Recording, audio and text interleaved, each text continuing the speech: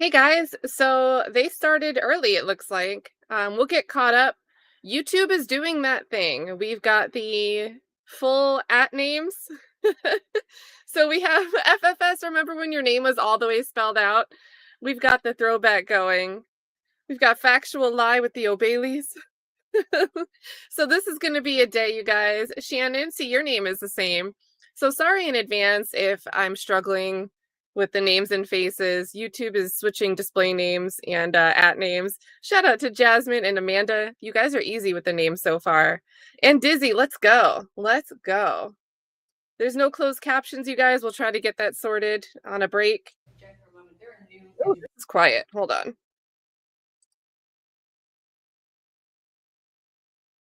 the courtroom. I don't know if they're present for sequestration or not. Are they witnesses of yours? Okay, yeah. Just making sure. My apologies. Let me clear. No, right? No. Okay, just making sure. Dotting the I's and crossing the T's. Yes. Again, yes, under the rule of completeness, 822, that is what I am relying on to bring in the complete statement of my client to law enforcement. I believe, again, it's supported by Morales v. State. The rule of completeness does at times draw in things that are generally inadmissible. I also want to rely on Alaben v. State, 299 Georgia 253, Penn Site 256 from 2016. And it specifically says, it is the right of the accused to bring out other portions of the same conversation, even though it is self-serving in its nature or exculpatory in that it justifies, excuses, or mitigates the act. So, of course, the lie detector test wouldn't normally be admissible. I know the state cited the case of Parfenook v. State in support of the state's position regarding lie detector test.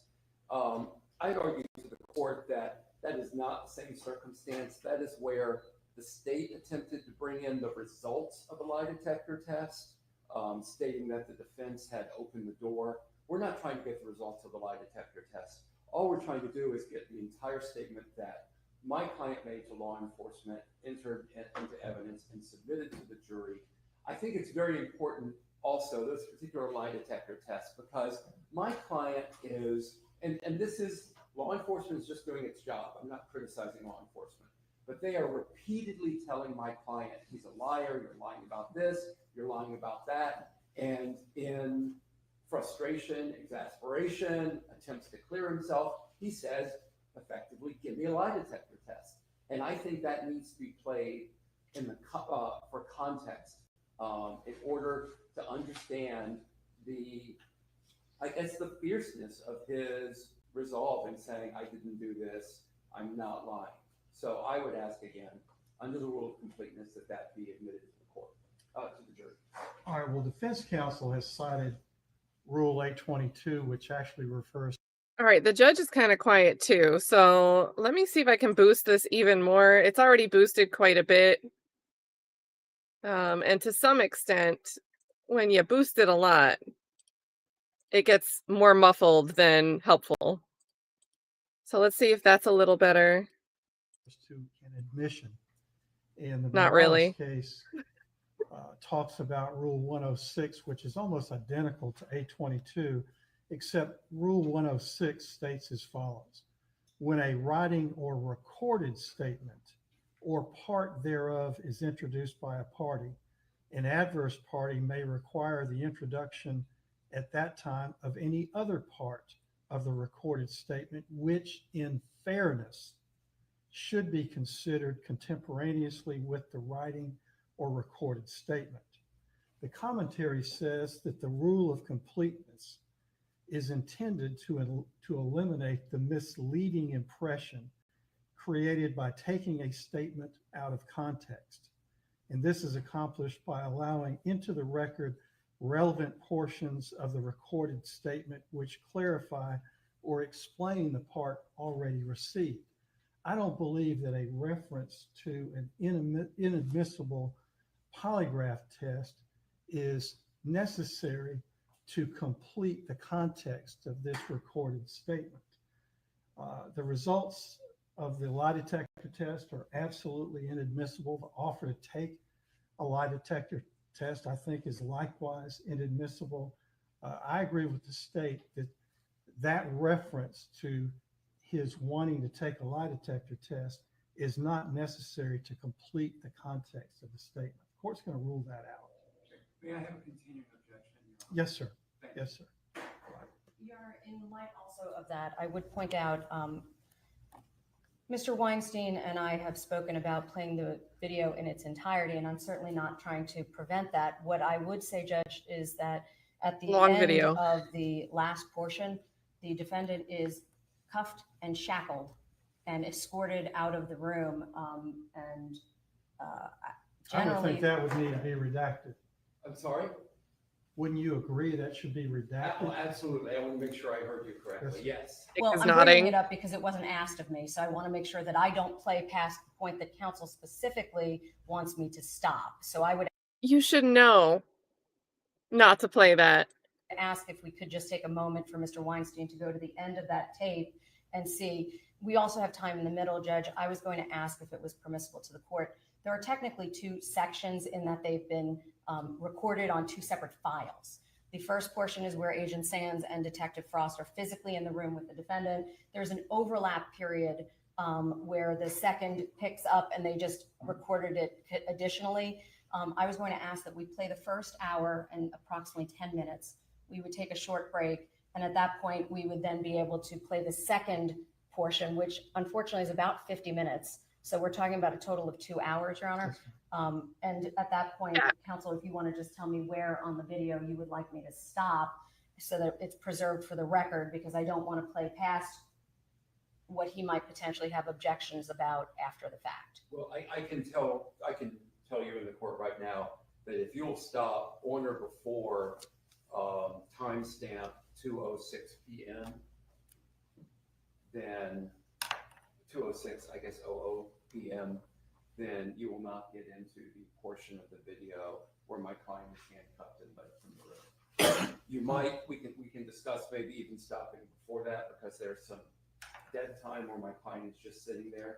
It would be a waste of time to just play video for the jury where he's just sitting there. So we can find a more exact stopping point, but sometime before 2:06. The other thing is, Judge, at the beginning of the second portion, there's approximately 8 minutes where the defendant just sits there. That's the period I was referencing that was the gap in time between Detective Frost asking the additional questions. They're going to argue I'll about play this for the whatever 8 minutes. I'm instructed to play, Your Honor. If it's the entire, they're gonna sit here through 8 minutes of us doing Any nothing. problem? No, Just going straight through that? No, we actually want to get rid of that first 8 minutes, because again, that's a waste of time for the jury in court. So that initial 8 minutes before Detective 403? Investigator Frost, I guess, or Yes, Detective Frost enters the room, that does not need to be played. Okay, so Judge, I just need a moment. And also, I guess I'm not exactly sure how the state is going to deal with redacting those particular statements from the testimony they play, but I'd just like to review that redaction prior to it being played for the jury. Well, Judge, the only way I can do it at this juncture would be to simply turn the sound down when he says that. I don't know, because it actually has not been cut, obviously, from the video. I will say it this way, perhaps without trying to sound inappropriate. If I make a mistake, the only person it hurts is me. So if it gets played and the jury hears it, it's of no consequence or loss to the defendant. The court has ruled it out as not admissible. They want it in. So if for some reason it does inadvertently get played, Your Honor, I don't see that being a problem. Would counsel disagree with that? No, I guess I don't disagree with that. If it gets played, it only affects the state. My only concern that I'm trying to come to grips with at the moment is where he's essentially, I mean, how do we explain this to the jury, where he's moving his mouth and all of a sudden it goes silent for a little bit? I mean, the logistics of that, I'm not sure how we're going to work that out. Historically, Your Honor, my understanding is that the court has given a limiting instruction to the jury, saying that the court has made a ruling that a portion of the content was not admissible for them to consider. That's how we've done that in the past. We have any problem with that, Mr. I have Weinstein? no problem with that instruction. Okay. And then that doesn't throw favor to either side, simply Correct. that the court has made the ruling. Right. Your Honor, additionally, I am providing counsel a copy of the PowerPoint from Lauren Satcher, the tool marks officer. Oh. These are all photographs that he's previously received, but they do include photographs that I intend to specifically use. He has received them, but I'm giving him that copy in advance. Your Honor, there are bones that are on that presentation. It is the bones of the deceased. We've had quite a long conversation internally to determine whether or not we think that that was in some way indicative of something of concern. We are not going to object at this point simply to that being demonstrated to the jury on the teleprompter, because I don't believe that they demonstrate what appears to be her physical remains, Your Honor. They are, just so we're clear, approximately 2 to 3 inch segments of a bone, not attached in its entirety, and the examiner will be able to articulate what is displayed What? and the steps that she took in her examination. Are we going to see a bone cutting demo? But I don't know how he feels about that. Yeah, and I don't object to the, this is the first time I've seen this PowerPoint, Yes, sir. and I appreciate the state giving it to me in advance. I have no problem with the use of this PowerPoint during the course of the testimony, but as far as the additional remarks that are on the PowerPoint outside of the photographs, I would not want that going back to the jury. State anticipated that. I have actually printed out, and I can show them to counsel now, the actual photographs minus any additional information that might be considered continuing witness. So these would be the actual photographs, not her commentary on the photographs. So counsel can take a look at those now if you'd like to. So just to clarify, this will not be going back to the jury, correct? I'm not No. asking that the PowerPoint go back. It's The just photographs. the photographs Just the themselves. photographs. And I would have no objection to these photographs. All right, very well. Thank you. Thank you. Any other issues that need to be addressed? Just before- one, Your Honor. With respect to Agent Sands, he testified only to the introduction of the statement. He will then have to obviously introduce this second statement. I don't know if Mr. Weinstein would like to cross-examine Agent Sands now, meaning at the conclusion of these statements, or if he's waiting for him to finish his full testimony, because obviously, as I've indicated, I anticipate having him return to his chair and not do his full direct examination until the conclusion of the state's case. So I don't have an objection to either if he wants both or one, but No, I just want to know what to do. Yeah, I will wait till the conclusion of the complete testimony of Agent Sands before I begin cross-examination. Very well. All right, anything else, counsel? Just one moment while I try to figure Sure. out how to do this, Judge. Sure. They are really polite though. Super, super polite, as you guys are noticing. Since they're breaking a little bit to figure this out, I'm going to try boosting to the maximum. Because this is still, I only have 2 more levels to boost. But this is still pretty rough. And we'll come back about 7 minutes.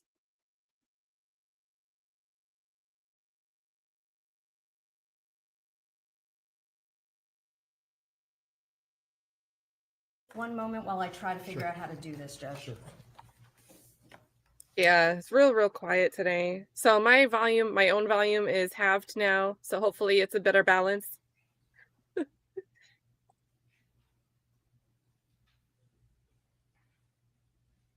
Let me know if I should turn myself down more. It's better. Okay.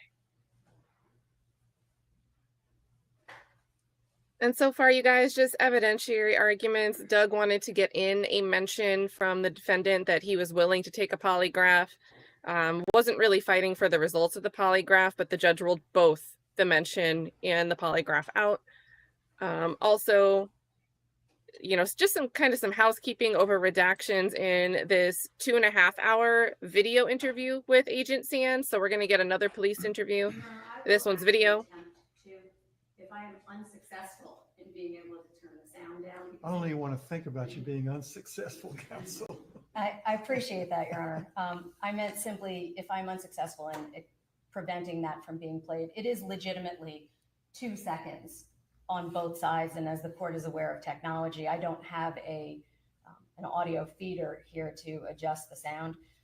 It will literally be me turning the sound down on my monitor, which, as you can imagine, is difficult to accomplish. If for some reason that I am unable to do that, my request would be that we not give the charge, obviously, until the charge at the conclusion of the case. I have a jury charge that I will show counsel that's proposed, simply indicating that that evidence is otherwise not subject to reliability. There's case law on that too.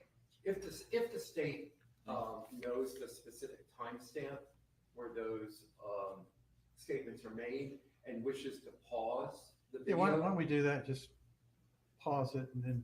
I can do that. The problem is that it doesn't like to always start up right after that, Judge. So then I have the game of trying to get it to start again at exactly the right time. So that's my concern. I will do my very best, Your Honor, to simply adjust the volume is what I will do. All right. And leave it to the state. All right. We'll Doug. hold our breath. Are we ready for the jury? Yes, Your Honor. All Yes, right, Your let's bring our jury. Yeah, and then so they're dealing with this little soundbite where he mentions that he's willing to take a polygraph test. Obviously, you just heard that she's worried about the tech issues of trying to pause and restart and not mess up the player. Also, there's a part at the end where you see him and can hear. Apparently, you can hear the shackles. He's shackled for the interview. So they're not going to play that. They don't want the jury to see him in like locked up. And then also the tool mark analysis. So they've turned over the related photographs to the defense before, but they turned over the expert's PowerPoint presentation and made mention, you know, we've tried to make the decision of what we wanted to show or not show, but we've decided we want to show this. And it seems like it's going to be a bone cutting demonstration. My guess is they're going to show that you can, in fact, use that Milwaukee knife that they found near the scene with the Clorox wipe on the handle to cut through a bone. So it seems like we're going to get a demonstrative video of that process happening with a replica tool. But maybe not. That's just my inference. And we could skip through the jury coming in. Also, huge shout out to Tabiz TV with 10 gifted memberships, turning the chat green, dropping memberships like Clorox wipes in here. Guys, I was really touched this weekend. Tabiz TV did an interview with Taya Adams. I think I mispronounced her name last week. All right, everyone, please be seated. She went through her personal experience with the carceral system in Lancaster County. That's the Kentucky county where, you know, the main story coming out of there is the shooting of Judge Mullins by Sheriff Mickey Steins. But there's widespread corruption that goes beyond just that particular transaction. And he had Taya Adams on, really, really transparent, firsthand experience stories of what's going on, whether you're in pretrial detention, being held in a group holding cell, or you get out of the system, going through the plea deal process and what it's like to be on supervised release and all the corruption that pervades through each of the three layers there. So extremely, extremely, I think, important interview for people to see. Yeah, it was something. It was a great interview. I hope that it was empowering for Taya Adams to tell her story. To me, it seemed like it was. It was awesome that she was willing to do that.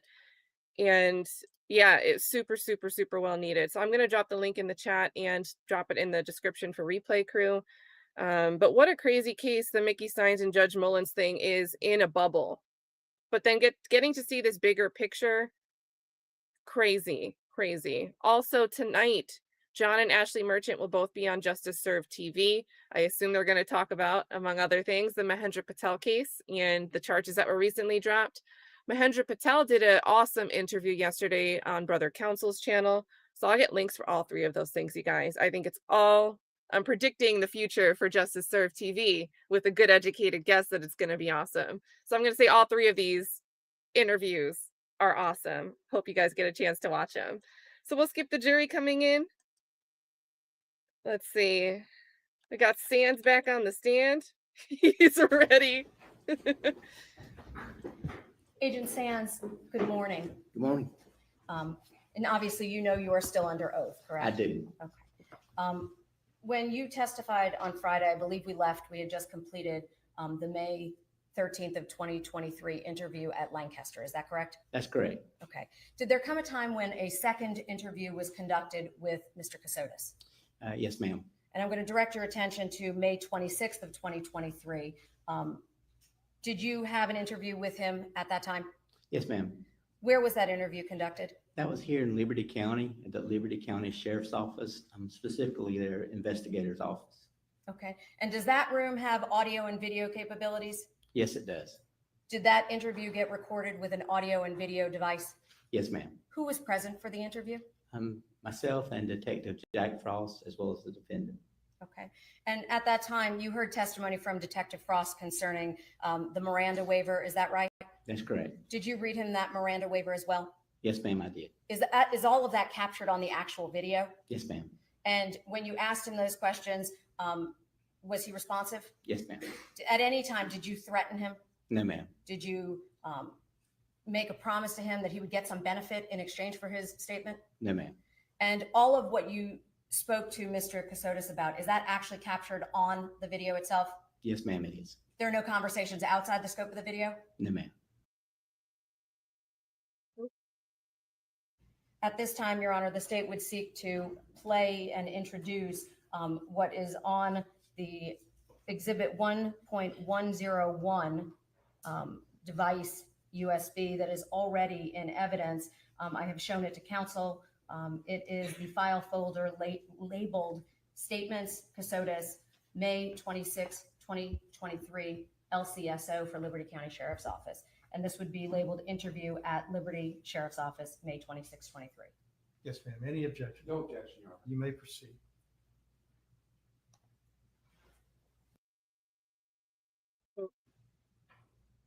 Your Honor, I'm now going to play that video. If it pleases the court, Your Honor, at about an hour, this will complete.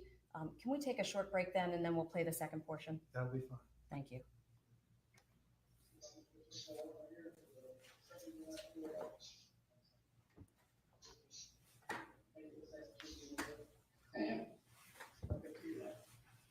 Hey, sir. He's got here for me. Hope this gets louder. I never thought I heard him ask you, need any water or anything? Yeah, no.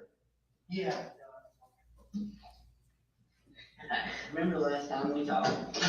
We talked about discovery and talking about the doctor's office and that. Yeah. Before I do that, I'm gonna read you your rights again. I know even though you're an attorney, we still go through the same procedures. Or used to be an attorney, I guess. Yeah. You understand you have the right to remain silent. Yes, sir. Anything you say can be used against you in a court of law. Yes, sir. You have the right to talk to a lawyer and have a break with you while you're being questioned. Yes, sir. You can, if you cannot afford to hire a lawyer, you won't be appointed to represent you for any question if you wish. Yes, sir. You can decide any time to exercise your rights, not answer any questions or make any statements. Yes, sir. And you understand your rights. Are you willing to talk to us? Yes, sir. I'll read through it first, naturally.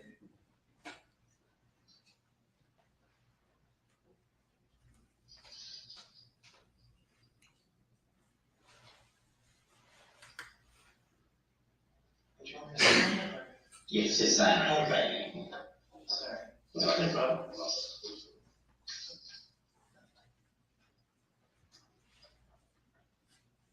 How's it playing right?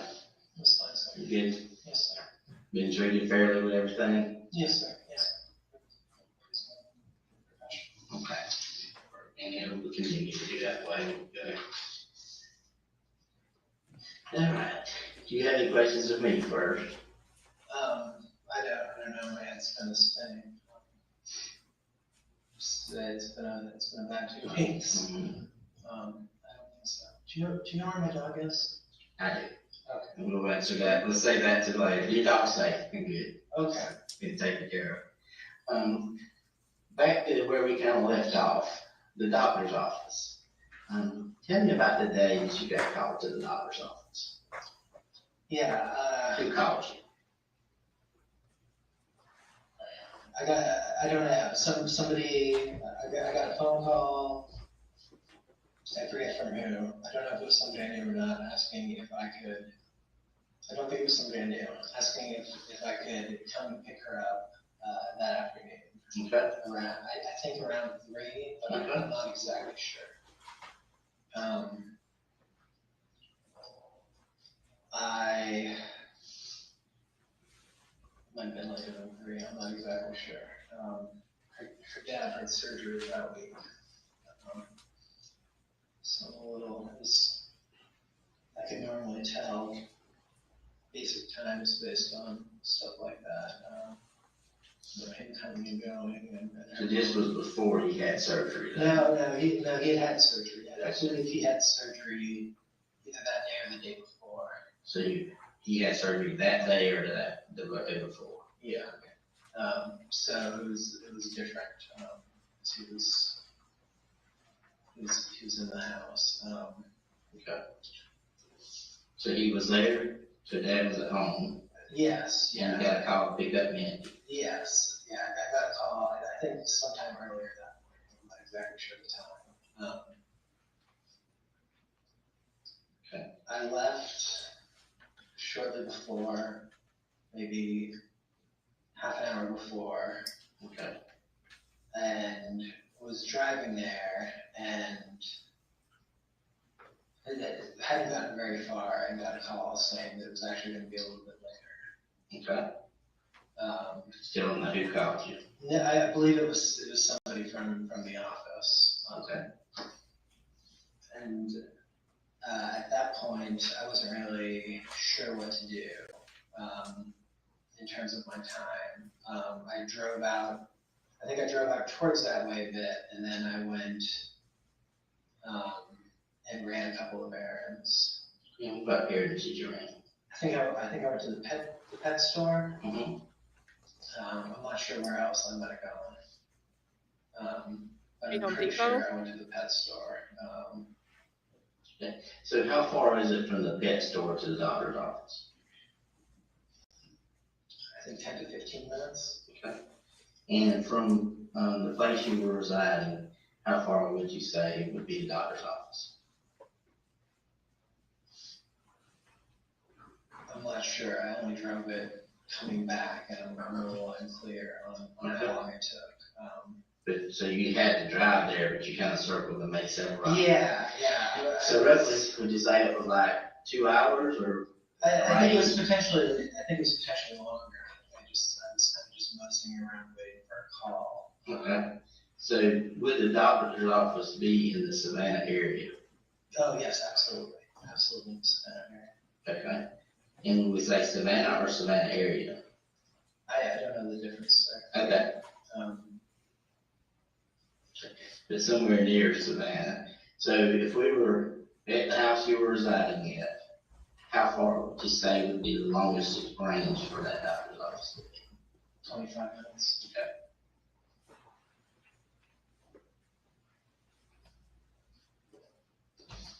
So once you arrived, what happened? I pulled in, there was a spot, and there was a man, I could see a man standing behind the door. Okay. It was a glass door. And as I stopped, he opened the door. Okay. He came out and he like, gestured towards me. It might have been later than 2 hours. I don't know. I feel like I don't know what time it gets dark, but I feel like it was getting dark at this point. Okay. Then what happened? I walked in. He brought me a short distance. I feel like it was almost immediate from the door to an additional door on the right-hand side. Okay. I feel like there was some kind of, it might have been through another door. There was some kind of a lobby area or open area to my left. Were there other patients in the waiting room? Or? Not that I noticed, but there might have been. I didn't walk through a waiting room. I kind of came directly in, and Then what happened? he sat me down. I assumed I was going to get some sort of instructions. Court TV does have closed captions. I don't know if they'll be helpful, but let's try. I've been doing. I mean, my days were. All right, so let's switch over. See if we can. Again, I don't know if it's going to be helpful, but we'll see.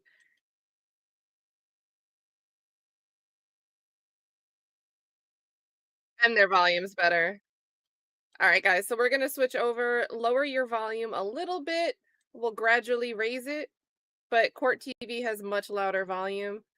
And they have captions. So my bad. I should have switched over before we we got into playing this. Why would it let me back?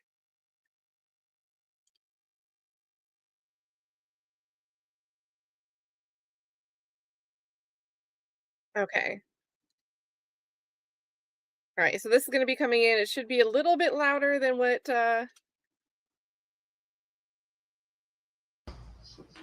I forget from who. I don't know if it was somebody I knew or not, asking if I could. I don't think it was somebody I knew. Asking if I could come and pick her up that afternoon. Okay. Around, I think around 3, but I'm not exactly sure. Shout out to Amy E in the building. Thank you for the reminder on the likes. I might have been later than 3. I'm not exactly sure. Her dad had surgery that week. So a little, I can normally tell basic times based on stuff like that. Him coming and going. So this was before he had surgery? No, he had surgery. I believe he had surgery either that day or the day before. So he had surgery that day or the day before? Yeah. So it was different. He was in the house. Okay. So he was there, so Dad was at home. Yes. And you got a call to pick up Mindi. Yes. Yeah, I got a call. I think sometime earlier that week. I'm not exactly sure the time. Okay. I left shortly before, maybe half an hour before. Okay. And was driving there and it hadn't gotten very far and got a call saying that it was actually going to be a little bit later. Okay. Still don't know who called you. Yeah, I believe it was somebody from the office. Okay. And at that point, I wasn't really sure what to do in terms of my time. I drove out. I think I drove out towards that way a bit, and then I went and ran a couple of errands. And what errands did you run? I think I went to the pet store. Mm-hmm. I'm not sure where else I might have gone, but I'm pretty sure I went to the pet store. Okay. So how far is it from the pet store to the doctor's office? I think 10 to 15 minutes. Okay. And from the place you were residing, how far would you say would be the doctor's office? I'm not sure. I only drove it coming back, and I'm a little unclear on how long it took. But so you had to drive there, but you kind of circled and made several routes. Yeah. So roughly, would you say it was like 2 hours, or? I think it was potentially longer. I was kind of just mussing around waiting for a call. Okay. So would the doctor's office be in the Savannah area? Oh yes, absolutely in the Savannah area. Okay. And would we say Savannah or Savannah area? I don't know the difference there. Okay. But somewhere near Savannah. So if we were at the house you were residing at, how far would you say would be the longest range for that doctor's office? 25 minutes. Okay.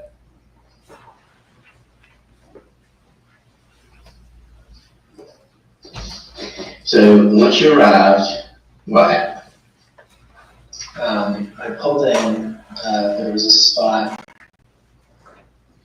and there was a man, I could see a man standing behind the door. Okay. It was a glass door. And as I stopped, he opened the door. Okay.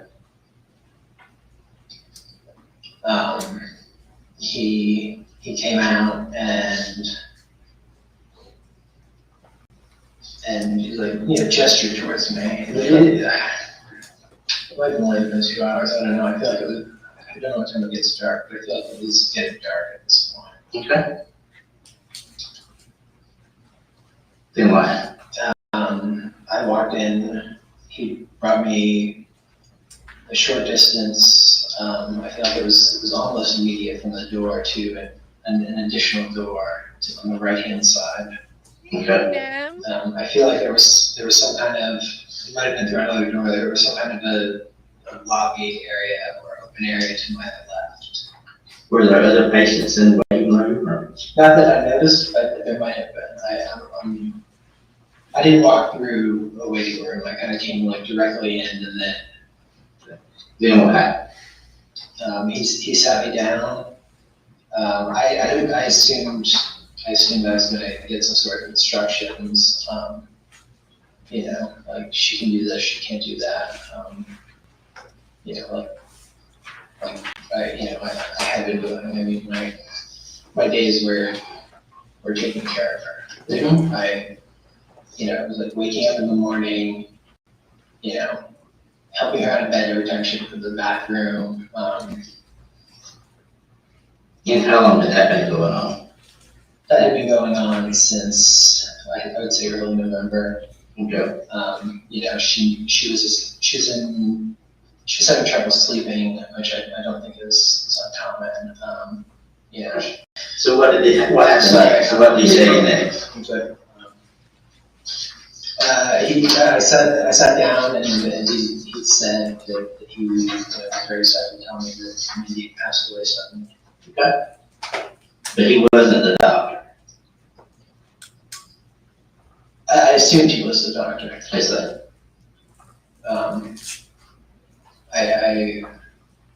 So he said Mindi had passed away. Suddenly.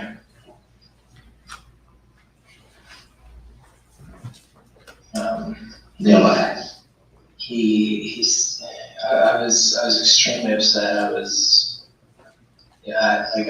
thought I was coming there just to pick her up and bring her back. He said he wasn't sure what had happened, that they were gonna find. Because I asked what happened. He said he wasn't sure. They weren't sure what happened. Whatever it was, it happened very suddenly. And he said that that they were gonna find out. He said he had some forms for me.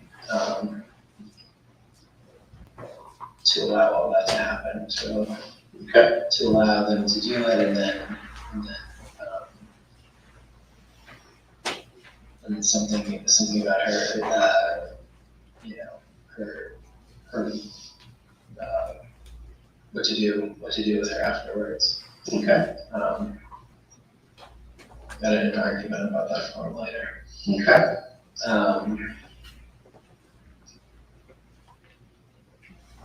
I don't know how long I was there. I know I was really upset. I don't feel like it was too long, but I'm not sure. I left. Before you left, did they let you go back and see her? They did not. You didn't ask to see her? I asked if I could see her, and he said not right now. I thought it would be. I thought it was because of maybe like the autopsy or something. I assumed I would get a chance to see her multiple times, and I know I did. Did you get any copies of this paperwork or keep any of this paperwork? No, I signed it. I was extremely upset. I didn't know what to do. I went straight back to her parents and told them. Okay. So that's the same day you went straight back to their parents? Yes. Okay. So Frank and Bessie? Yeah. We were all living together. So you didn't get to see her? I did not get to see her, ever. Could it be because you were looking down the entire time, like you have the entire time that you've been talking to me? It's possible. I tend to look down when I'm in my head a little. You realize I've been doing this 28 years? I didn't, sir. Alright, so then what happened? I went back and I talked to, I told both of them. Her mom and I cried together. Okay. So, when Mindy had called you about taking the 2 tubs, what day was that? She had called me. She sent me a message. She sent me a message on Tuesday. I believe it was Monday or Tuesday morning. You're not really sure. I'm not 100% sure that week. It was there. Could that have been the same morning when you got denied? Yeah, I believe it was. I believe I ran a couple of errands on the way out. I believe I got gas. I believe I stopped at Home Depot. Where'd you get gas at? I don't know. It Was that on the long trip to drop the tubs? No, it was before. I think it was one of the first things I did. But it wasn't a place I normally went. You told me earlier that Mindy asked you not to carry your phone, but you did carry your phone. Yes, yeah, no, yeah. So I was asked not to bring my phone out to the place when I was in the Savannah area. I had my phone with me. But you still had your phone with you? Yes. Okay. But you still had your phone with you when you went out to the place? Yeah, I had it. It was turned off. Even though Mindy asked you. Uh-oh. Is this what the prosecution was promising in opening, guys? Listen real careful about this phone. I had my phone with me. But you still had your phone with you? Yes. Okay. But you still had your phone with you when you went out to the place? Yeah, I had it. It was turned off. Even though Mindy. Yeah, I had it and it was turned off. So we're talking about the phone. He's like, yeah, I had it. It was turned off. He asked you not to carry your phone. My understanding was that it's just going to be on. Okay, so just turn off your phone? Yeah, that's my understanding. According to Jim. But you did have it with you? Yes, I did have it with me. But you just turned it off? Yes, sir. Did you know that your car has a phone? I did not know my car has a phone. Okay. So they didn't tell you at the dealership about AT&T service? No, sir.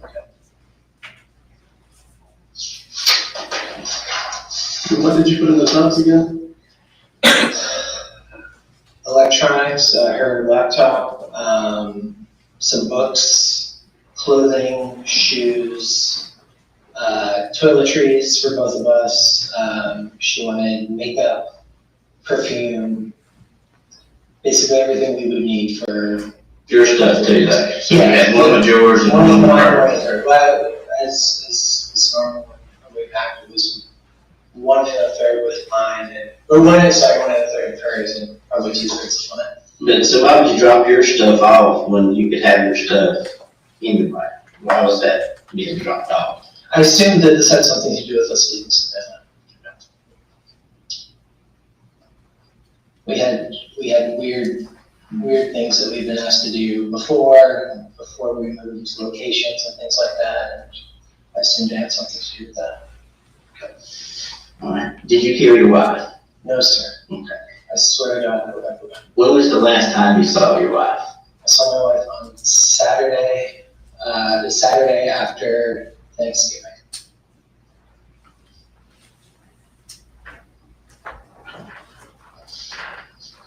You did not kill your wife? I did not. Yes, you did. No, sir. It'd be the 27th. And you know about the preponderance of evidence? Yes, sir. Very well. Yes, sir. We're at way beyond the preponderance of evidence. Okay.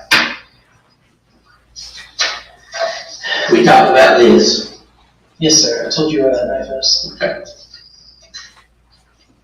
You remember that building? No, sir.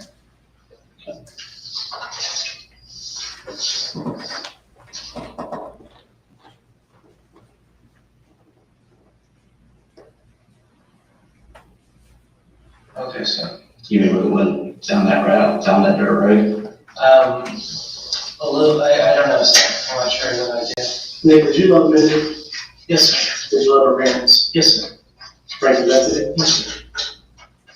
You want to help us put all this together? Yes, sir. Where that? We need you to be truthful with us. Sir, I'm being 100% truthful.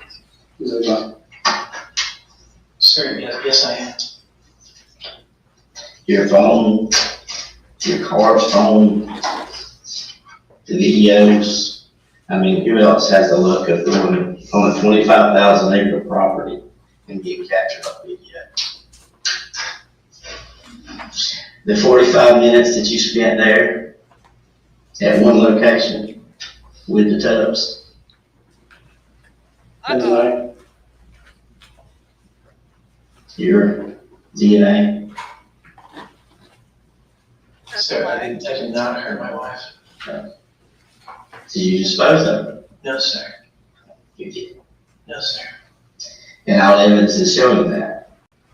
Sir, I And never. your elaborate 2 hours of story that you gave in Pennsylvania, you know how many items, you being an attorney, you should realize how many of those can be disproven. Sir, I have not lied to you at all. you've been living the web of lies for a long time. No, sir. Between your finances, from Jim McIntyre, all these people, the Microsoft stuff. I think Jim has lied to me for a long time. I do believe that. I don't believe Jim exists. Sir, Jim absolutely exists. I don't know if that's his real name, but he absolutely exists. I mean, the things that we did for years, the places we went, You did to get away from the judgment from Heather. no, sir. So you didn't know you were wanted and on the run from Heather and the judgment, the civil judgment. No, sir. Jim told me that I'd been taken care of. How did Jim take care of that? I don't know, sir. So you didn't feel the responsibility to pick up the phone and say, Oh, why is there no audio? So Court TV is still running. I think it. Oh. All right, it comes back, it looks like. Well, maybe not. Oh, do we have to toggle back and forth between Court TV and Law and Crime today, chat? It's going to be a fun time for the volume issue, if that's the case. Well, last I told people I was the same story that she had while pregnant. And if that's the case with your online stuff, why start a new relationship with somebody else? All right, Court TV doesn't look like they lost the feed, so we're going to use, Law and Crime. So we're going to use Law and Crime for a little bit. They're a bit quieter and they don't have closed captions. Oh, actually, their volume's a little better now. Where were we? We were about 11 minutes behind. Let's go 12 minutes back. Because they don't appear to have anything missing from their feed. Reason that Mindi died. Yes. Okay. But I don't You know, yes, you know very well that reason, because you killed her. I did not. And the big question is why? Sir, I would never have killed Mindy. I woke up in the morning and I took care of her. I rubbed her back, I rubbed her legs. And she wasn't pregnant. Sir, she was due in January. When she was not She pregnant. was not pregnant.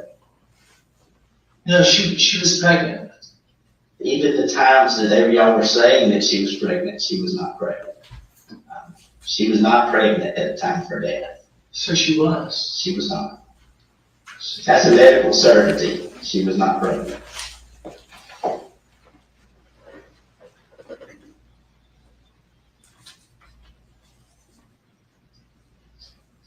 The doctors that you're saying that she went to, that just, you don't know their names, don't know the location, you never mentioned an actual doctor that she saw for a thyroid problem.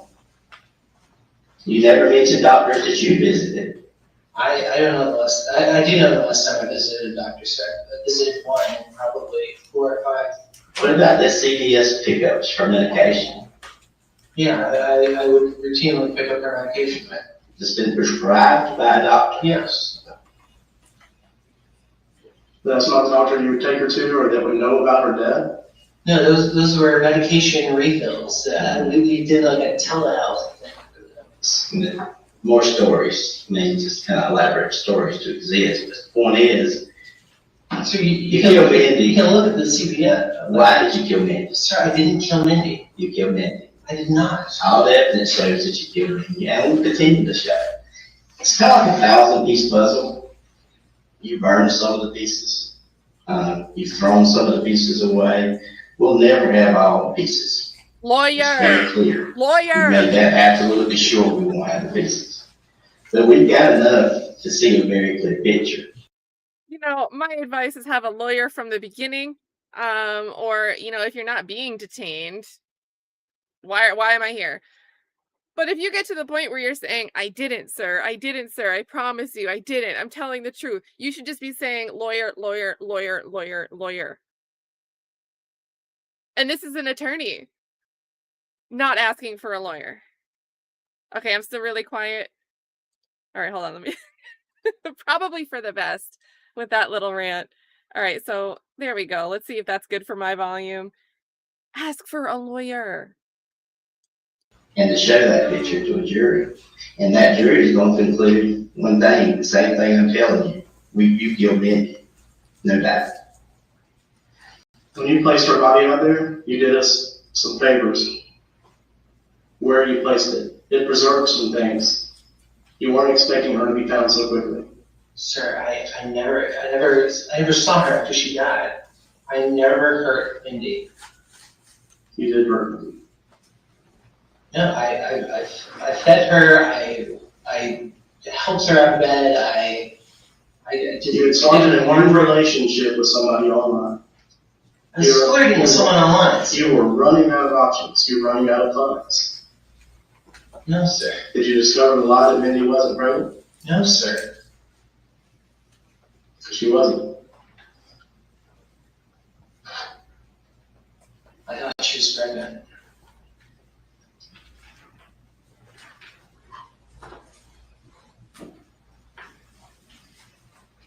That Jim was so good at his job of protecting you.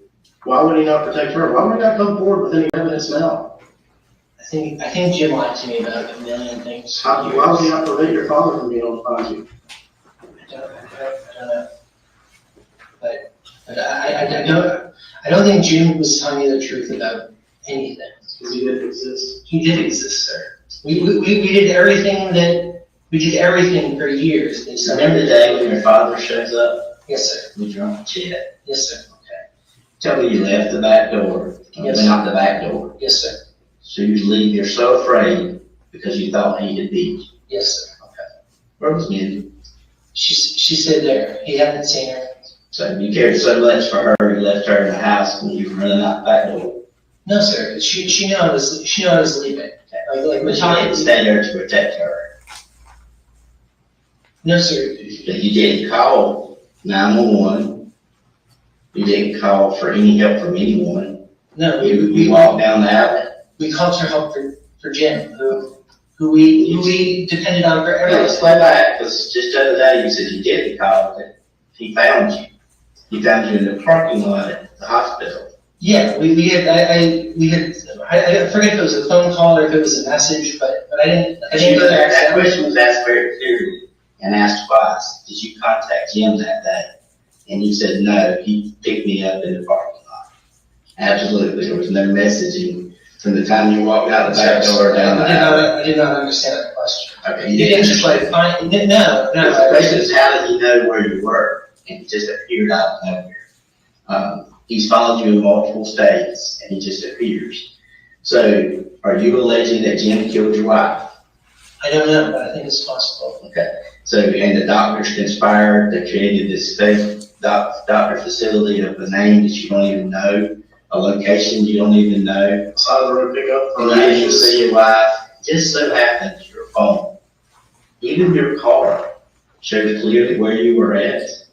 Down this long dirt road that just happened to pass a camera and tracks your every movement. The stop at the marathon store off the interstate where you squat your car. All those records purchasing the night to go do mosquito work in November. Yes, sir. And that exact night, 2 hours later, ends up. Sir, I told you where that knife is. That knife's not there. I know exactly where that knife is. Sir, I told you that knife is in the back of that. You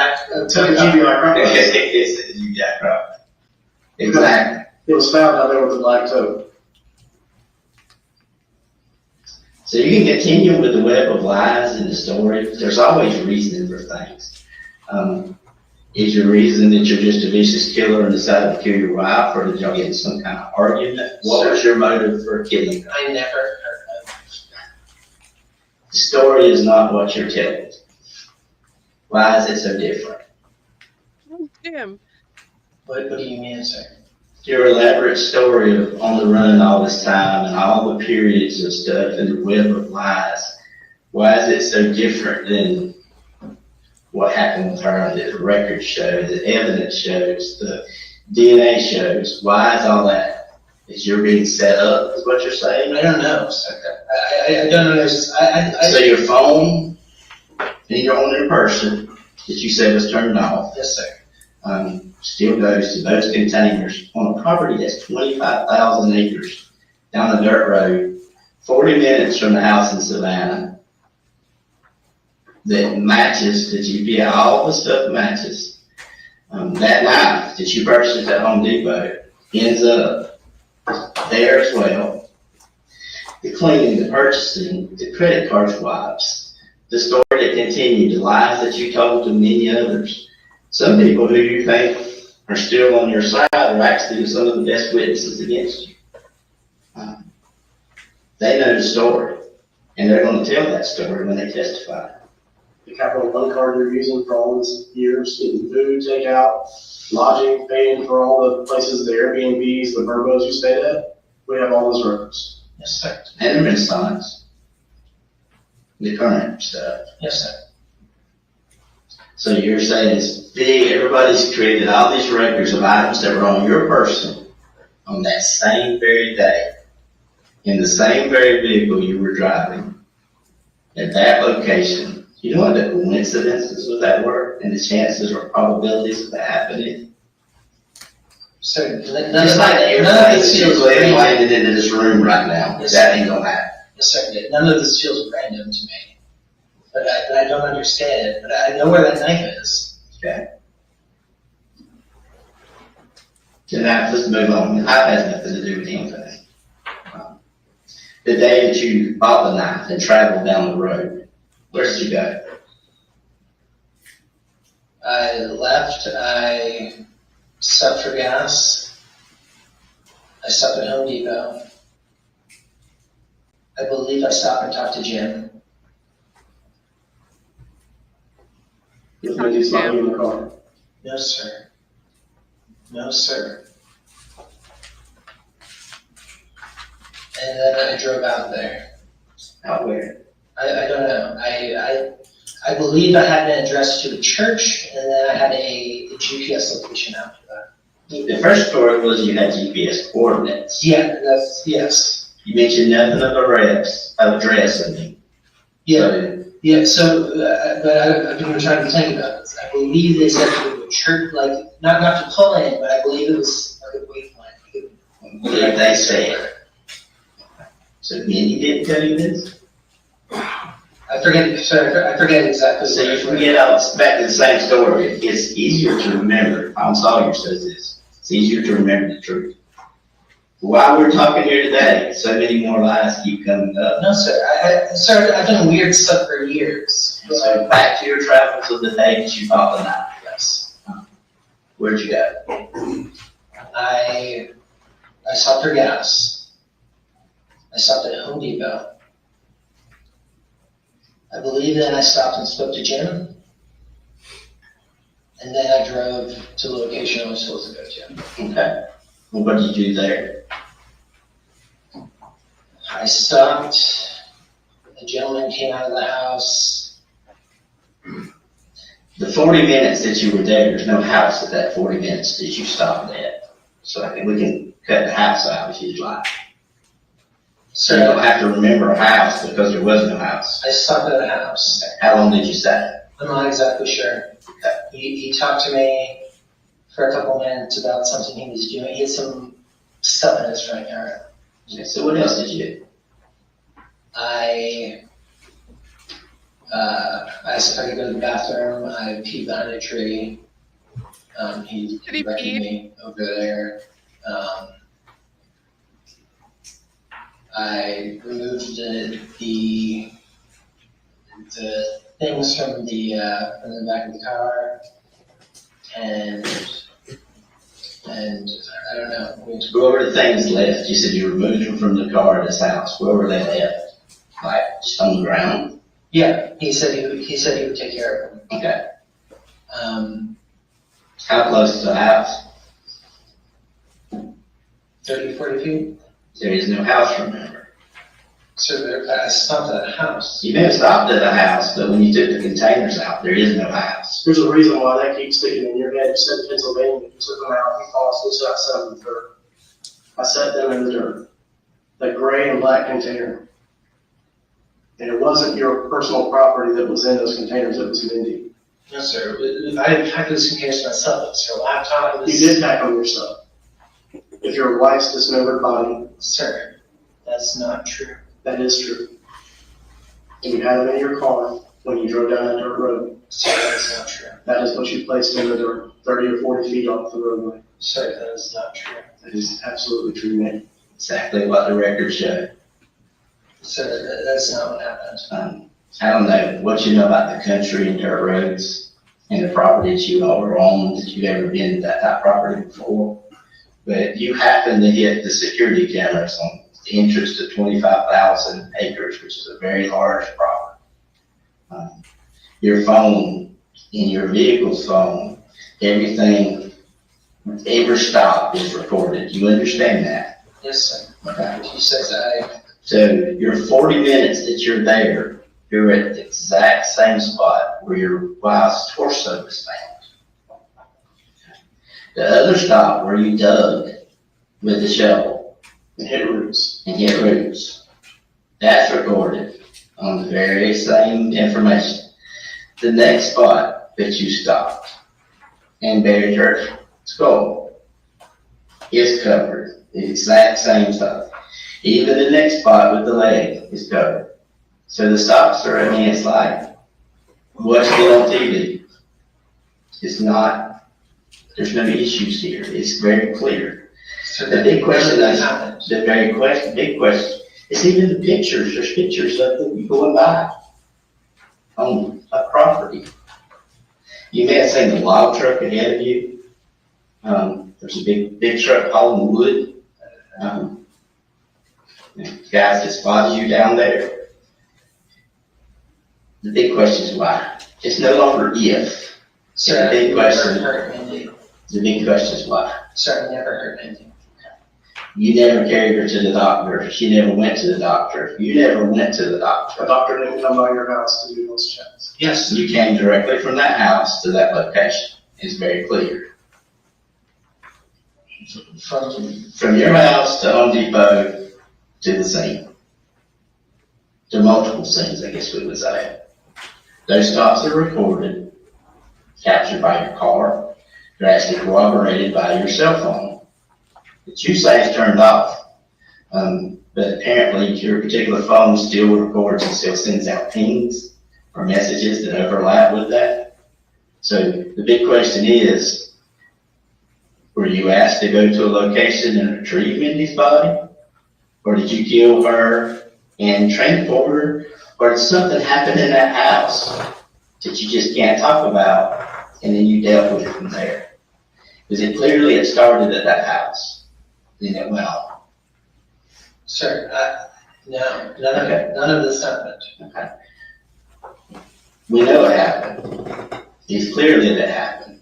So you're saying that the cell record's wrong, the picture's wrong from the security cameras, everybody's wrong with this whole picture. Your purchase of walk-in from Home Depot, that purchase is wrong. No, sir. Your travels that day, all that's all. And just so happens coincidentally, she's found at the locations you were at. Your wife, how when you were at. Sir, it doesn't feel coincidental to me, but I never hurt Mindi. I never saw Mindi after she passed away. And you're gonna stick with the last time you saw her was me. It was Saturday Where? at the house. At the house. So how long did she stay in the house before she was gone? Are you telling me like you came home and found her dead, or what's the story? No, sir, I'm saying I came home and she was gone. I got messages from her for days. Telling me things to do, things we needed. I've been doing this 28 years. I don't watch a lot of them, but a lot of people watch TV shows and stories. Read a lot of books that have these kind of stories in them. You have characters that you've envisioned and made in your stories, and some of your stories, but none of your stories before a jury in Georgia are going to go. I want you to understand that up front. It's a very clear picture. Even though it puzzled, you burned some of the pieces. You shifted and manipulated some of the pieces. You constantly lied to many, many people in your life, and have continued those lies. That's not going to continue to go. You understand that, right? The big question is why. Sir, anything I ever lied about, I was told to lie about. Okay. So, right now, if you said you killed her, you'd say, because I was told to lie. Sir, I never killed her. So if Jim told you to say that, you would say that? No, sir. Okay. So my point is, everything you do, if Jim told you to jump off a cliff, you were going to jump off a cliff? Yes, sir. For years. For years we did exactly what Jim told us to do. So He wanted full access to our lives. He said he was keeping us safe. Did Jim tell you to burn your car? Sir, I didn't burn my car. Well, the burns that you got, that you described to the interest adjuster for your medical records, Yes. and you described burns going up into your nose and your face, it sounds like a flash burn from fumes. Sounds like a flash burn from fumes from an accelerant. Sir, I opened the car door, and that's when the flames got mine. But what was important in the car that got burned up that day? I thought my phone was in there. What else was in there? I don't know. I had some random stuff in there. Was there a check in there? Yes, there was a check in there. What was the check for? The sheriff's warehouse. For a house? Yes. Was he in Salem? Yes. What did you tell Salem happened with that check? It burned up. And what was the insurance company going to do about that? I don't think the insurance company had anything to do with the check. Is it a sizable check? Yes, sir. How much? $860,000. Just gone. Yes, sir. Almost $1 million check gone. Yes, sir. And you couldn't get a replacement. No. No, I spoke to Jim afterwards, and he said he would get a replacement, but it would take a while. Interesting. What were you doing out on that road that day anyways? I had gone to pick up the check. So there is I believe, Capital One. But there's some bank guy whose address is Pennsylvania that is on the state's witness list. So I'm hoping we're going to get some information. You heard him just say in this interview that Jim said he would get another check for him, but it would take a while. This is in relation to the March car fire. This death of Mindi, this dismemberment and dumping of Mindi happens in November of 2022. His Ford Explorer catches fire or whatever happens in March of 2023. And he says that this cashier's check was in the car because he was about to go close on a house with his third wife, Samantha Kolesnik, later that day. Car catches fire, no more check. But if we get this bank guy coming in and it's Nick's bank account and we don't just have a random transfer in there from some entity for that amount, kind of hard to make it match this story, but who knows? Who knows? He said he would have somebody meet me out there. I had come up to Liz.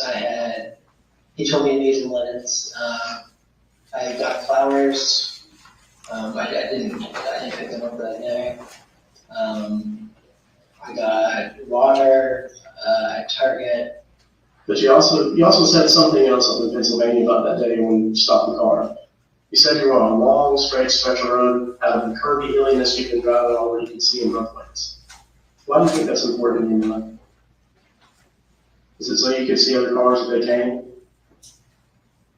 While you're doing what you're doing? No, sir. I think you're living a web of lies. One of your close friends described you best, said you talk in parallel realities. It's like the story you sold them, it blends in the truths of what's going on in your life with what you want it to be. That's what you're doing here. No, sir. You bought a knife for window screening that you were fixing to leave this Airbnb. Yeah. So you buy this knife, you go back to the house from Mindy's, and then you go out here with these 2 totes that are packed with stuff and put them in a place where her body's found. No, sir, I left them with the man. You did not leave them with the man. Yes, I did. You did not leave them with the man. Your car is traveling out there. He's already told you. We put you and your cellular device in your vehicle out there in these places where your wife's body is found. Dismembered. With the knife that you just bought. No, sir, that night, The Milwaukee came from knife? Pennsylvania, yes. That knife did not come from Pennsylvania. Yes, it did, sir. I told you exactly where to find it. Have you looked there? Yes, and it's not there. It's a carbon steel blade. It would be burned up in the car. Very clear. Under the thing. Under the thing. Under the thing. Then there's one other place it could be. That knife's really irrelevant because that knife was only used in the end. It's not that it had anything to do with actually the murder or the killing at all. And that knife was after the fact. How would I know that? I have no idea, sir. I didn't know that. That comes I from didn't know anything. a lot of really, 28 years of evidence. Like I said, your story's fine, but your story's not reality. Even to the point of the new wife. You know, when you apply for a marriage license. Yes, sir. Okay. Remember applying for that marriage license? Yes, sir. Remember the questions it asked? Yes, sir. Okay. What did you say on that marriage license? I said that I'd been married once. I said that Mindy passed away in 2020. Okay. 2 things that Jim told me to put down.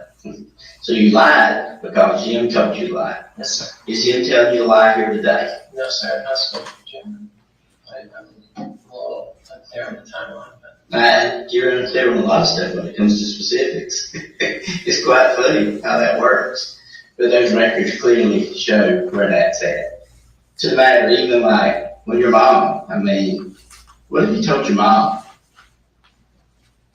my mom, that I was, I mean, we haven't spoken in, So you hadn't spoken to her in 6 years. I had, no, we started speaking after I was arrested. So you go to this doctor's office, they tell you wife died, you don't ask to see her.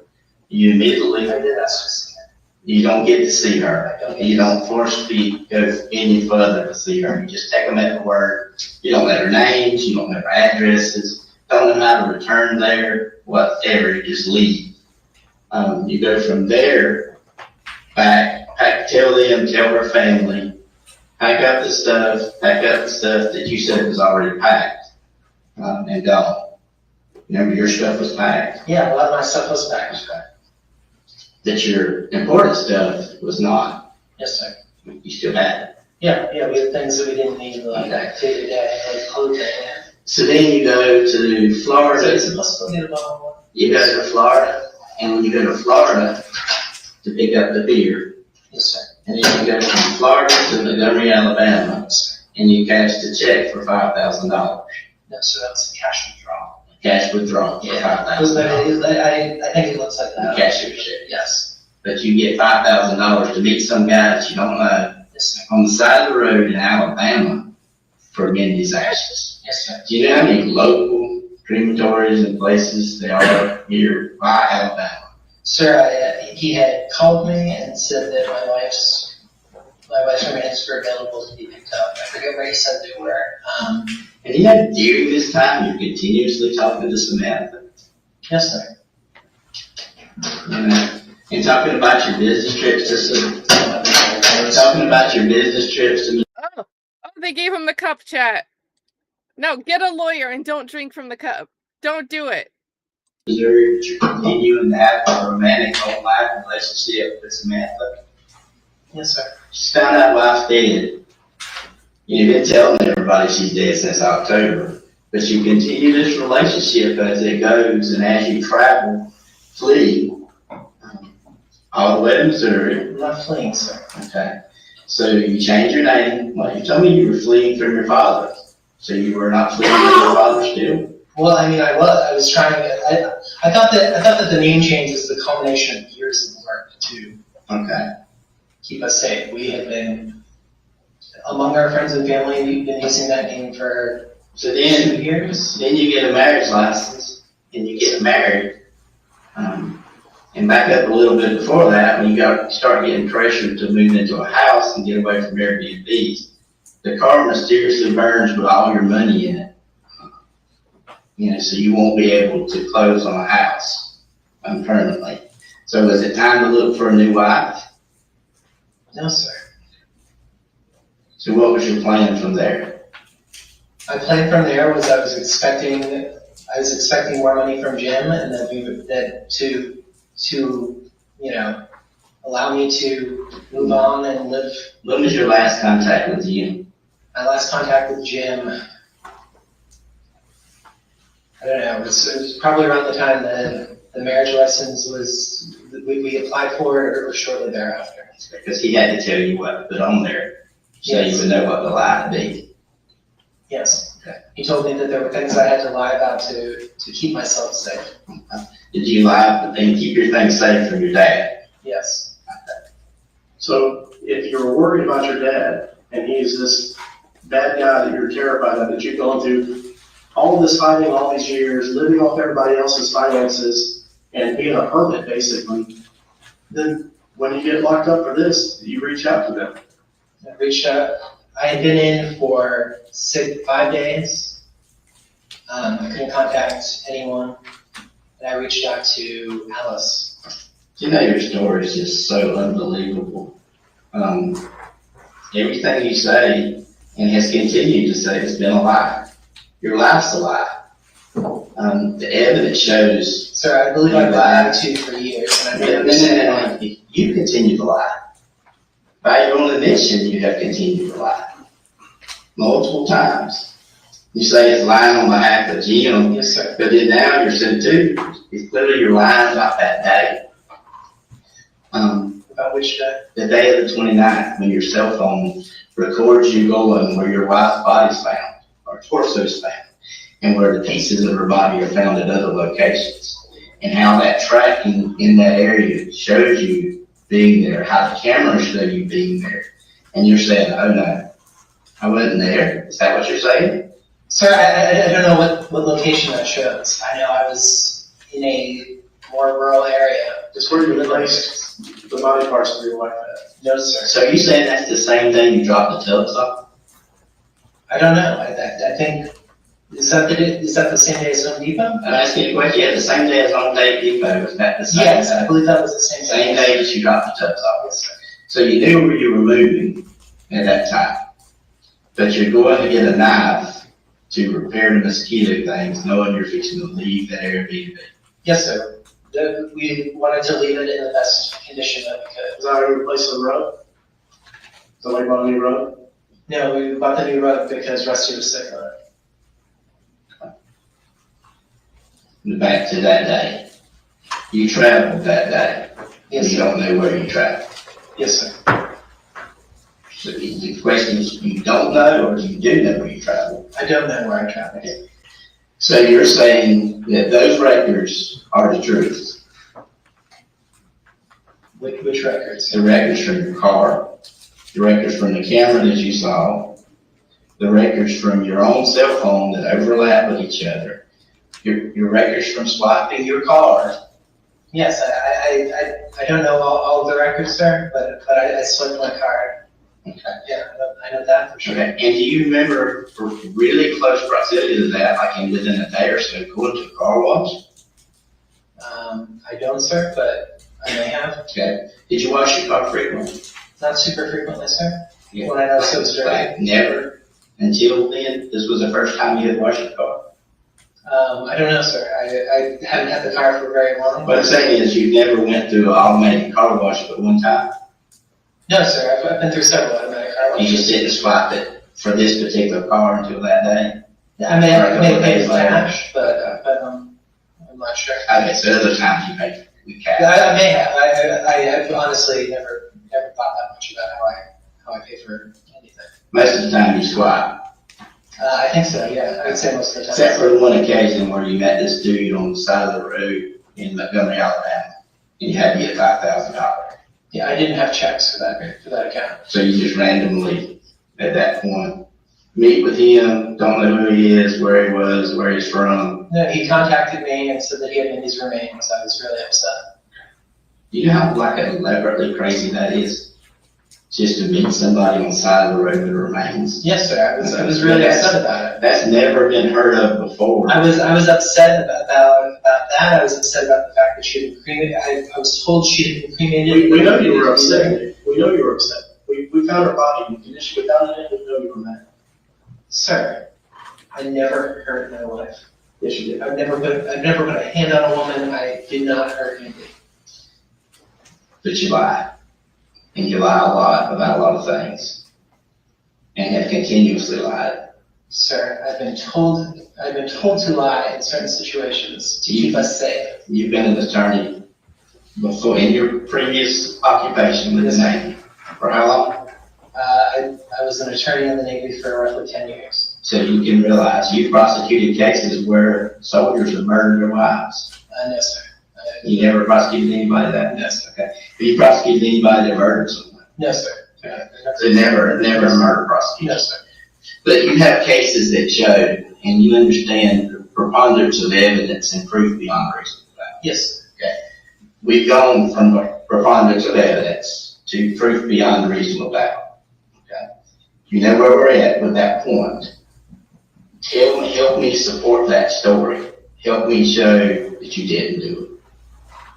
Sir, I'm trying to tell you everything I remember about this. See, that's the problem I've got, Nick, because the 2 hours that we had in Lancaster, everything you told me, I proved to be a lie. There's nothing truthful about that.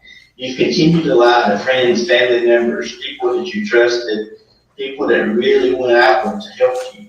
I wasn't really forceful with you that day. I didn't do anything that day that let you tell me the story. Yes, sir. I went back and verified that your entire story is a lie. So help me at this point to go and explain that you can continuously lie, but you want me to believe you did kill your wife. You've lied to me. You've lied to Cameron. You've lied to your family. You've lied to other people. You reached back out to an old former employer of Mindi and lied to him. Why would you do that? Sir, I didn't lie to him. I mean. Are you saying you didn't lie to me? Let's just start this way. So there are things that I think were not true. All I've done is sit in a cell and think about this. Okay. I don't believe a lot of what Jim told us for years. Yeah, I'm not asking what Jim told you. That has nothing. I'm asking what you did and where you remember. And there's things you say and you don't remember that I clearly know you remember. Like if you went to this doctor's office in a strip mall in Savannah where you were told your wife had died, you would really remember that. There would be no doubt. The other thing is, if that happened and you were not allowed to see your wife and found out she was cremated later, you don't think as an attorney that every attorney hearing this would file suit against that doctor? Justice served. Yes, sir, I thought she died of natural causes. That's what I was But they made mistakes, is what you're telling me. They made mistakes and cremated her. You ended up meeting someone on the side of the road. Every portion of your life and everything that's coming down right now to Mindy ends up being untrue. But you want me to believe that portion to be true. All right. Quick update. Shout out to Justice Serve TV popping in, hanging out. But they do have an update. They are rescheduling the interview that they had scheduled for today with John and Ashley Merchant. So I'll update that as we get a time. But I'm so looking forward to that, and good to see you. Welcome back. You lied about going to the doctor's office. No, sir. Okay. You lied about going to the doctor's office. As you continue. You lied about picking up her remains on the side of the road. No, sir. You lied about where your vehicle went that day. No, sir. And where you continue to go. You've lied about what haven't you lied about? You lied about your father. Sir, I don't believe. How much money did you take from him in the very beginning? How much money did you get away with your father? I had borrowed some money from him. No, that's not the question, it's how I much. don't know, I don't know exactly how About much. 60,000? No, sir. No? No. Was it more than $100? Yes, sir, it's more than Probably $100. $100. Yes, sir. You probably just kind of wanted to know what was going on. I didn't know that, sir. I thought he, What did you tell Betsy and Frank about when they had to move to Hilton Head? You told them who needed to, told them they had to move, it's time to go. Because who said so? Mr. Jim said so. Right. Who rented their new place for them? I did. You did. Yes, sir. So if it's so dangerous and you gotta go now, why would you rent a place and put them in danger up there in your name? If you're the intended target. I didn't think that would be something that he'd be able to. You know how easy it is to track you down? No, It's sir. a quick, easy Google search. Your name pops up there. Before all this, your name popped up there. Pictures of your wedding. Pictures of Mindy and you at your wedding pop up there. Pop up at the place that Hey, I rented Google. for. Hey, Google. Google search, then we can play on this all day long, you know. I pointed That's out the that. game, that just ain't gonna work. I paid for, Yes, I paid for a rental thing. it's just not going, you're. I don't know how that goes on Google, but I didn't think it would. So, way back, when you get married, you go through this whole spiel, the whole thing. Then all of a sudden, something happens. I asked you why you get out of the military. Why did you get out of the military? We didn't want to be moving around all the time. Why? We were gonna start a family, we Ready to wanted start a family. Okay. That didn't work out with your first wife. No, sir. Okay. No, she, That didn't work out with Mindy. That was not gonna work out with Samantha. I don't understand. I thought it was working out with Mindy. Okay. And I had hoped it would work out with Samantha, but obviously. So that's been the continuous thing as you were ready to start a family. Yes, sir. So- I always wanted a family, but You lied to the military on your official resignation, when you said your purpose for resignation. It didn't have anything to do with wanting to start a family. The lie was, Mindy was in a car wreck and you needed to care for your wife. You don't remember your resignation from Navy. from active duty or from the reserves? Either way, you don't remember your resignation letter. I remember drafting, I believe, 2 resignation letters. One from active duty. I've been talking about active duty. Mhm. So what about your resignation for both? What was your reasoning for resigning? I don't recall. You just told me it was to start a family. So the reserve one, I believe I had to put in, Should have had the same bullshit stories. No, we had been in a car accident. You have been. And again, the parallel realities that you created, that these lies. You said you want to start a family, you don't want to move around, but what have you done? What have you been doing? We've been running, sir. We believed we were in danger. We thought we were running from Wayne. From who? Your father? Yes. And who have you been talking to? I've been talking to him. Who's come to help you? He has come down. And how old is Lane? He was born in July 1955, so. And you went through Navy training, you're a really big guy, and you're that fearful of somebody that may or may not have even injured you, that you really I don't believe that more than danger. Okay, and you didn't really believe it then. I did believe. So, but you go to all this elaborate scheme to run, and just so happens you have a $1.5 million judgment against you. Just so happens you lie as an attorney, raising your hand and lying in official court during an official hearing that you've got $32 million that you didn't have, that you now believe you may not have, but you want it. Sorry, You lied, and the lies just keep continuing and keep continuing to the end. And the only thing you want to try to convince me is that you're telling the truth. Yes, sir. And there's not one thing in your life I can show that you've been truthful about. Tell me one thing. Sir, I've been truthful about all of this. I mean, This absolutely shows that you haven't been. And by your own admission, you lied about this and lied about multiple things. That day, you're so vague and recall, you don't think I ever recall the specifics of where my wife had died. The doctor's office that was there, the doctor who's called me and mistakenly burned her ashes and the actual story of her death. You've told quite a few variances to quite a few of her friends that you reached out and talked to over time on what she actually died from. Her friends? No, sir. Okay. So you didn't tell any of her friends why she had died? No, I told that our close friend, my understanding was that our close friends were the only people who were going to have their life. So if you were really into the protection and scared, why would you be calling all these people, telling them where you were moving and what you were doing? You created a story that she was dead even before she's dead. You're dating online before she. So I wasn't dating online. I was. You ever heard of a singer called Ray Charles? You remember Ray Charles? Yes, sir. Ray Charles was blind. Yes, sir. Ray Charles can see this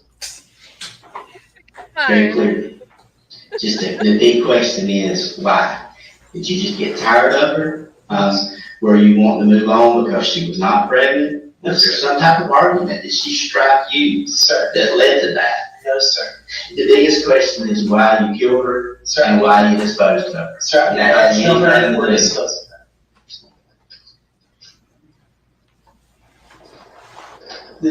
When you took her there, she went there, what happened to her wedding ring? I was given her wedding ring. When it came back in the, when I got her ashes, her wedding rings were in the, Where's it at?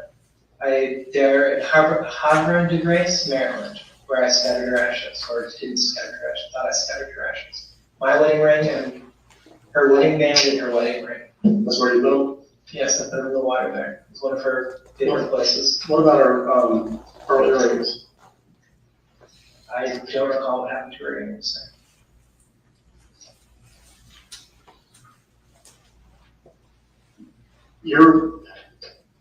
Your world of lies, we have picked it apart. We picked it apart before we came to Pennsylvania.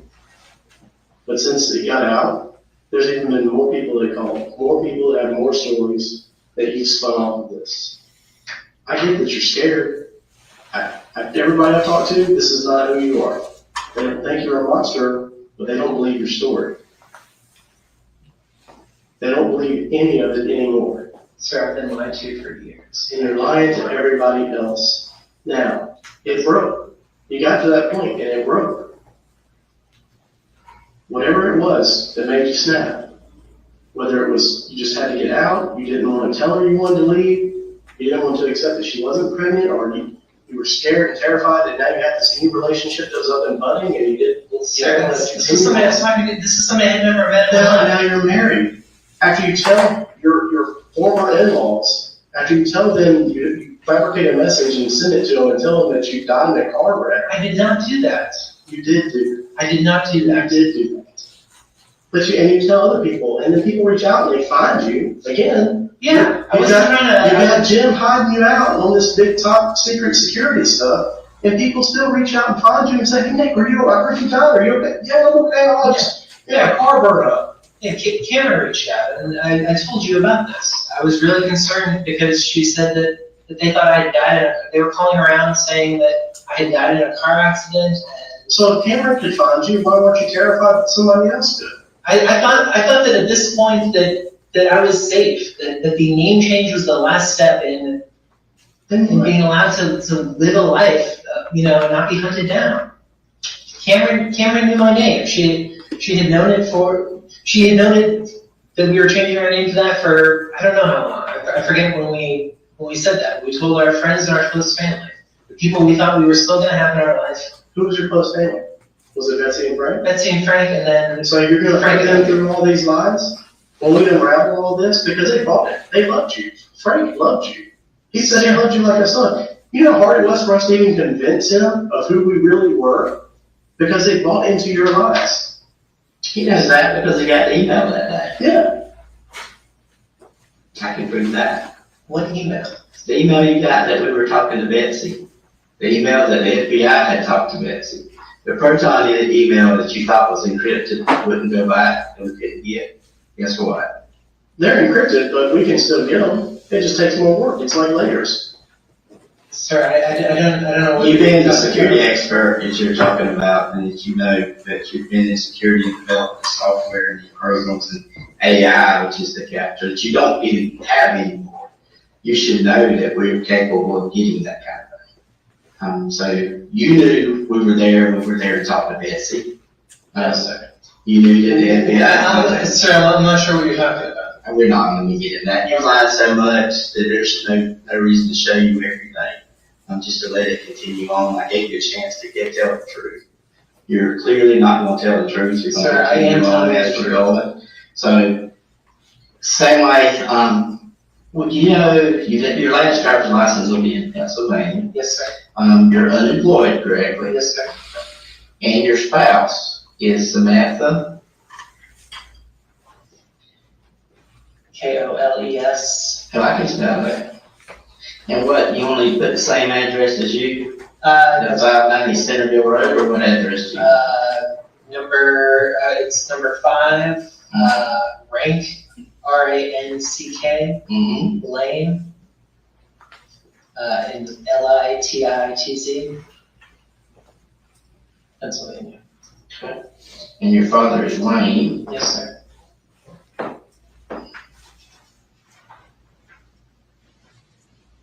And what's his address? 117 Mm-hmm. Sandy Hollow Road.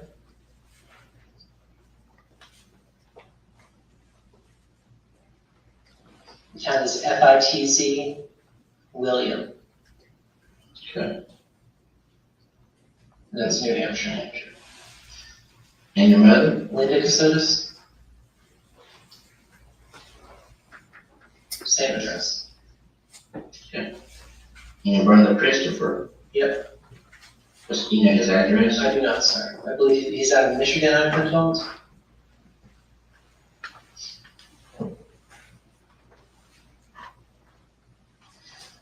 Okay.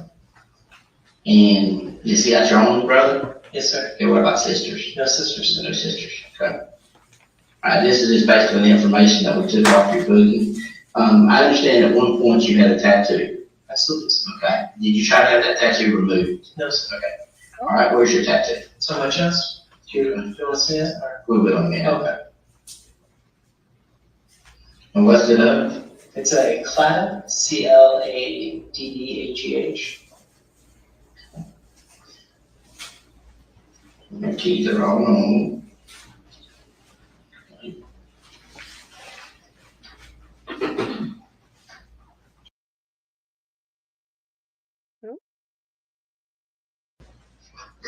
Because the evidence shows that whoever did that, they were really loved her and went into a rage. Sir, I never heard it. You did. So,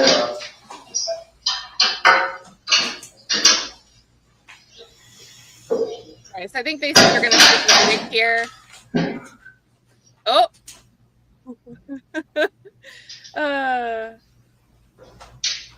Now I'll say this, it's probably always exhausting in this moment.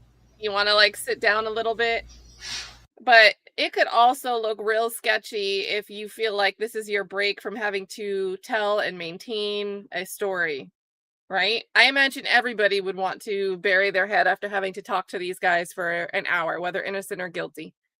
But it probably doesn't look good to just go like this the second they walk out.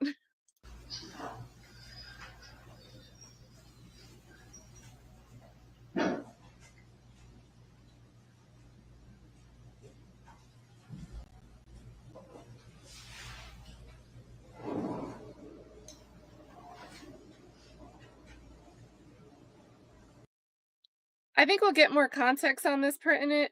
All right, it looks like they're getting back to the courtroom.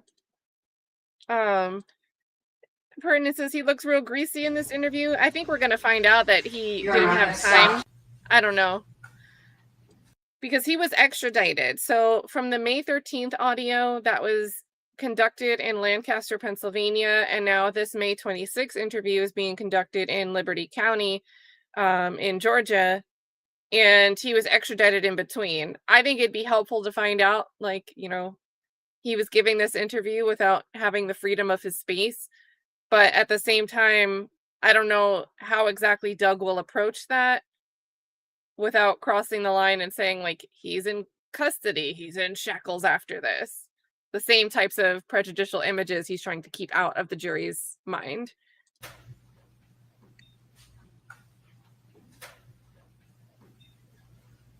I like that, Hunter.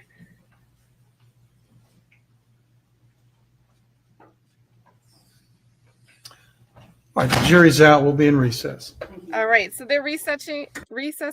We will do a time warp. We will move forward and pick back up. I do want to give a huge shout out. Nem's been a member for 12 months. It says, Kat, you're awesome. Very, very sweet. Thank you so much.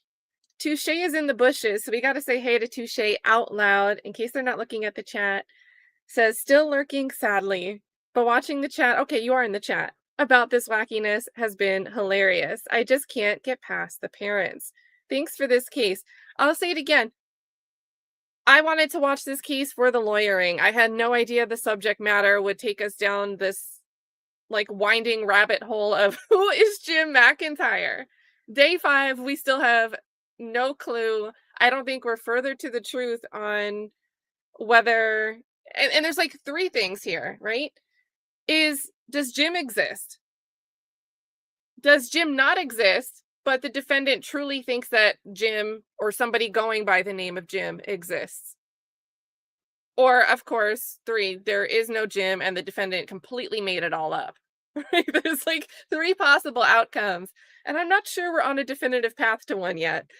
Taviz TV, thank you again. Taviz gifted 10 memberships and then another 5. So huge, huge, huge love and support from friend of the channel, online friend, Taviz TV. Thank you so much for the support.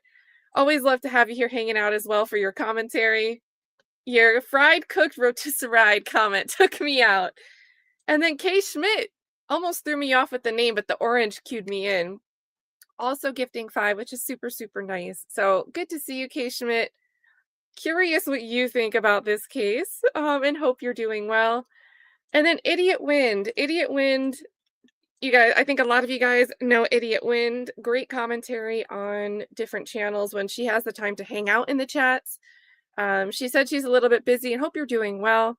It's been awesome to see you. This is a crazy case, so if you can't catch up to it, don't feel like you're confused just because you haven't been able to follow. I think all of us that have been watching from day 1 to right now, we're still pretty confused.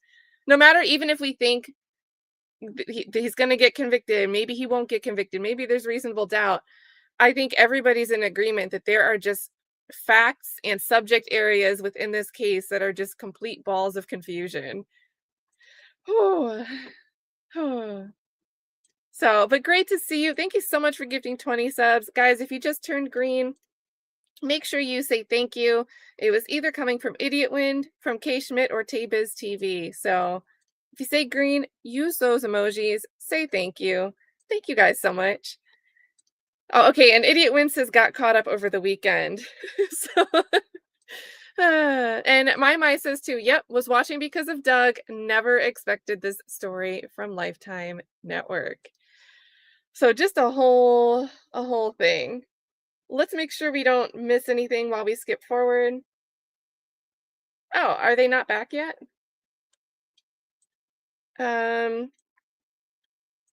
Okay, they just got back.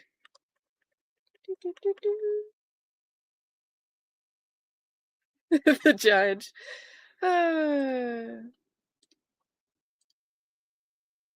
Let's see. Yeah, Sabata says, I thought before that Nick was making up these stories as part of some crazy scheme, but now I think maybe he's created a different identity of Jim for himself. And I do think it's very interesting his middle name is James. You know, there's a lot, there's a lot of stuff here. You know, when we hit the lunch break, we'll go into all of the, what about this? What about that? Food for thoughts and see what we come up with as a chat.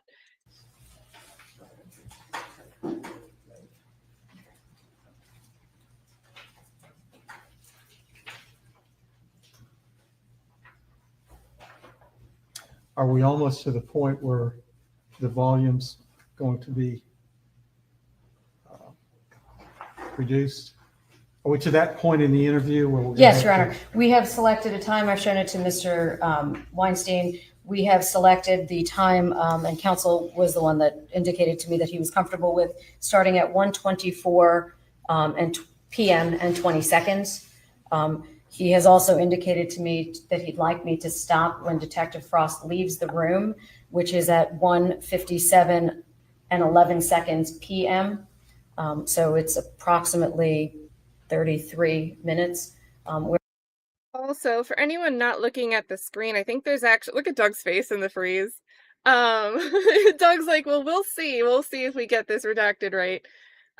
But we can see these are some of the defendant Nicholas Kassotis' family members. To me, it appears that this might be the father and the brother. Remember, we heard a story about an uncle and dad coming to the Airbnb house, and Mindi witnessed it personally and told her parents that it was crazy, it was scary. And I thought that was an interesting detail, because it's something where, you know, it's not just Jim telling Mindi something and then Mindi relaying it to the parents. Mindi's actually having firsthand experience with these things that we can't just say Jim's making it all up. But they have some resemblance. So I feel like they're related in some way.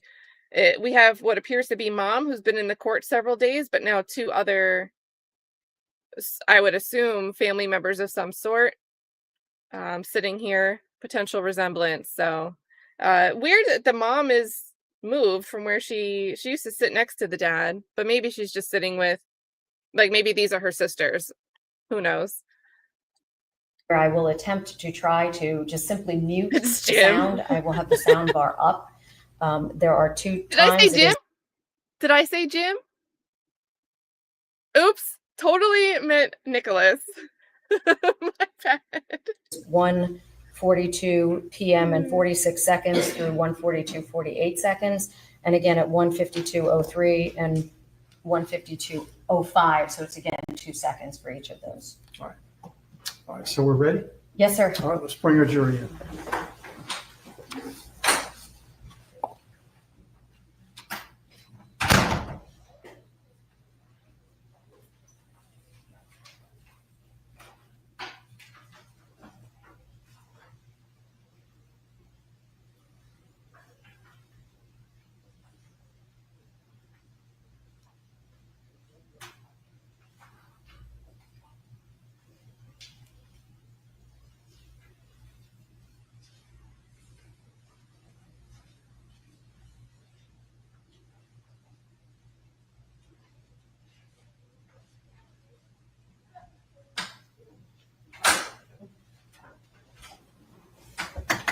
And I cannot imagine being on the jury and not being able to talk about this case with anybody.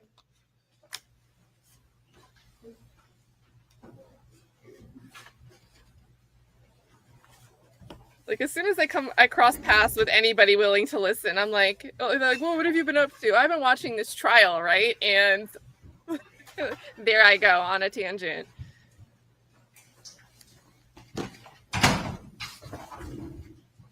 All right, everyone, please be seated, and counsel, you may continue.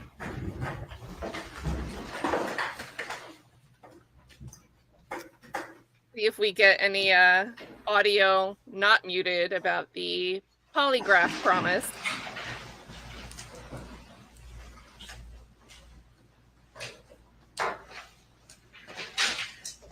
It looks like she's ready to mute. I want to ask you a few more questions. That's okay with you. Yes, sir. So there's one other place that I might be able to. I've got a storage locker in Lancaster. You can look it up. The address, I believe it's either 140 or 170 Independence Court. Okay. I have, all my stuff in there. That I didn't have with me. It's in West Lancaster.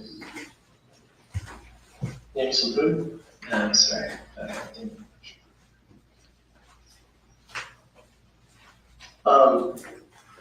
If you will, tell me some more about Jim. Jim came into our life in late 2017 to early 2018.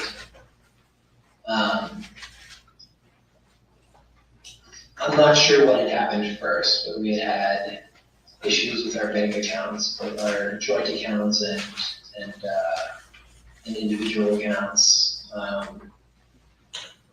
We had issues with our mail, just going missing, not showing up. I remember all this from Pennsylvania. Yes, sir. So, and you said at some point you talked to FBI. So I believe both Mindy and I filed online FBI reports. Online FBI. Yes, sir. So y'all didn't sit down with anybody? Well, I thought we did, but several days afterwards, I tried to leave a message for somebody that I knew worked at DOJ. I wasn't sure that it reached him because the phone. Who did you know at DOJ? His name is Dave Carpel. He was an attorney in their organized crime division. Oh, butcher his last name, C-A-R-P-E-L? I believe it's Karpel.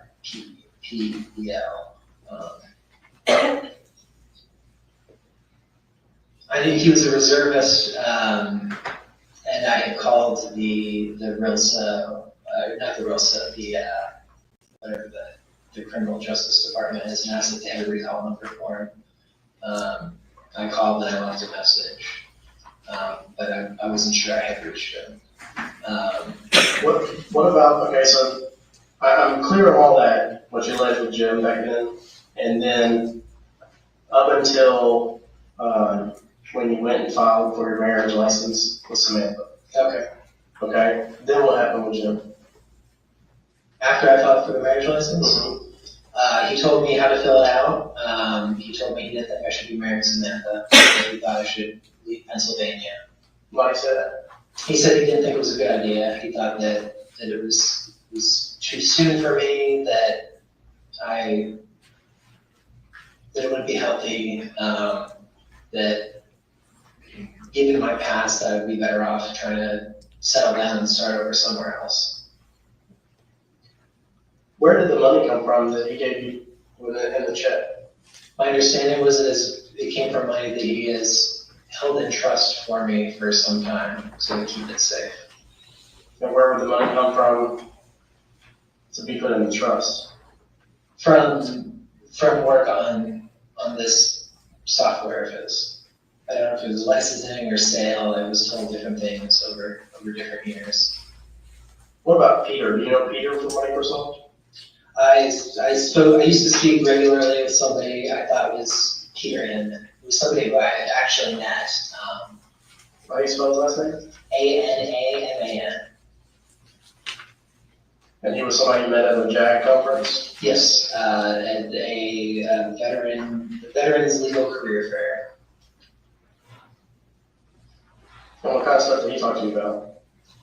When we originally met, we talked about cyber investigations, things of that nature, the things that he worked on there. He's the head of one of their cyber investigations units. And when I first met in one of my first meetings with Jim, I had referenced, that I was looking for remote work, that I'd spoken to somebody at Microsoft, and he said that he knew him and would put me back in contact with him and put in a good word. When was this? This was sometime in that late 2017, early 2018. Before the world went sideways with COVID? Yeah, 2 years before. But I had left active duty unofficially sometime at the beginning of September 2017. Officially, it was September 30th. The military does this, what's it called, a terminal leave, where if you have vacation time, They burned it up. it's better for you if you just take it, don't work. The best benefit would then to be working, but my higher date didn't work. I had accepted a job with the Board for Correction and Naval Records, doing veterans work, and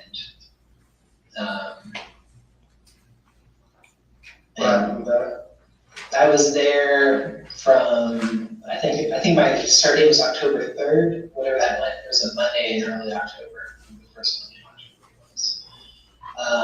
And it was a benefit in a couple of different ways. My client there, the person that I worked in an office with and provided legal advice to was the head of the Board of Correctional Records. Her name was Beth something.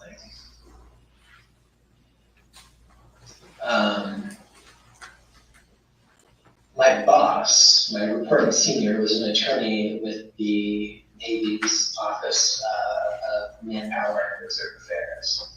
And they had very different views of what the role should be. Beth thought that, Beth wanted to concentrate on moving cases, and their view was that this is a legal position. There are a lot of people there who review cases. Like, we should be concentrating on different issues than that. I felt like it was a bad setup from very early on. Maybe it was in a car accident in late October. We were both in the car accident, but he was very hurt in the car accident.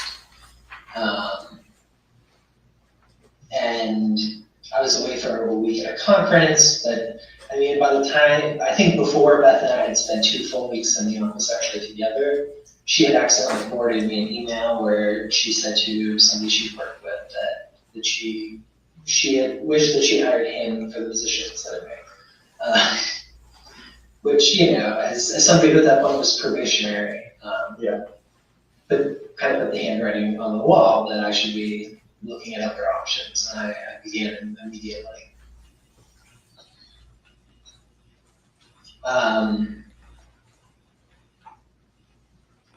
And this was going on while we were having these other issues with email, and I forget exactly when the vandalism started. I believe it started at this point. I came home one day, and Mindi said that an FBI agent came to the house, that he was serious about what was going on, and wanted to meet with us both and talk about it. And I think we met a couple days later. And that was Jim? That was Jim.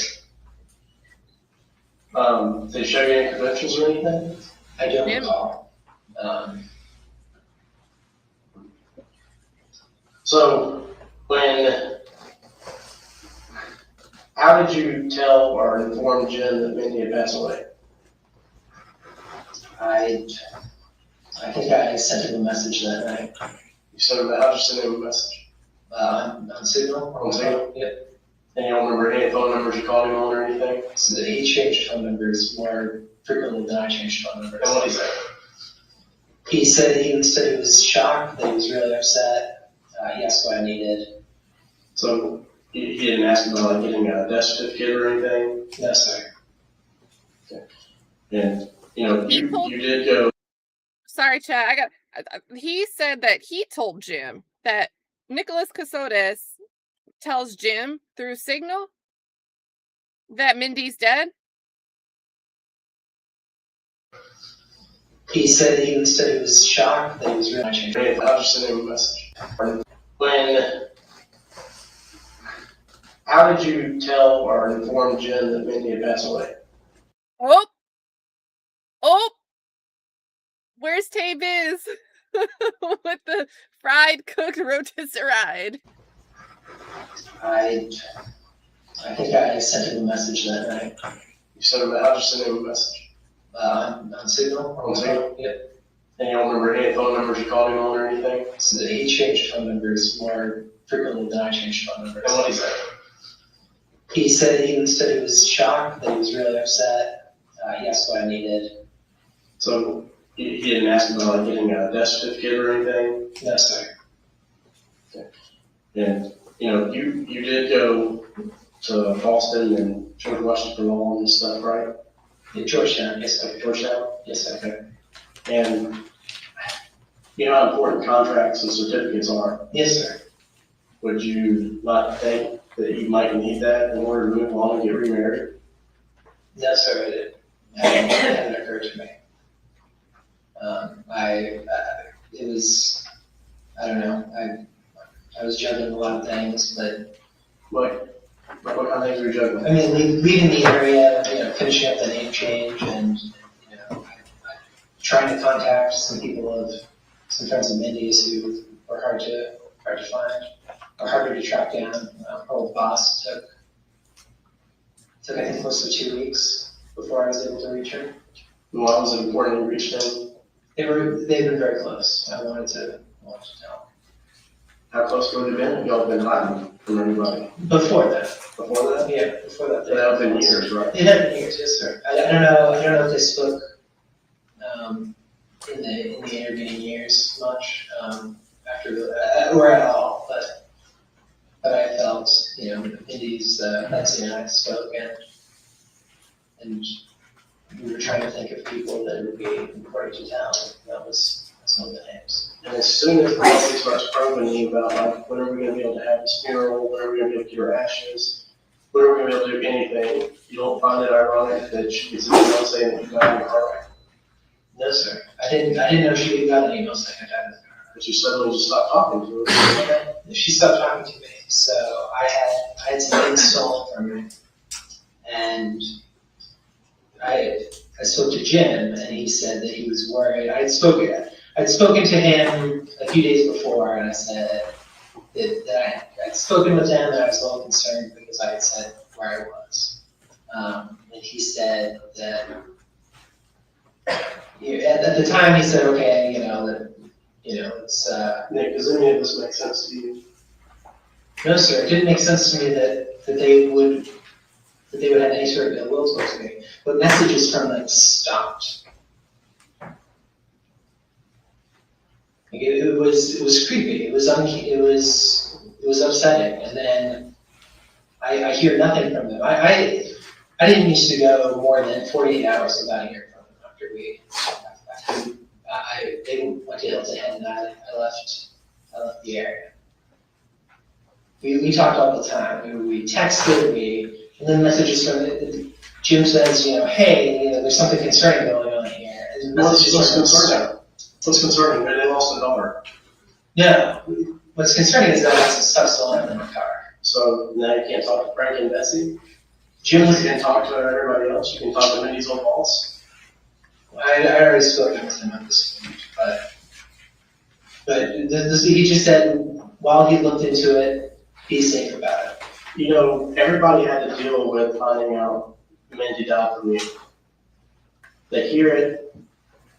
They really can't get a lot of good closure because there's none of the normal processes. There's no planning a funeral. There's no attending a funeral. There's no any type of remembrance of life or anything put out there. Nothing going on that gives people the ability to have some closure and say goodbye. Yes, sir. That's upsetting to me, Jim. You're robbing the family of that.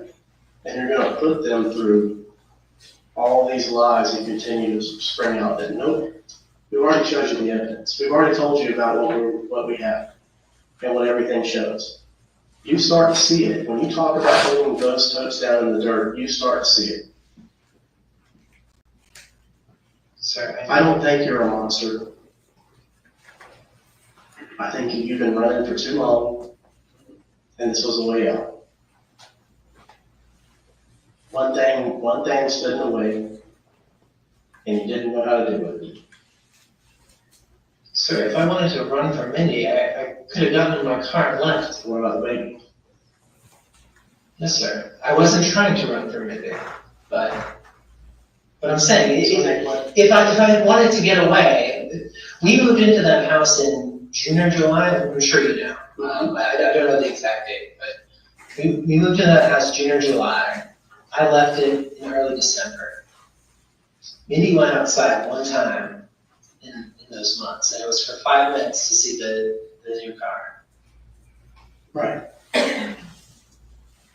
Like I could have walked out the door at any point if I wanted to get away, but I didn't want to get away. What happened? Sir, I don't know what happened. You do know what happened. I don't. You do know what happened. And the evidence shows us what happened. So it's going to be our evidence against your story of Jim. Jim, And your story of the doctor. Jim who told us what to do. There's no Jim. Nothing, sir, there is. Nothing we did for years. There was a Jamie McIntyre before you were there before Slot. He didn't know you either, but I'm just saying. I don't. Like, I never heard Mindy like, nothing we did for years would make sense under any, under any other sort of caveat. You didn't hurt Mindi, but yet you were telling Samantha back in September that your wife had died. Yeah. In fall. In September, you had already told another woman that your wife was dead. I told multiple people. You had started this storyline. No, sir, I told multiple people. And then you don't tell her mom and dad that until after it becomes reality. No, sir. Starting back in 2020, fall 2020, Mindi got really sick. I understand Mindi had thyroid issues and she was really sick and she had other kind of problems going on. And I don't doubt that she probably acted sick around the house. She was probably afraid of what you were going to do if you found out she wasn't pregnant. Sir, that's... Nick, you had a very successful life. And it got robbed from you. Yes, sir. I have an ex-wife. I can fully understand the rage and frustration that can cause, even when you're not attached with them anymore. You have been running all this time trying to get away, that she still has that control over you. She still has that court order out there lingering over your head. You can't get back to where you were with Mindi because you're still running from that past life. Sir, I didn't know that past life was still fine. The judge told you he wanted movement on that case by the following Wednesday. You said, yes, sir, I'll take care of it. I got 32 million in assets. I can take care of it. Yes, sir. I feel like, so one of the things that's been confusing me about this case is the state is going with this motive, right? And they don't really, it's helpful to give the jury a motive to consider to help them understand the why. But I think there's other motives that they could have chosen. It doesn't make sense to me that the state is arguing that Kassotis, Mindi and Nicholas were both on the run to avoid this $1.5 million judgment awarded in the first divorce from Heather, who we're supposed to see testify maybe today. And then he would kill her. To me, why wouldn't you just argue, we don't know what was going on, but Nick wanted to get away and start a new life. And the easiest way to do that would be to unalive his wife, because he'd be worried that trying to separate from her the legal way would result in yet another very expensive judgment against him. And it's just something I haven't understood, why the prosecution is arguing that killing Mindi somehow gets him out of the first judgment. We haven't heard any information about a potential life insurance policy or anything that would indicate killing Mindi equals monetary payout for, I keep saying Jim, for Nicholas. And now I'm wondering if the prosecution just watched this interview, saw that the detective was asking these questions and going down the pathway of this theory, and then adopted this theory, which kind of just seems lazy. You never show back up for court. You know you can't do that. You know there's repercussions if you do that. Yes, sir. And that is when it's all spiraled out of control. And for you, if Mindi live your best lives away from all this, you hit out. The lies kept rolling until you just kept on going with them. You felt good living there for her family, her mom and dad, not her brother, but her mom and dad. I felt good living with your brother too, until the end. Yeah. Because he needs y'all to do something. It's not normal, man. You have such a successful background and you're smart. So I get it. It's you gotta do something. And then the pregnancy, what you wanted. You want this family. Yes, sir. I thought everything we worked for years was to get somewhere and get safe. So I thought that was it an argument that started that morning? Were you already planning on leaving? Were you going to confront her about not being pregnant? No, sir. I thought she was pregnant until the beginning of this. I know you thought she was pregnant. And she had told everybody. She told her friends. She told family. Everybody thought she was pregnant. Yes, sir. Come on, Nick. Sir, I never. Again, you're robbing all these people you say you care about. Her friends, her family. Everybody you called and told that you thought needed to know she had passed away. They're going to have to relive all that and go through this trial and lose her piece by piece again. Sir, I never. Well, I don't think you intended to hurt Mindi, but I think something snapped. The pressure of all this, all these lies coming to a head. Sir, Something happened. What pressure, sir? We had money, we were comfortable, You see it in your head when you describe setting those folks down in the jury. There's a reason why that memory sticks out in your mind. You don't see it, but I see it in you. I see when you say it, I watch you and you pause because you're getting that horrific mental image when you do that. Yes, sir. That's something you gotta live with. But do you want to live with it hidden away as a lie to everybody for the rest of your life? Or is it time that you understand, like, I just couldn't live this anymore, she wanted more. She told me she wasn't pregnant, or she kept lying, I knew she wasn't pregnant, she took another pregnancy test. What happened? Sir, nothing happened. If Something did happen. if she wasn't pregnant, if she lost the baby, If you took her to a medical facility and they were able to perform an autopsy and stuff, they could have just incinerated the body then and we wouldn't have one.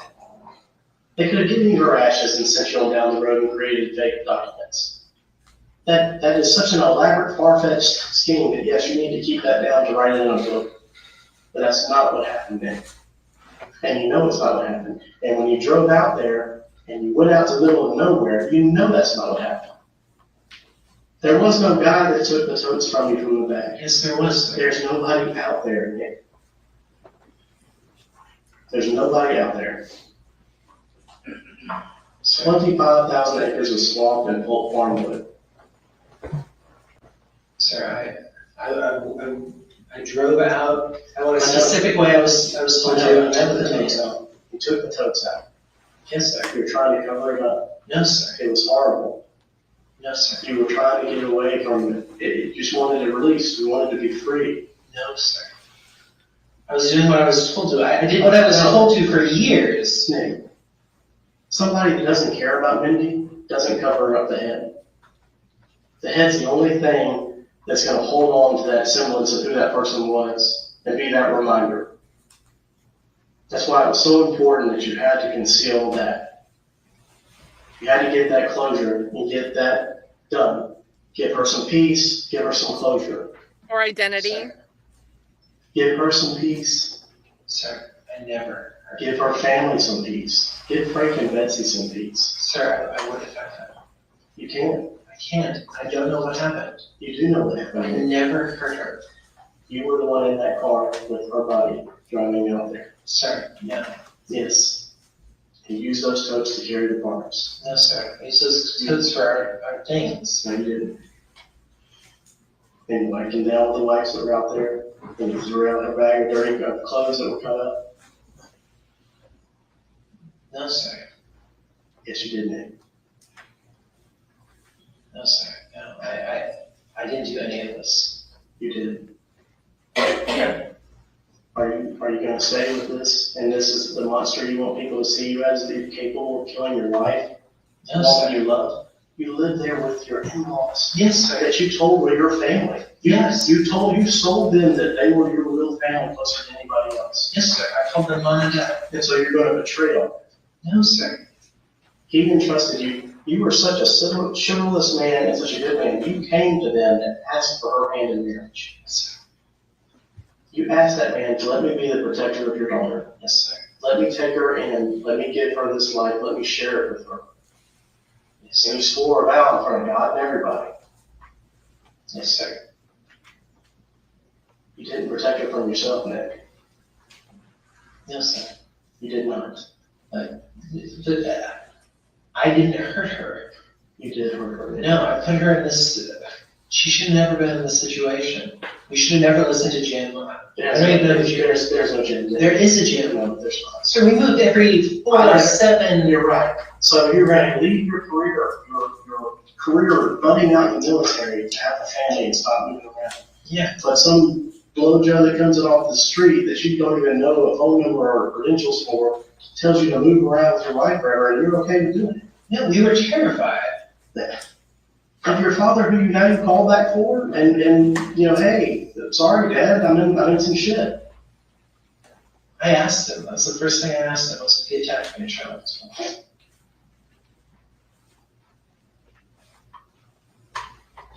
It's not about your father, Nick. It's not about anything else other than You wanted a new start. What made you want this new start? For somebody to love somebody so much, those are the people that when they do snap, when stress does get there, they can do something so horrible. That love is way up here and it can swing way back over here too. Sir, I was so frustrated with my first wife when I got divorced. I was so furious. I had to get away. I was Because curious. I didn't know what I would do. Heather cheated on me, sir. She cheated on me, she married the man she cheated on me with the day after our divorce was finalized. Well, I couldn't marry the man she cheated on me with because he had a wife still that made more money. So that's where that stays. I have kids with her. I still deal with that all the time. That's her control over me. Heather's control over you that you can't get away from is that suit. You've never dealt with it. Sir, I thought I had. And the only reason I signed the settlement is because Jim told me that the money was there. The settlement would make no sense otherwise. So We stipulated to the judgment.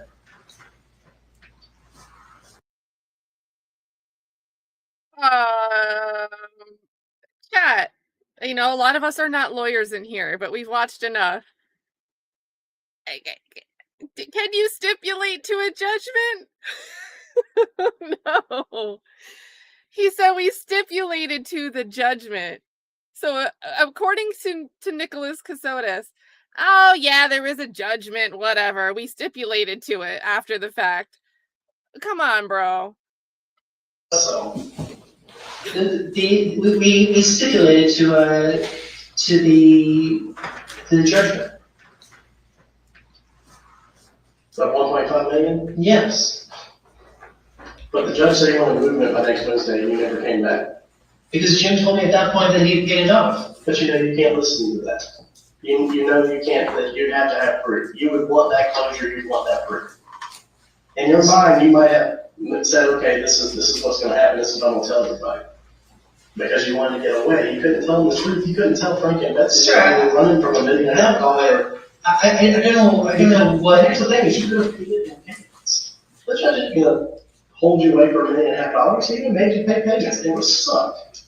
It would suck, but you could have been out from all these lies.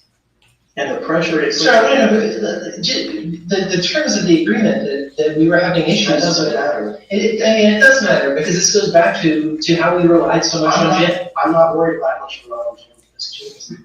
Jim did success. You rely on Cameron. We You relied know on how much him. Cameron spent providing for you? Yes, sir. Yes, I have those records, I've been through it.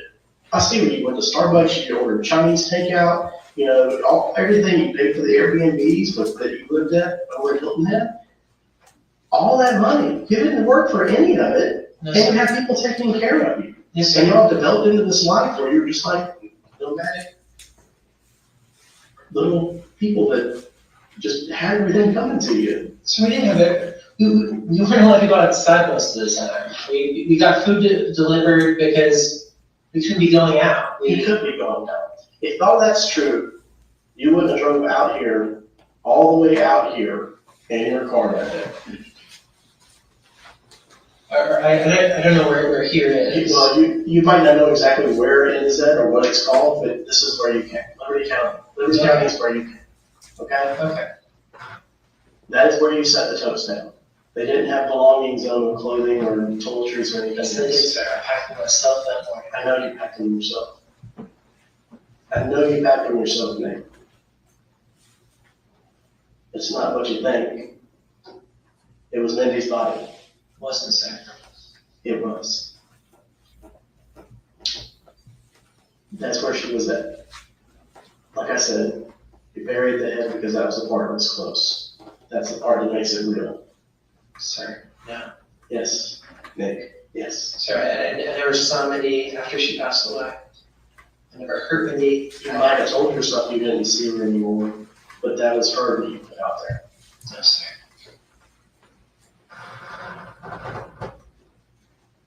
Or I can do, like,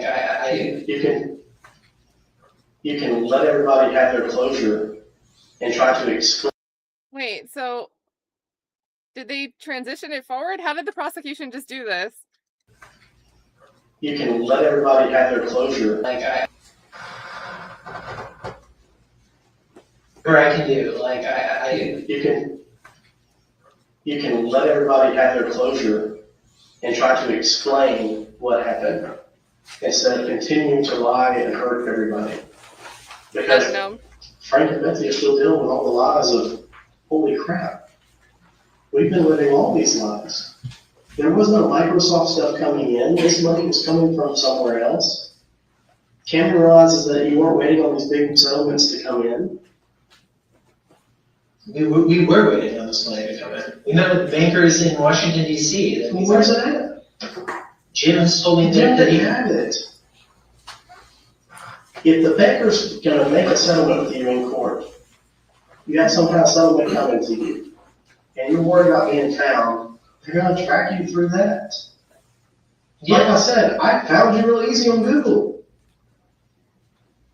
So what I'm saying is you don't have somebody covering your tracks. I thought I did. You don't, Nick. And that's the thing, is all the stress from running and from your own lies.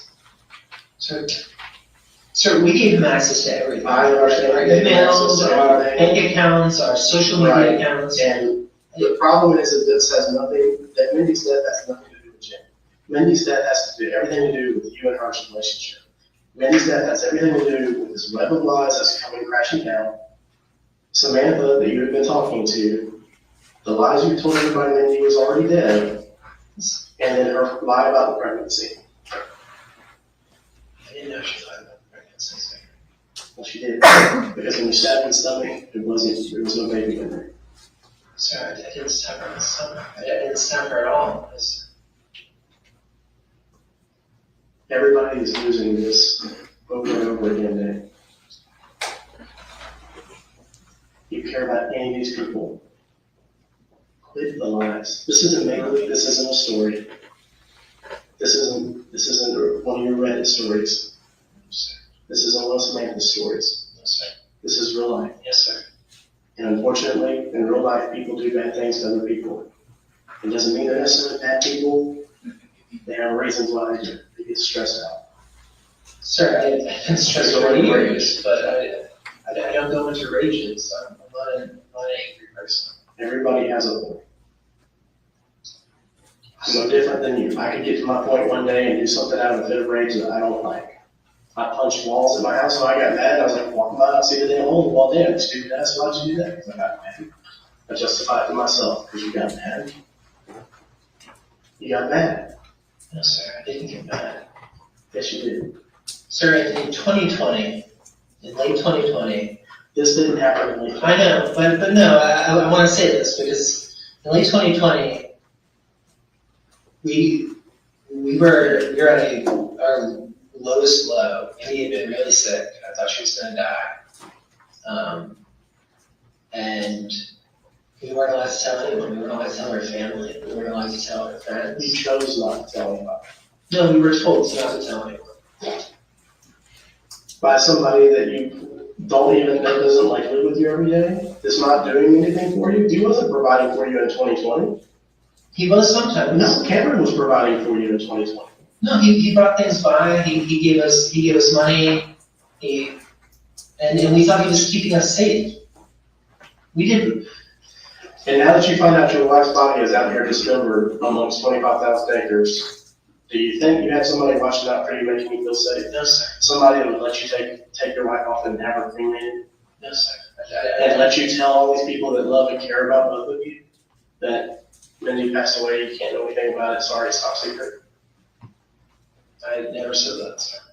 No, you told me, I gave the information that. you told me you couldn't have a memorial service, you told me there couldn't be a funeral, that it No. wasn't body. No, I said that we were absolutely there. What?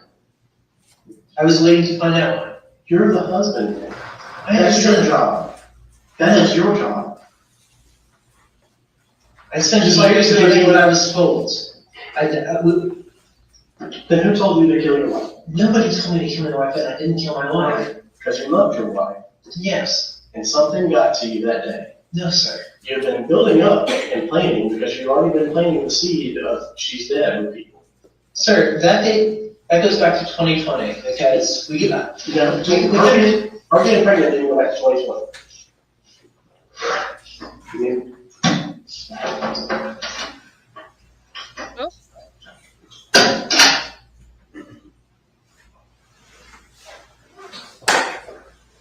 Oh, we're at 1:57 p.m. in the interview timestamp.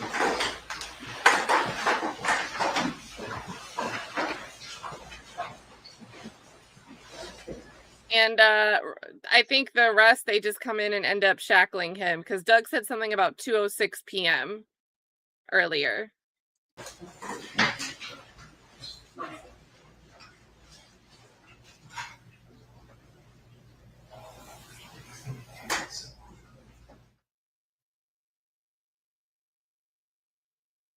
Oh?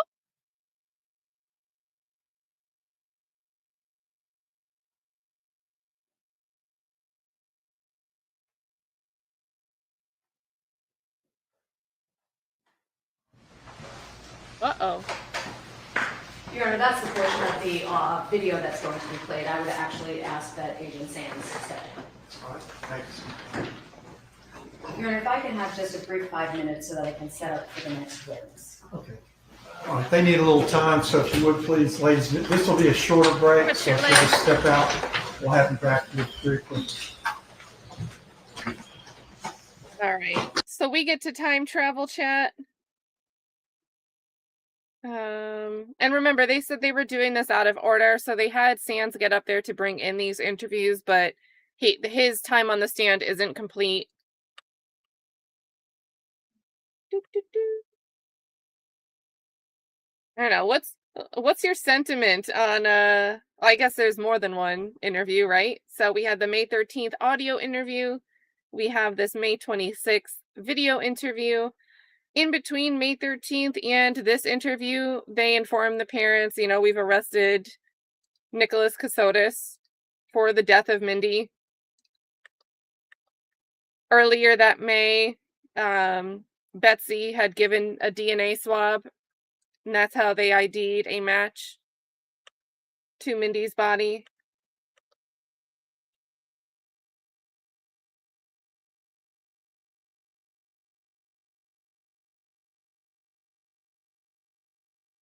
All right, then they take us to the seal.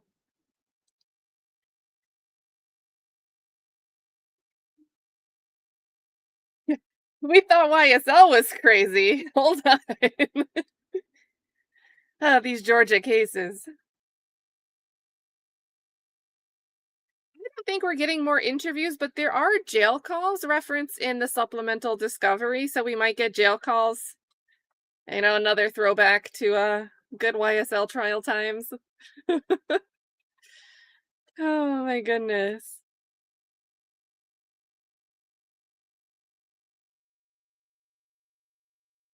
Ooh, so we have a theory from Idiot Win. Let me go back.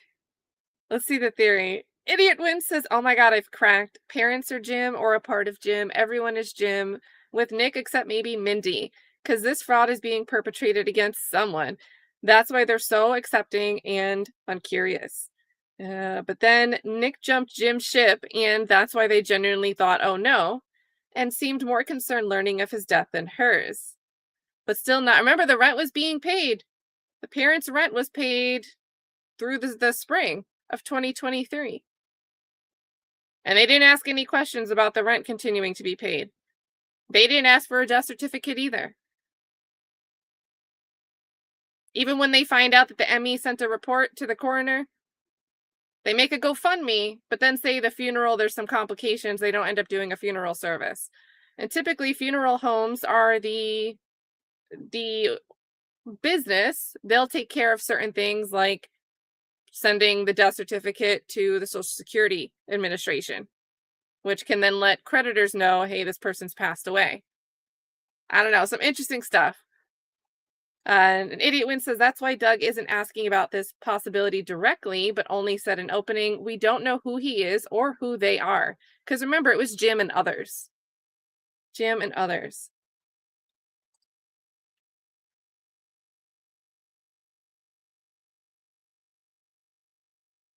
Jasmine says each day this case confuses me more.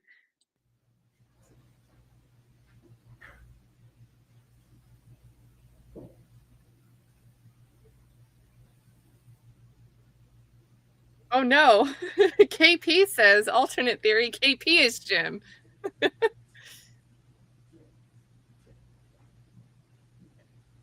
Honor, they very well freeze in the middle. I've asked for a backup computer to plug it in. Uh-oh. If I can borrow that, that would be great.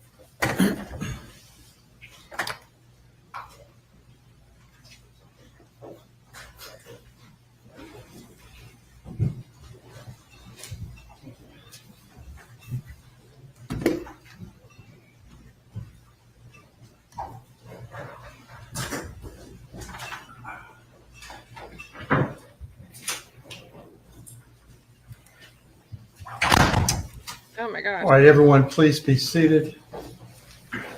Counsel, you may continue. Your Honor, at this time, the state calls Lauren Satcher to the stand. The tool mark, I think. They didn't really give Doug much time. I could be wrong.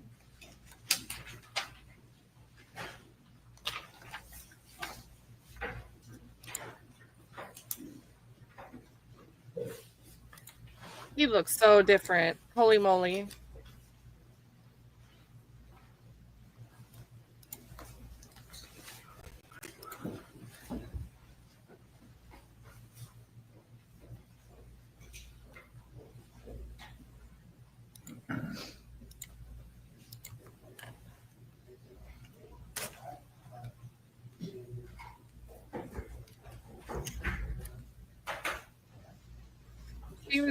She was in the court earlier. Good morning. Good morning. Before you're seated, please raise your right hand and take the oath. Do you swear or affirm the testimony that you're about to give will be the truth, the whole truth, and nothing but the truth, so help you God? I do. Please have a seat and position yourself close to that microphone. Never mind. I was looking at the other lady that just came in the back. I didn't mean that Lauren was in the courtroom earlier.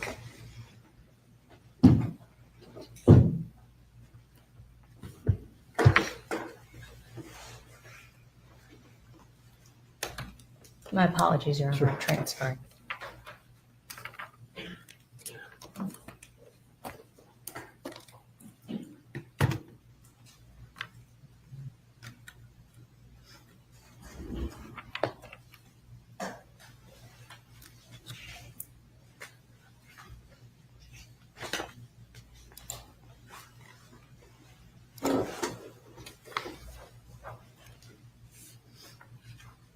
Okay.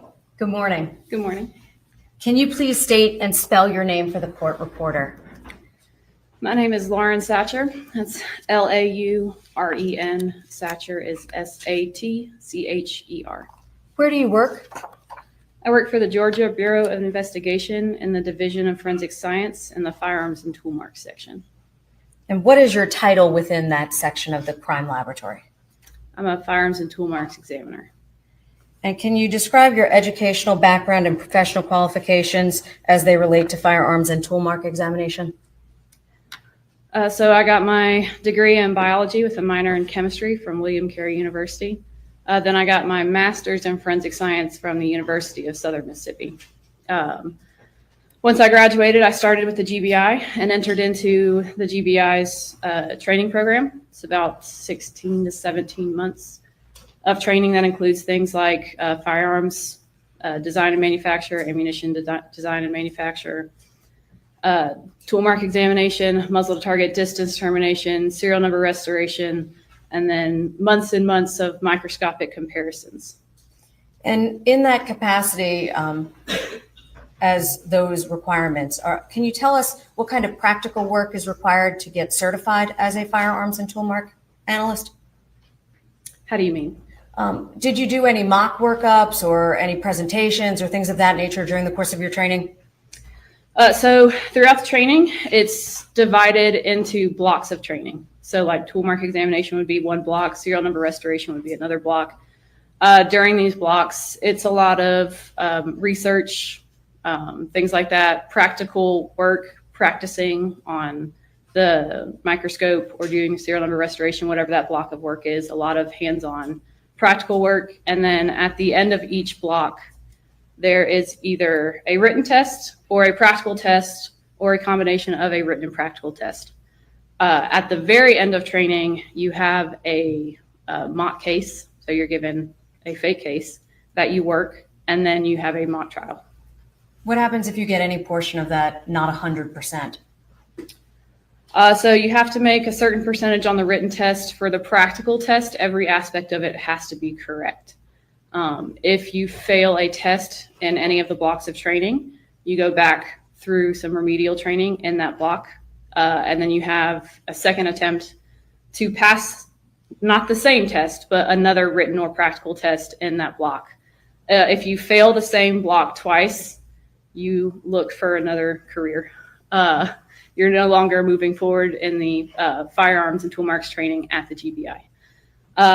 In addition, if you were to fail a block of training and then later down the road fail 2 other blocks of training for a total of 3 fails in different categories, that would also have you eliminated from the program. You get terminated, you get fired, right? Right, as a firearms examiner at least. Right, okay. And that includes tool mark practicals as well? It does. And did you perform all of those practicals and certification tests that you just described? I did. And were you certified as a firearms and tool mark examiner for the Georgia Bureau of Investigation? So I successfully passed all of the training with the GBI to become a firearms and tool marks examiner. Okay. How long have you been employed in that process, in that position, rather? I started in August of 2020, so 5 years. And can you tell us what your primary responsibilities are as a firearms and tool mark examiner?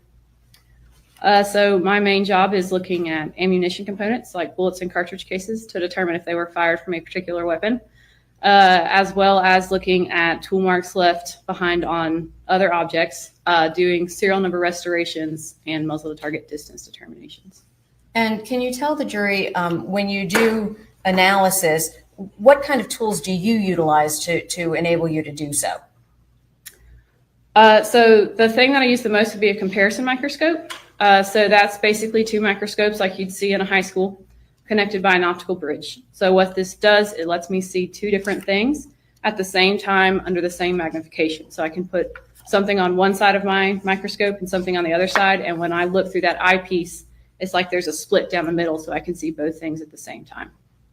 And how many samples do you think that you've examined under your microscope in the last 5 years, estimated? Thousands. Okay. Would it be fair to say that sometimes you are able to make a comparison? Yes. And sometimes are you unable to make comparisons? I can make comparisons. I can't always come to a conclusion. Okay. With respect to that, how would you define the frequency with which you can come to conclusions? What I mean by that, I suppose, is it always, only sometimes, oftentimes? How does it work with firearms and tool mark examination in that regard? Well, there are a lot of factors that come into play. So when I'm making a comparison, I can either come to an identification. So this bullet or this cartridge case was fired from this firearm. An elimination, these bullets or cartridge cases were not fired in this firearm. It can be inconclusive, which means there's just not enough information there. Or it could be unsuitable, which means there's really nothing there to be compared at all. So a lot of factors can come into play on whether or not I can come to one of those identification or elimination statements. Sometimes it has to do with damage. So if something's really damaged and there's not a lot of information on that object, it could be inconclusive, which basically just means there's not enough information to tell one way or the other. So as far as how often I can come to a conclusion, it really just depends on the case. I'd say oftentimes we can come to a conclusion, but there are sometimes you'll go through a streak of cases that are just inconclusives. Okay. And you're not looking for a particular outcome, are you? I am just there to see what the evidence has to say. Okay. Can you briefly explain what forensic tool mark analysis, I know you mentioned some about the firearms, what forensic tool mark analysis is and what the role of a forensic tool mark expert entails in those circumstances? So a firearms identification is actually a subset of tool mark identification. So the theory behind tool mark identification is that the harder object is going to leave markings behind on the softer object. Okay. So a lot of times what I'm looking at is firearms. And in that case, the firearm would be the tool. So the tool is the thing that's the harder object that's going to be leaving behind the markings on the softer object. So firearms identification is a subset of tool mark identification because in this case, the firearm is made of a stronger metal and it's leaving behind markings on the softer metal of the bullet or the cartridge case. So when we're looking at tool mark examination or tool mark identification, we're just broadening that out. And instead of just looking at firearms, it's looking at different tools and the objects that they were used on. So that can be things like bolt cutters on padlocks or wire cutters on wires. So basically, we're just looking at whatever this object is. The harder object would be our tool, and looking at the markings that it leaves behind on the softer object. Would that include knives and saws, things of that nature? It would. And potentially, would those leave behind marks on items such as bone? They could. Okay. And is the Crime Laboratory Firearms and Tool Mark Examination Division subject to the same accreditation procedures as all the other divisions within the Crime Laboratory? We are. Do you undergo the same requirements of peer review on your work product? So in the firearm section, we have a two-step peer review process. There's verification and then peer review. So if I'm the primary examiner, after I work a case, it goes to my verifier. That is someone who gets the evidence and they make the same comparisons that I did without knowing what my conclusion was, and they come to their own conclusions. So that would be my verifier. At that point, if we're in agreement on whatever the conclusion was, that's when I make my report, make sure everything is in the case file. And then a third firearms examiner, who is not me, who is not my verifier, will then go into the case file, go through all the documentation, and make sure that everything on the report is supported by all the documentation in the case file. Did that happen in connection with this case? It did. Can you tell the jury what proficiency testing is? So proficiency testing is something that we undergo at the GBI. Basically, an outside vendor has a series of tests, whether that be a firearms PT or proficiency test, looking at bullets or cartridge cases. We could have tool mark PTs. The type of tool can vary. Serial number restoration PTs and muzzle to target distance termination PTs. Basically, the outside vendor has a big group of these testings that goes out not just to us, but to other labs as well. And they have the ground truth, which basically just means there's somebody waiting at the end with the answer sheet, right? And so throughout our time at the GBI, we will get proficiency tests where we get this test from the outside vendor. We go through our analysis like we would if it were a case, and then give our results to that outside vendor, who will then let us know if we reach the expected results. And excuse me, were you subject to proficiency testing? I am. And I'm assuming you're still employed? I am. Okay. Are you required to document, I believe you said you create reports, is that correct? That's correct. Can you tell the jury how your notes and your reports are performed during the course of an examination? So while I'm doing my examination, I have different worksheets that I'm filling out with things like class or different characteristics that I'm seeing. As I'm working my case, I'm filling out these worksheets. We're looking at things called class characteristics and individual characteristics. So class characteristics are things that are determined by the manufacturer. So basically, whenever a tool, whether that's a firearm or a different type of tool, is being made, the manufacturer is going to have certain specifications on. We'll look at tools, we'll say how wide that tool is, whether it's serrated or smooth, things like that. The manufacturer is going to determine before the manufacturing process ever starts what that tool is going to look like, certain characteristics of that tool, how long it is, how wide it is. So things like that will get noted in the worksheets, documenting any trace evidence that we might have observed on these tools. just kind of documenting as we go what we're doing and what we're seeing. At the end, we are coming to our conclusion on whether or not we have an identification, an elimination, inconclusive in regards to any tools that were submitted compared to the tool marks. And so that's also going to be documented inside the case file. So all of this documentation is put together in the case file, and then the report that comes out are our conclusions. So that's why we have that third step. Our peer reviewer is looking at everything in the case file, all that documentation, to make sure all the conclusions that are in your report that are stating here are the findings, those are supported by the documentation. Does that assist you when you come to potentially testify in a court of law concerning a prior examination or analysis that you've performed? It does. And given the number of cases that you just described, how many on average do you think you handle a year? A year? Or in your, whatever is the easiest way for you to define it. I'll say in my time of working cases, I've worked somewhere between 200 and 300. Okay. And specifically, have you ever testified before in the field of forensic firearms analysis and tool marks? I have. How many times? 41. Okay. What counties?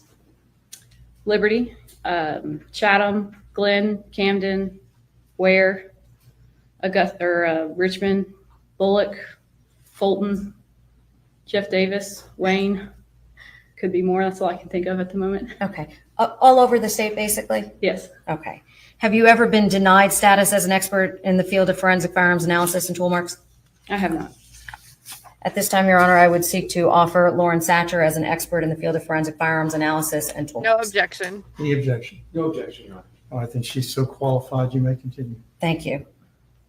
Just so I'm clear, have you always been a firearms and tool mark analyst for the crime laboratory? Since starting with the GBI, yes. Okay.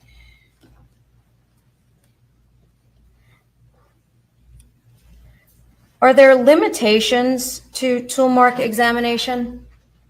Meaning, what would make it more difficult for you to render a conclusion with respect to tool mark examination? So prosecution out the gate.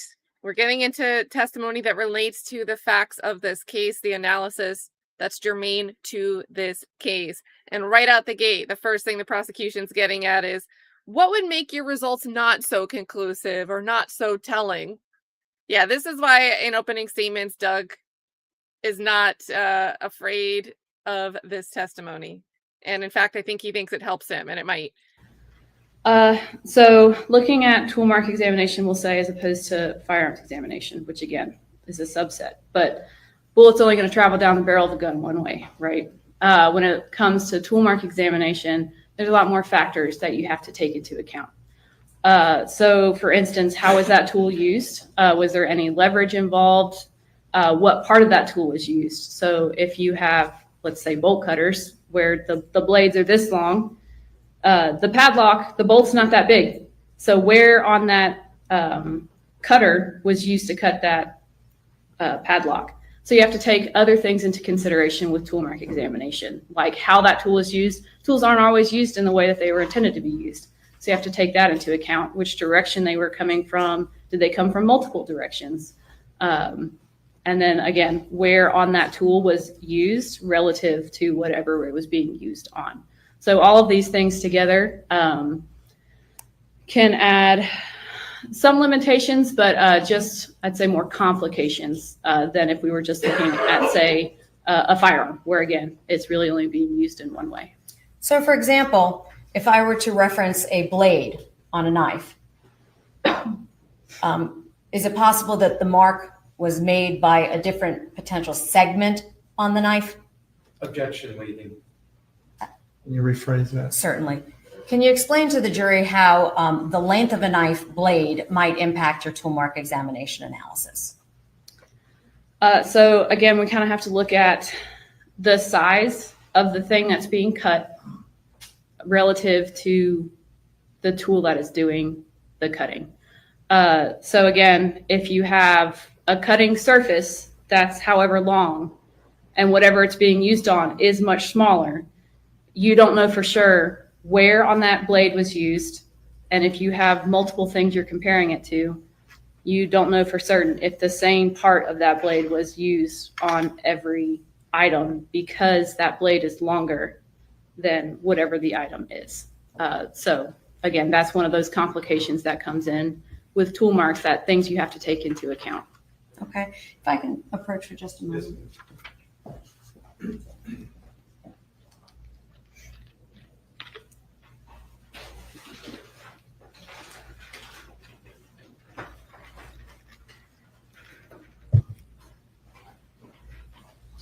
I hope we get to watch the video because they haven't been showing us all the exhibits. The other items behind the witness.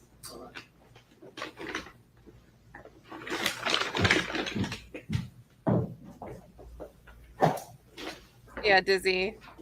Prosecutors called a lot of witnesses that can only rule stuff out or can't make a conclusion.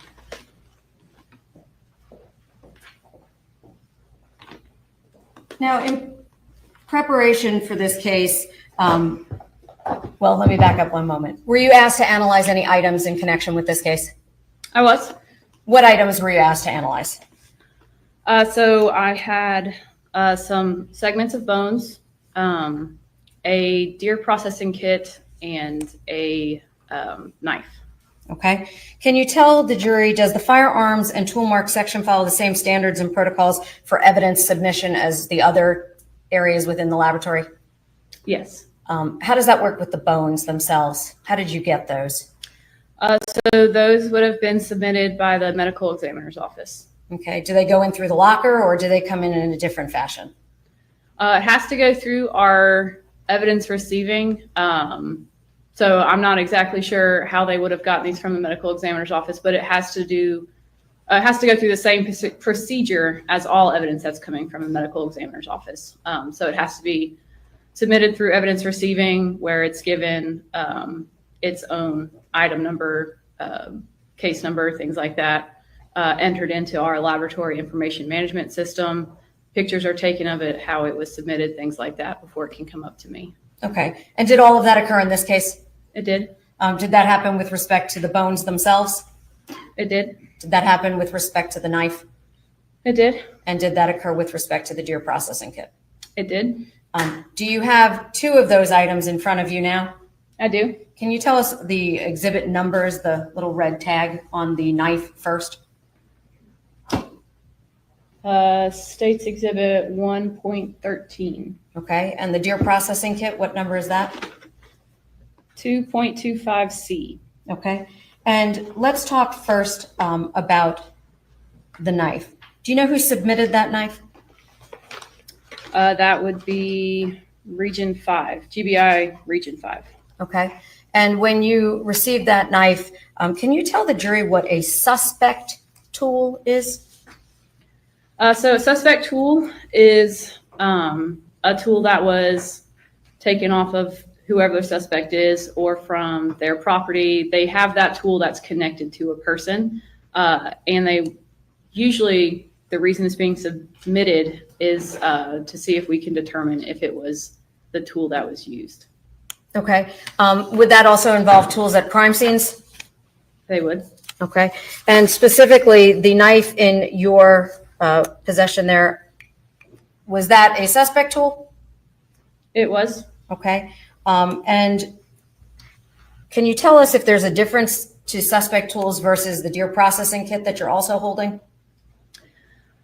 So the knife was a suspect tool, so something that was connected somehow to the crime, whether through a suspect or through the crime scene.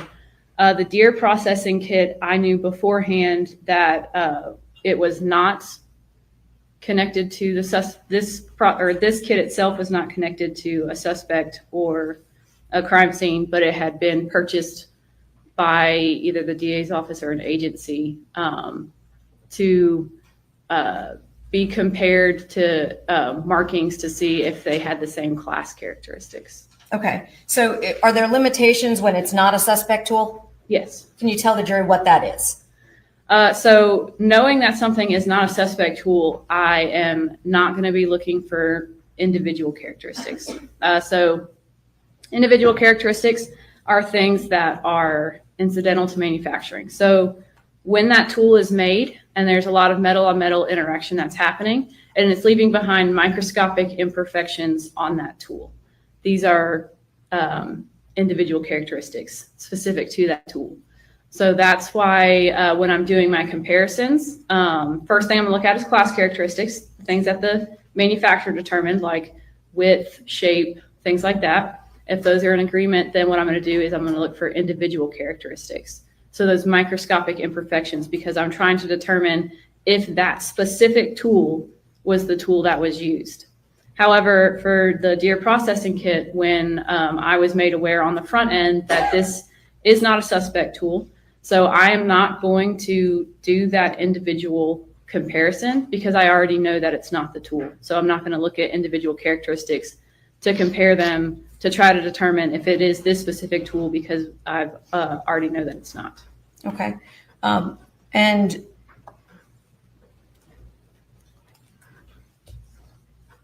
can you tell us, when you received the bones, did you do anything with them to process them?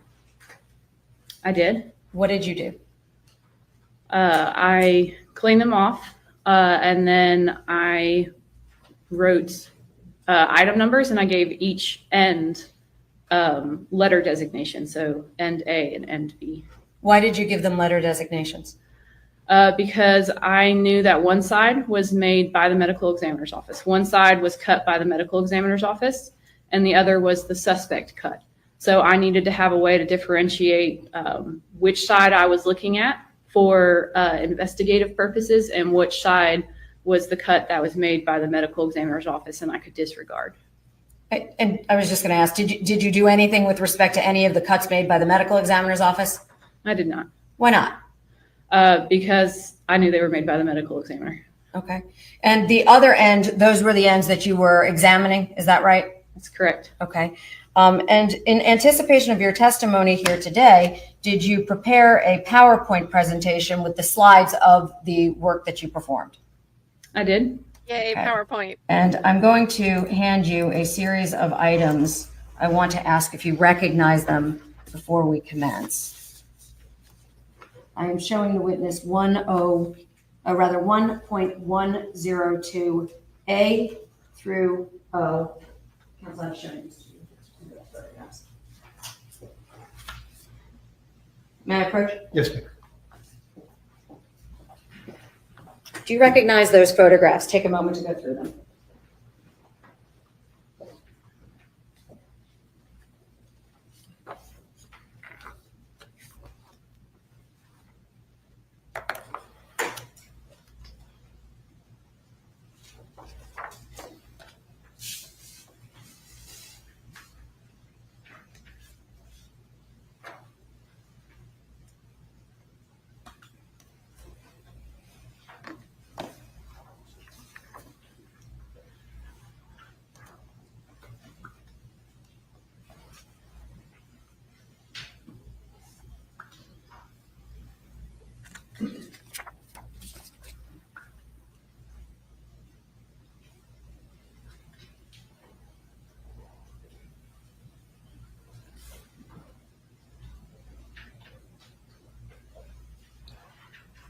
There's something satisfying to me about like the noise in the background. Like it's like kind of ambient when no one's speaking.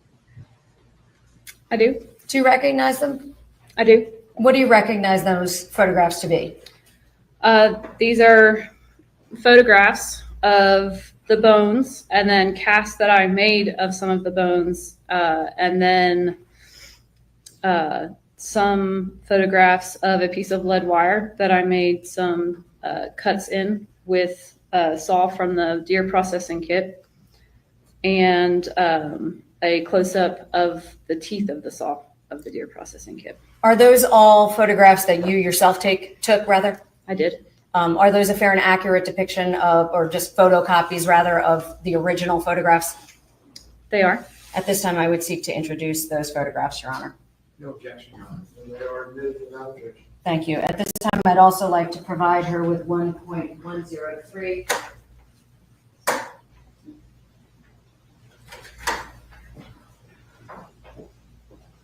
I'm handing you a 2-page document. Do you recognize that?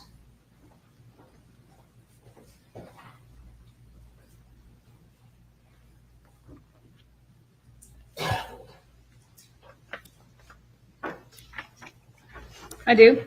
What is that you're holding? It is my report. Okay. And do you recognize that to be the report that you prepared in connection with your conclusions concerning the knife and the bones? I do. Is that a accurate report, just a photocopy of the original? It is. Does it have your signature on it? It does. At this time, I would seek to introduce 1.103. No objection, Your Honor. It's also admitted. Okay. Now, can you tell the jury, I'm going to start with your PowerPoint. All right, here we go. The PowerPoint itself, does that have any notations that you made as well?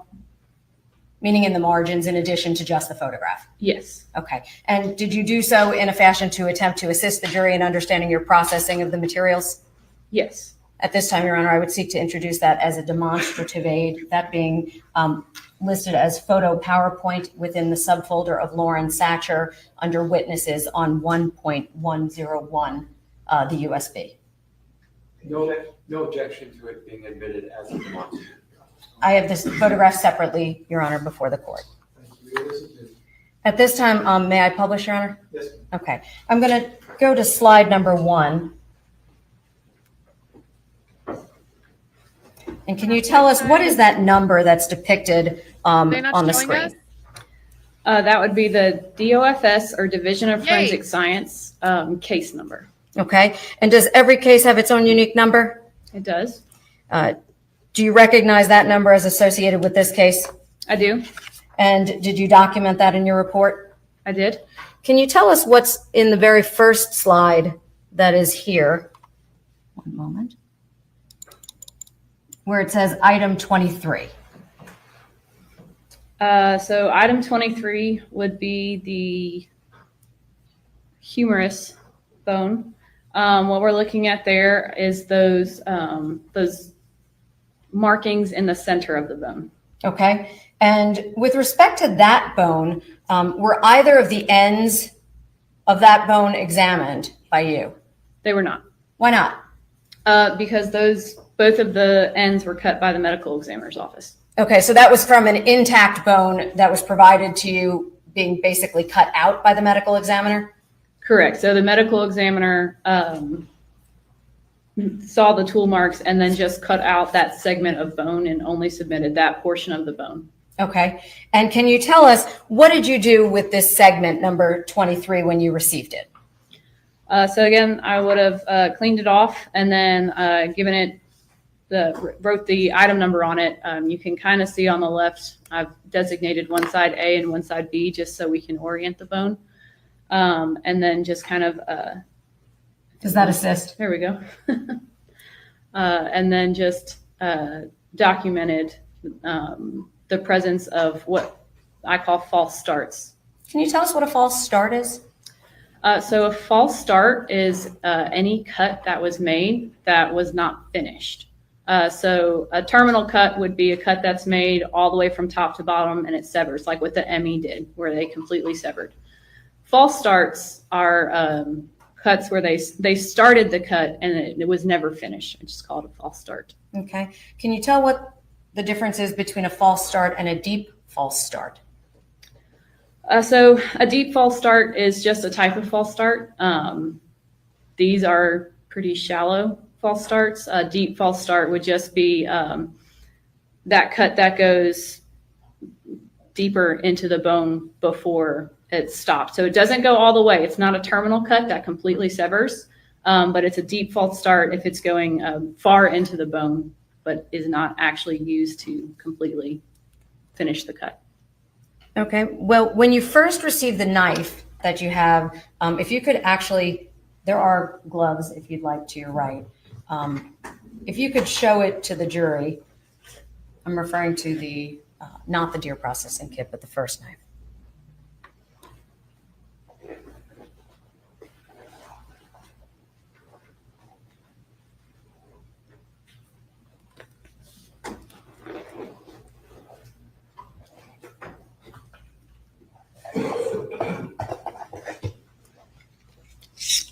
Can you tell the jury what you did with respect to that knife when you first received it? So when I received this knife, the first thing that, again, I'm going to look at is class characteristics. So I'm looking at things that are easy to determine, like the manufacturer, documenting the width, the length, the type of blade. I'm looking for any trace evidence that I can see just with my naked eye on here. And so I am just basically, at first glance at this knife, giving an overview of all of the different characteristics that I'm seeing of this knife. Okay.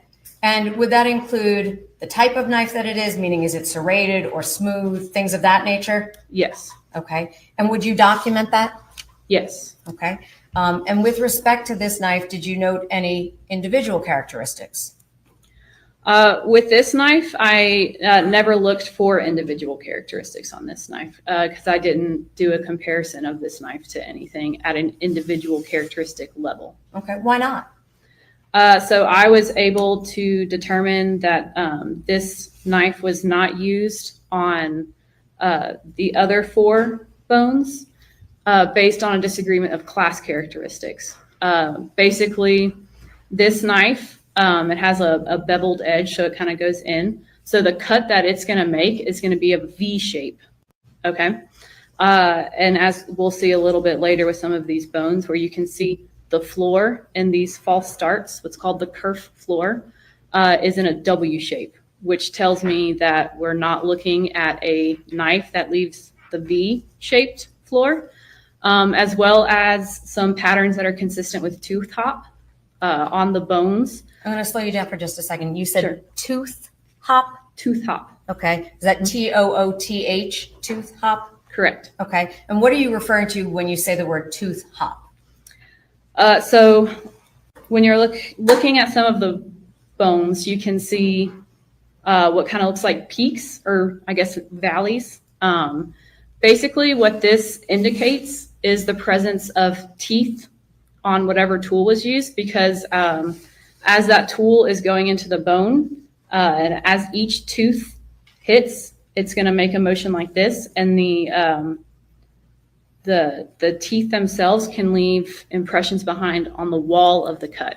So looking at the wall of the cut, you can see what's consistent with tooth hop, which basically just is that little hopping motion that's happening as whatever tool was being pushed into the bone. And as each tooth is introduced and it causes that up-down motion, it's leaving predictable waves or peaks or valleys or motions. Okay. Now you said that this knife had a V shape. Is that right? That's correct. Okay. Now I'm going to put us onto the next slide. Can you tell us what's depicted here? So this is a photograph that I took under my microscope. So we're looking at that same bone. So it is the humerus. We're looking at those false starts kind of from the side there. So you can see that they're pretty shallow. And that's just documenting those false starts on that humerus. Now I'm pointing to a section right here on the very far left. Can you tell the jury what conclusions, if any, that you could make with respect to that mark? So looking at this bone, I was not able to eliminate or even compare to the knife. The problem being that area that you were just indicating. I can't tell because there are so many false starts here.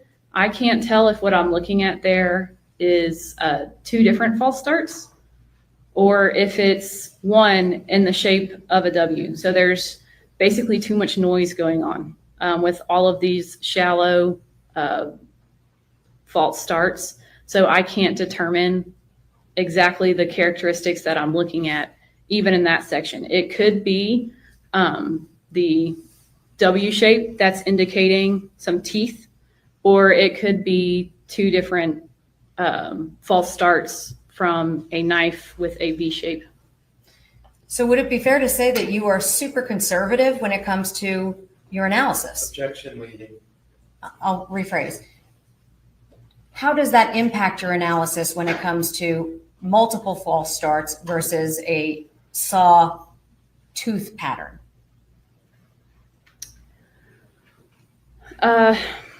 So in this case, with this bone, just because there are so many that I can't really determine confidently where one false start is compared to another, especially on that side that has a little bit deeper of a cut. Because I can't with any confidence make a determination on how many false starts are right there, I am not going to speculate on the shape of the false start. Okay.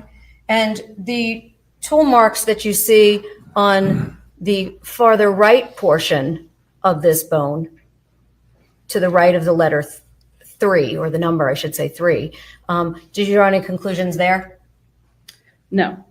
Same analysis? Yes. So for this entire bone, it was the same story. There's just too many shallow false starts for me to be able to confidently give any characteristics to it.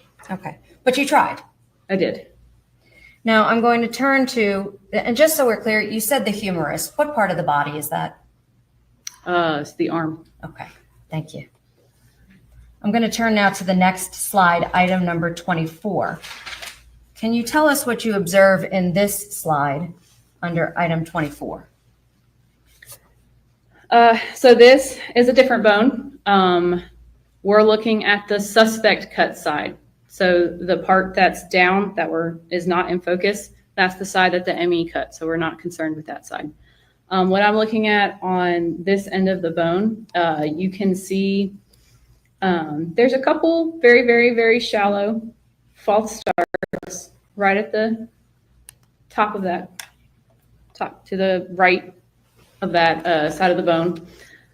May I approach the witness for just a moment? Would it assist at all? I don't know if it won't show up perhaps on that monitor. I don't know that it would help. I was going to try and give her that. If you could just maybe for the record then indicate where you're referring to on the picture. Is on the right side or the left side of the bone? So on the right side of the bone, you see 2 little scratches. Are you referring to this section right here? You said 2 scratches? Yes. Okay. So that would be some very, very, very, very shallow false starts. And then farther to the left, you can see that big, yes, that area right there where you see that big trench. That would be a deep false start. So again, that false start where that tool started to go down, and then before finishing the cut, it was taken back out. Okay. And if we scroll down to the next slide, can you tell us what's depicted in this slide of item 24? So here we're looking at the floor of that false start. So these cut or saw marks are called kerfs, K-E-R-F, kerf. So in this picture, we can see the width of that kerf and a little bit of the floor of that kerf. So here I'm measuring the width because the blade that made this cut cannot be wider than the cut itself. So if you have a blade that's 3 inches wide and you have a cut that's 0.07 inch or 0.067 inches, obviously that blade did not fit. So we're looking at the width of the cut or the false start that was made, because that can give an indication of what type of tools could or could not have made the cut. Okay. And you indicated that this one was a kerf floor. Is that right? You can kind of see the kerf floor. So again, if the saw or cut mark is the kerf, since this one wasn't finished, you can see the bottom, and my measurement's a little bit in the way there, but you can see how it's kind of making a W shape. Okay. And what does the W shape to you indicate as a tool marks analyst? So a W shape like this is typically indicating a saw, like a crosscut saw, basically meaning that the teeth of the saw are kind of at angles. So as that that tool is sawing, the teeth are cutting in on either side, and then there's that W shape as it comes up in the middle where the teeth aren't at. Okay. And so that would how would that reflect with respect to the knife that you have held up for the jury? Again, so since that knife would make a V shape, it's not going to make a W shape like this. It has that beveled, non-serrated, no teeth edge on that knife. Do you have any way to do tool mark analysis on human flesh? Okay, so I want to jump in and just really quickly recite a quote. This is verbatim from opening statements from the prosecution, but remember there's 5 counts here, charges against Nicholas Kassotis for the use of tools in the commission of a crime. And 2 of those tools, one is, this is the quote, the insulation knife to get access to the bones, the deer processing kit to potentially cut through the bones. That's the wording from opening statement. So remember, 2 of those charges are using those each tool. And the detective went and bought a matching deer hunting kit. Remember, Frost got on the stand and said he went and bought this deer hunting kit, the 7-piece kit from Home Depot himself.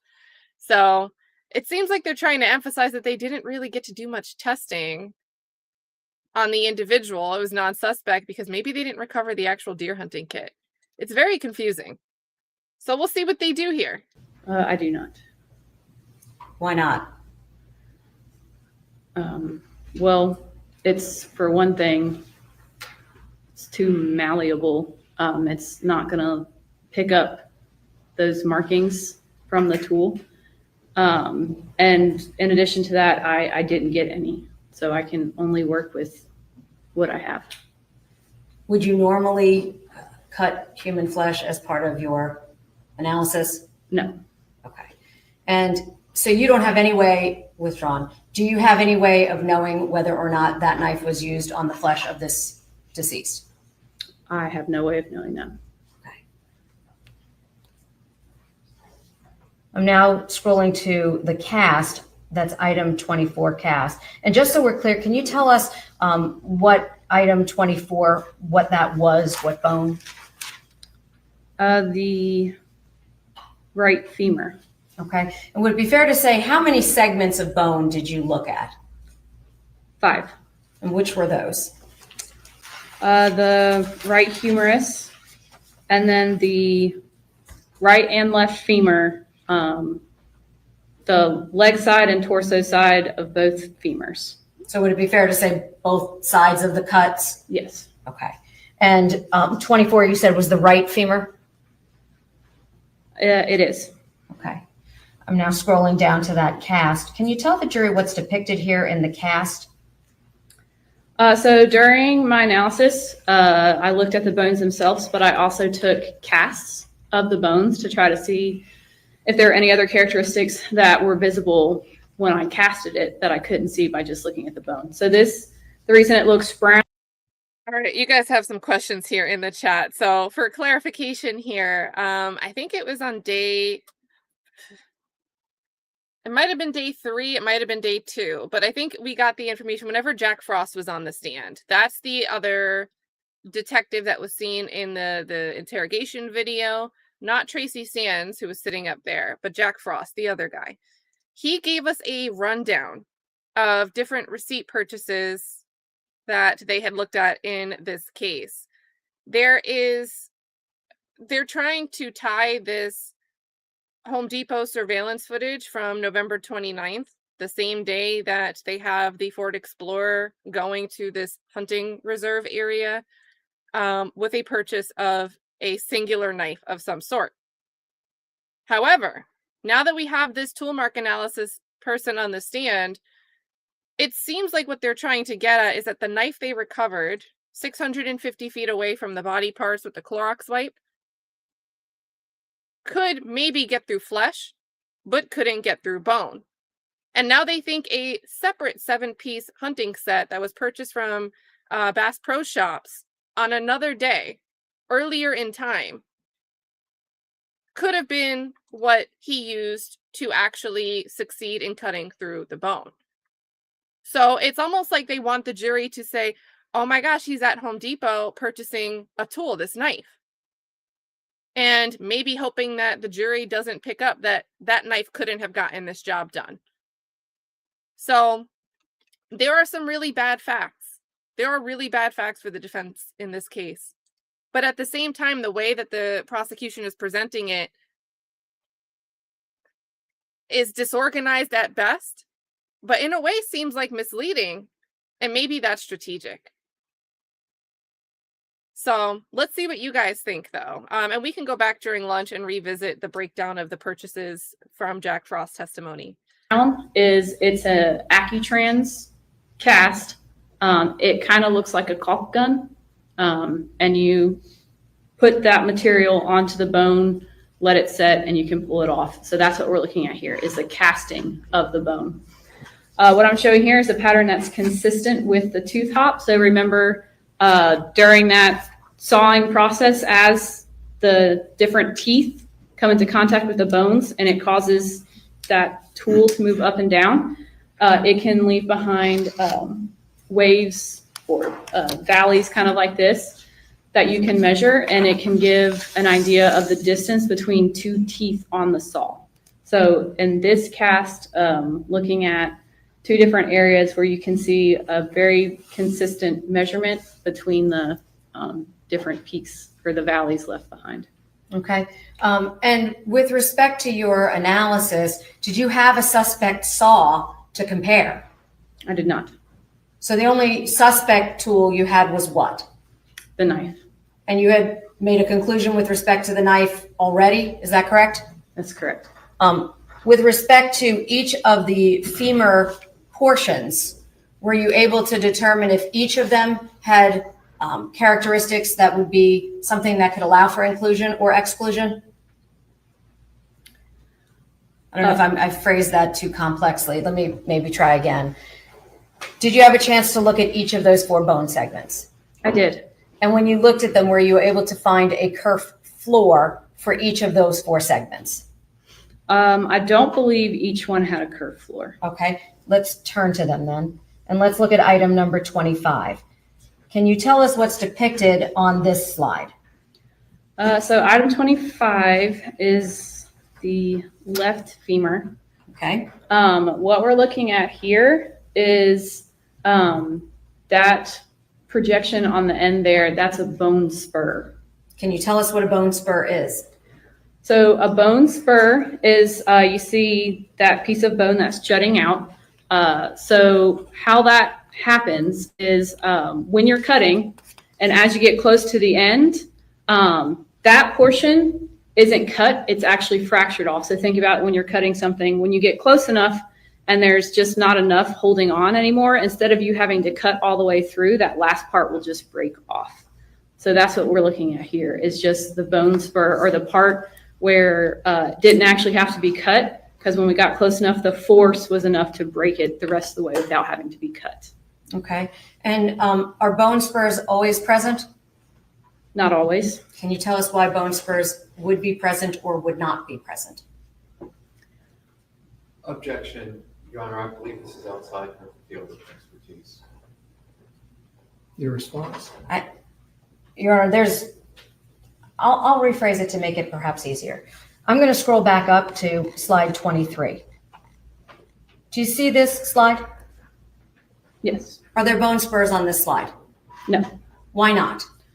A bone spur is only going to happen when there is a terminal cut. So when it's the cut that makes all the way to completely sever whatever the object is. So without having been completely severed, you can't have a bone spur.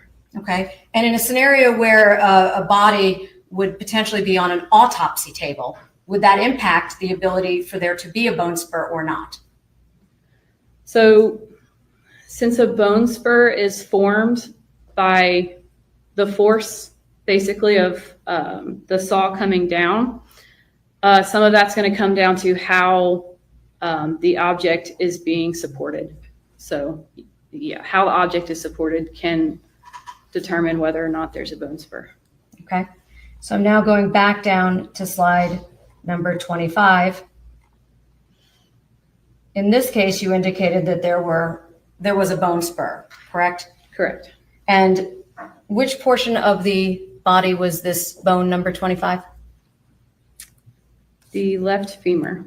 Okay. Did you do a cast of that bone? Of 25? Yes. I did. Okay. And can you tell the jury what item 26 cast is of? So item 26 is also the left femur, but the other side of the left femur. Again, we're just looking at that pattern on the cast. So I cast all the bones twice, just to compare casts to each other to see if I'm getting the same thing on both. And you can see in item 26 cast as well, we're getting those kind of valleys that are in kind of a predictable pattern and the same spacing apart, which again is consistent with tooth hop. And so would that also be consistent with what type of a instrument? It's consistent with a saw. I'm now turning you to item 27. Can you tell us what is depicted here? Item 27 is the other side of the right femur. And on the left side of that bone, we're looking down on it. You can see that, again, deep false start visible. We're looking down from above.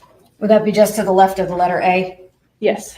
Okay. And can you tell us, is there anything unique about deep false starts that are different than shallow false starts?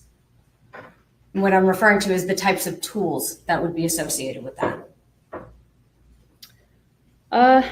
So deep false starts are more indicative of, say, a power tool, just because power tools take less energy. So if you have a deep false start and you were to pull that tool out, it doesn't take much energy to start a new cut, as opposed to with a hand tool where the user is the one supplying all the energy. If you've made it most of the way through the cut and you take that tool out, it's a lot of work. So it makes more sense to go back into the original cut.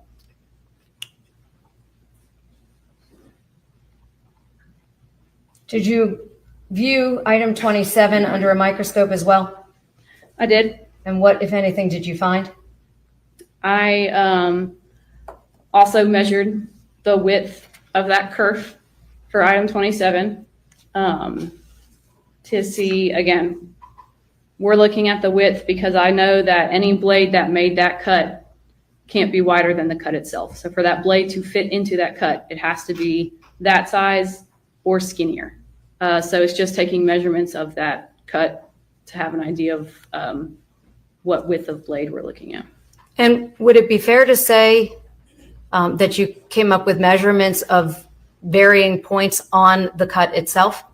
I did. And can you tell us anything about how much of a margin of difference there was at the different points? So for this one, it looks like the smallest was 0.064 inches and the largest was 0.070. So we're looking at a difference of 0.006.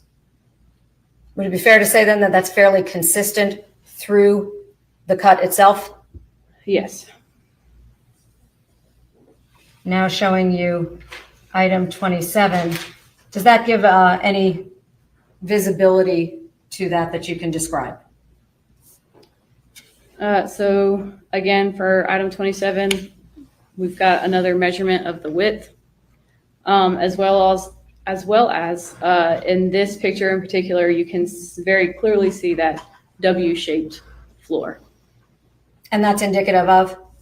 A saw. And item 27, what part of the bones was that? The right femur.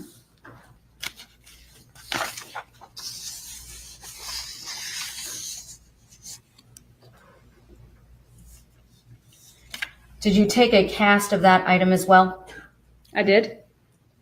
Did you see any indicative markings that drew your analysis? So again, on this cast, we can see a pattern that is again consistent with tooth hop, measuring at about the same distance as the previous ones. Did you compare the bones and the casts to each other? I did. Were there any consistencies or inconsistencies? So as far as individual characteristics, so I compared all of the bones to each other and the casts to each other to see if I could determine if they were all cut by the same tool, which I was not. I was neither a lack or there was neither an agreement or disagreement of individual characteristics. So in comparing them to each other, I could not determine if they were all created by the same exact tool. And looking at some of the class characteristics, there were similarities with the W-shaped curved floor and the distance between the pattern that was consistent with tooth hop. Okay. Now, these next slides that are here, can you tell us why you placed them in here? So for the next slides, I am looking at kind of stuff on the bones that we've already looked at. So the width of the curve, the floor, things like that. Comparing them to the saw, class characteristics on the saw in the deer processing kit. Okay, can you tell us what you found there? So looking at those pictures of the bones on the right, we've already seen them. It's just showing again the width of that kerf between, here we've got 0.064 and I think our widest is 0.071 inches. And then on the left there, that is a cut that I made in a lead wire using the saw from the deer processing kit. So I've measured the width of that cut there, and I also measured the saw itself, which comes out to about 0.064 to 0.070 inches wide. Basically, all this means is that I can't exclude it, because remember, before looking at those pictures, I said if the width of the blade was wider than the cut, then you can exclude that blade as being used. In this case, the width of the saw is not wider than the width of the cut, so I can't exclude it. Can you show us what saw you're referring to? Now, what range does Doug have to work with? Any saw that is not wider than the width of this cut could have been used. And not only that, but even this specific make and model of hunting kit is apparently one of the most widely purchased kits. You can get it from a bunch of different stores. It was hunting season. There were tons of people over here. A lot of people could have bought this kit, and Jack Frost, I hate saying that name, didn't go and find out if other people had made this purchase. So there's a lot that cannot be excluded and constrained down based on what she's able to tell us. So I think Doug, I think this is going to be a good cross-examination, and it's got to be. These are bad facts. People see timing of defendant being in area, and knife is there and body's there. He knows the victim. You've got to give the jury reasonable doubt here with this type of expert. So we'll see. Referring to in the deer processing kit? Yeah, I don't think there's very much that she can exclude, that can be excluded with her analysis here. And no, they did not recover the kit that they're alleging he used. The knife that they... If you need to stand up, that's fine. Cannot cut bone.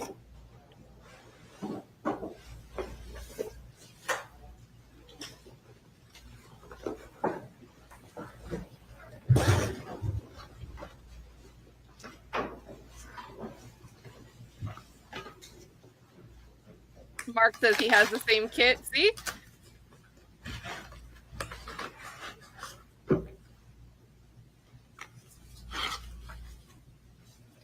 And is that the saw that you examined during the course of your analysis? It is. Can you tell the jury what, if anything, you observed, and I'm now going to turn to the next slide, with respect to that blade? So again, I measured the width of it to see if it was wider than the cut made in the bone, to see if I could exclude it. And then I also measured the distance in between the teeth of this saw to compare to that pattern from the casts of the bones that's consistent with tooth hop. So you can kind of see I have different measurements there on the teeth. That's because the teeth kind of come out at an angle. That's why it's leaving that W-shaped floor. And so the distance between the teeth that are kind of on the same side of the saw is about 0.227 inches or 0.230 to 0.231, depending on which side you're on. Did you take a cast of the saw itself? I did not. So that cast on the right is what? The cast on the right there is of the bone item 24, which is the right femur. And it's looking at, again, that pattern consistent with tooth hop.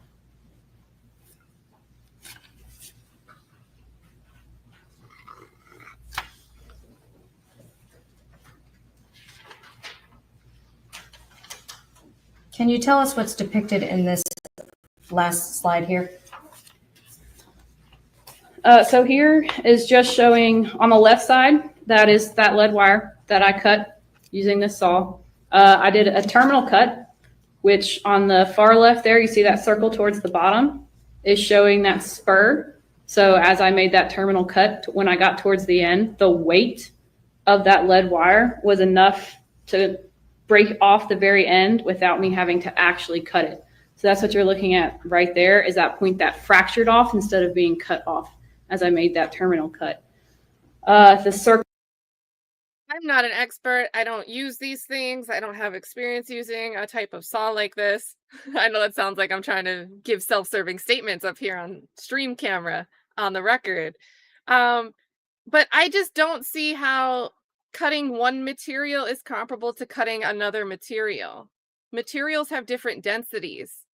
Things could chip and fracture in different ways. Like, this just seems like 8th grade earth science to me.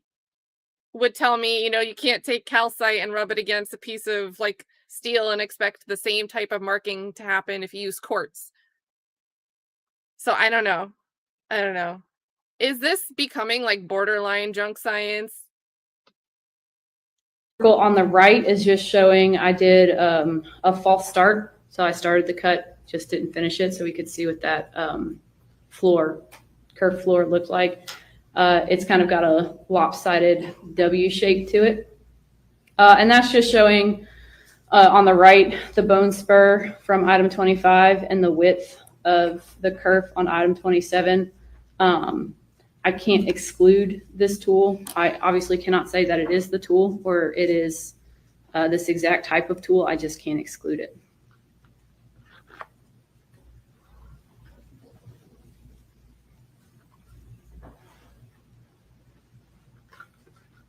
It could be, but very open possibilities to other things. Now, with respect to that being a non-suspect tool, would that have come into play as well?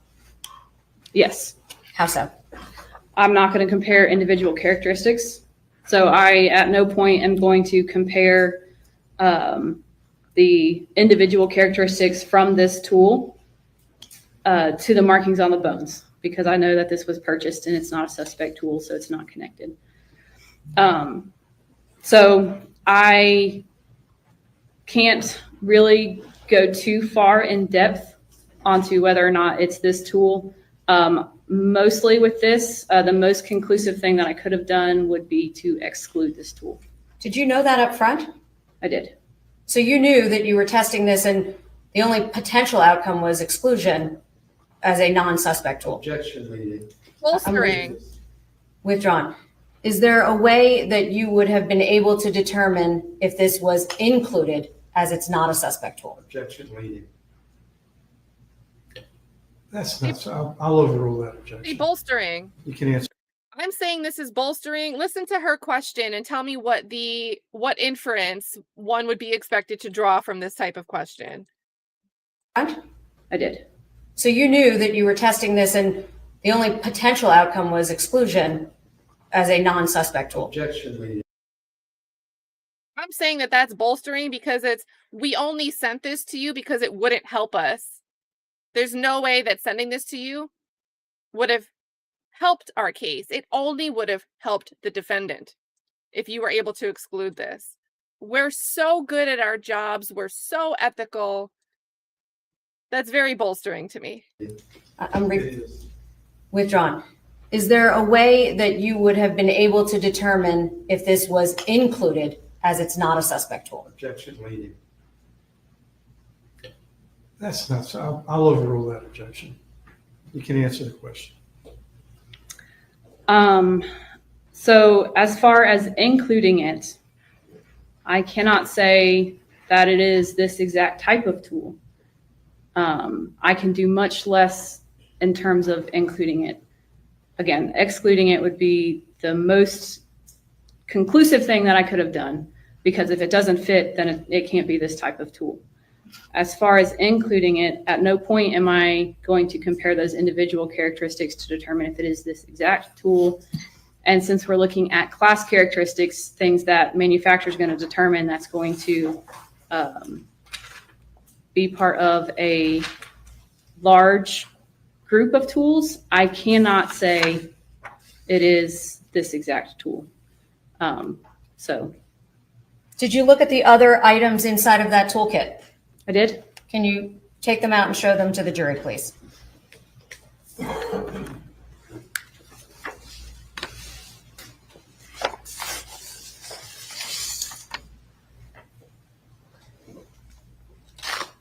If we could, just as you go through each of them, can you tell us what conclusion you were able to render with respect to each tool and why?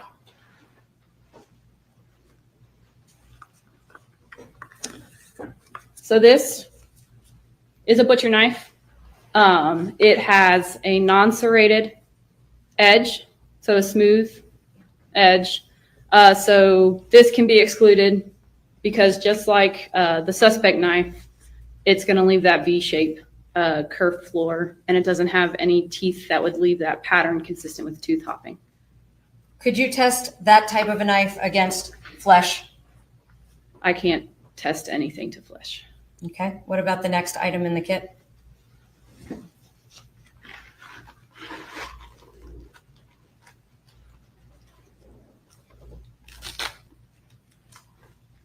remember, they purchased this kit.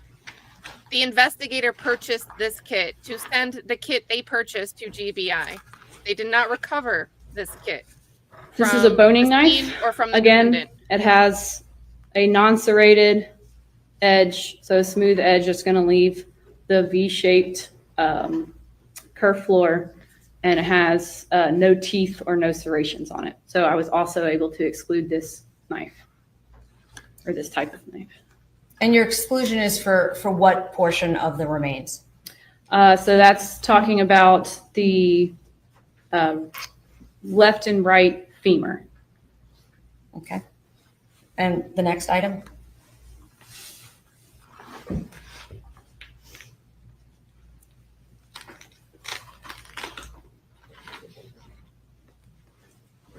Steel rod. This is just for sharpening all the other tools. So. And was there any reason to think that that was used in any way? No.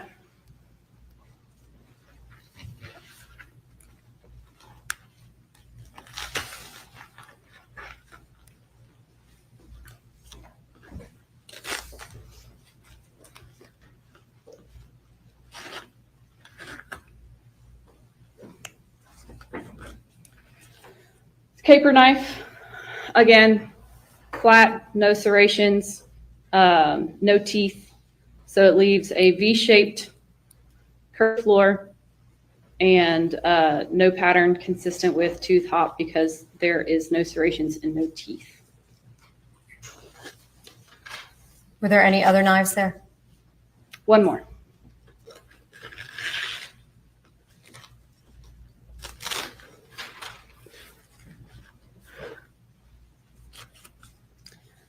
This is a drop point knife with, again, no serrations, no teeth.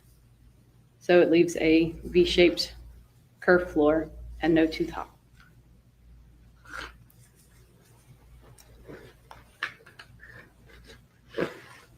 During your examination, did you ever have an opportunity to examine any power tools?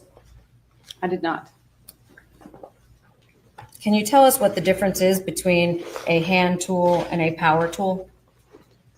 So a hand tool is powered by the user.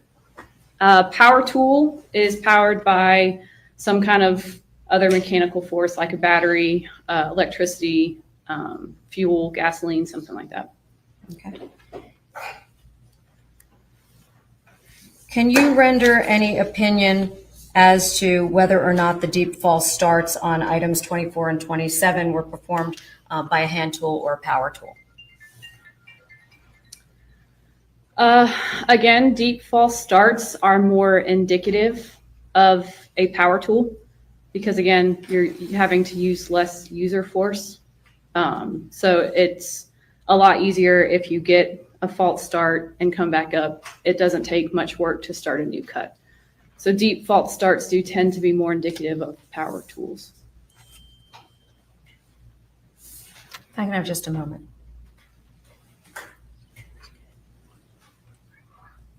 Your Honor, I have no further questions. All right, Mr. We're Weinstein. probably gonna do lunch. Are we gonna do cross?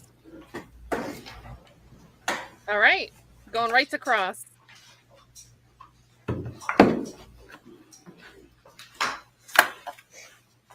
Examiner Satcher, good afternoon. Good afternoon. I'm Doug Weinstein. I believe we communicated this weekend. Yes, sir.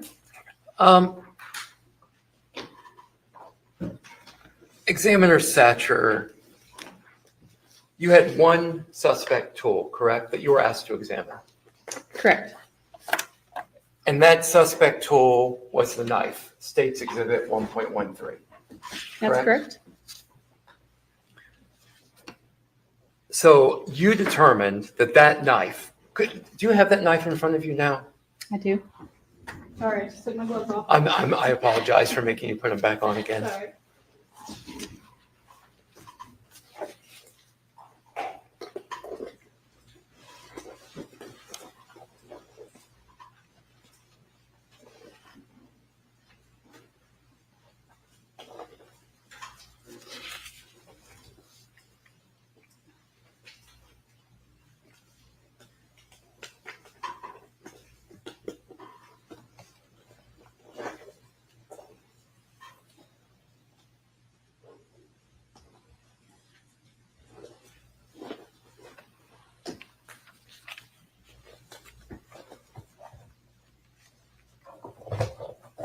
Okay, would you mind holding that up for the jury again? Sure.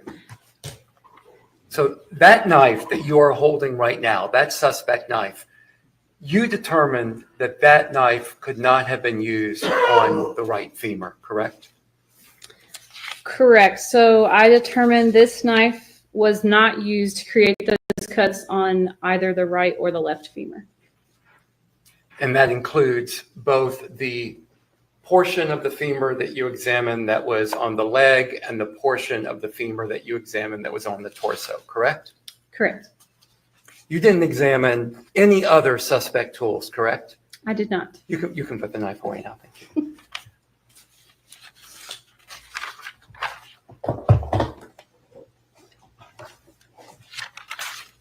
The other tool that you were asked to examine was not a suspect tool, correct? That's correct. And what was your terminology for that tool again? The saw? Yeah, the saw. You had a word for a non-suspect tool, or you just call it a non-suspect tool? A non-suspect tool, yeah. Okay, so you examined that saw in the non-suspect tool, correct? Correct.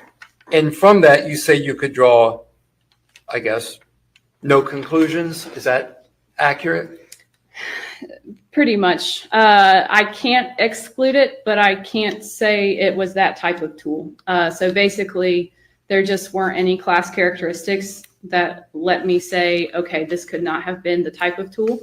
But since class characteristics do turn, like there's a whole bunch of different tools that are encompassed in class characteristics. Like it's not just those types of saws that have teeth set that far apart with a width of a blade less than that cut.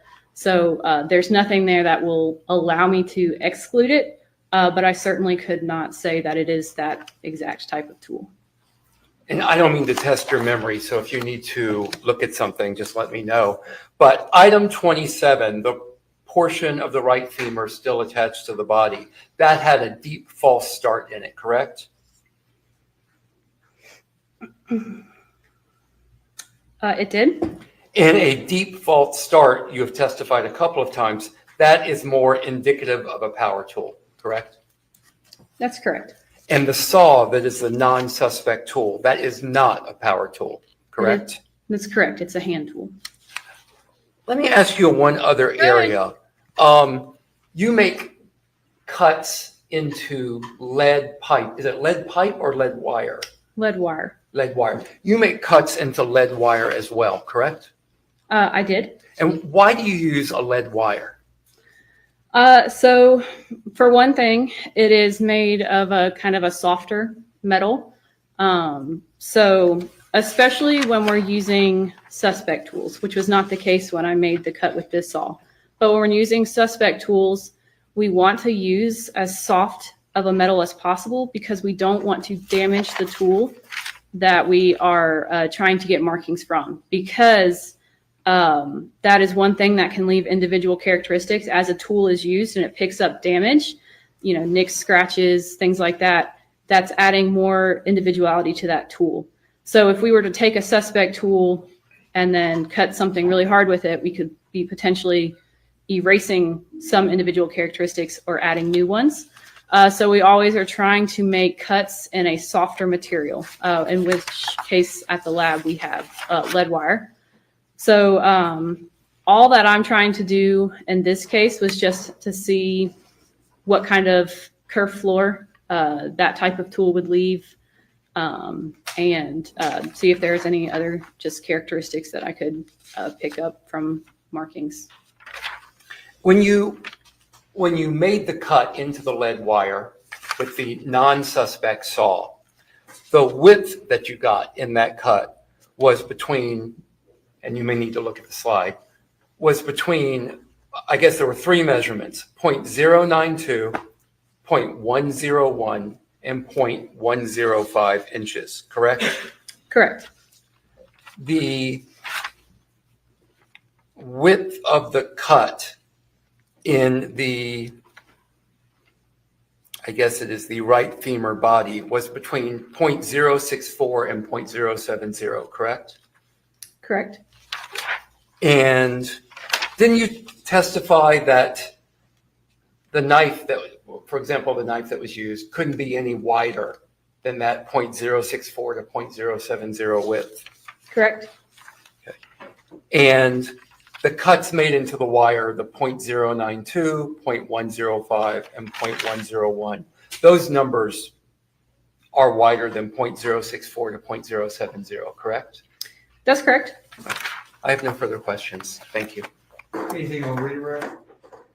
You appeared like you wanted to explain that last question. Can you explain that for us? Meaning the width? So the reason that I could not exclude it based on the width, because that cut is wider, is because of the width of the actual saw. So before I ever made this cut, I knew that the saw itself was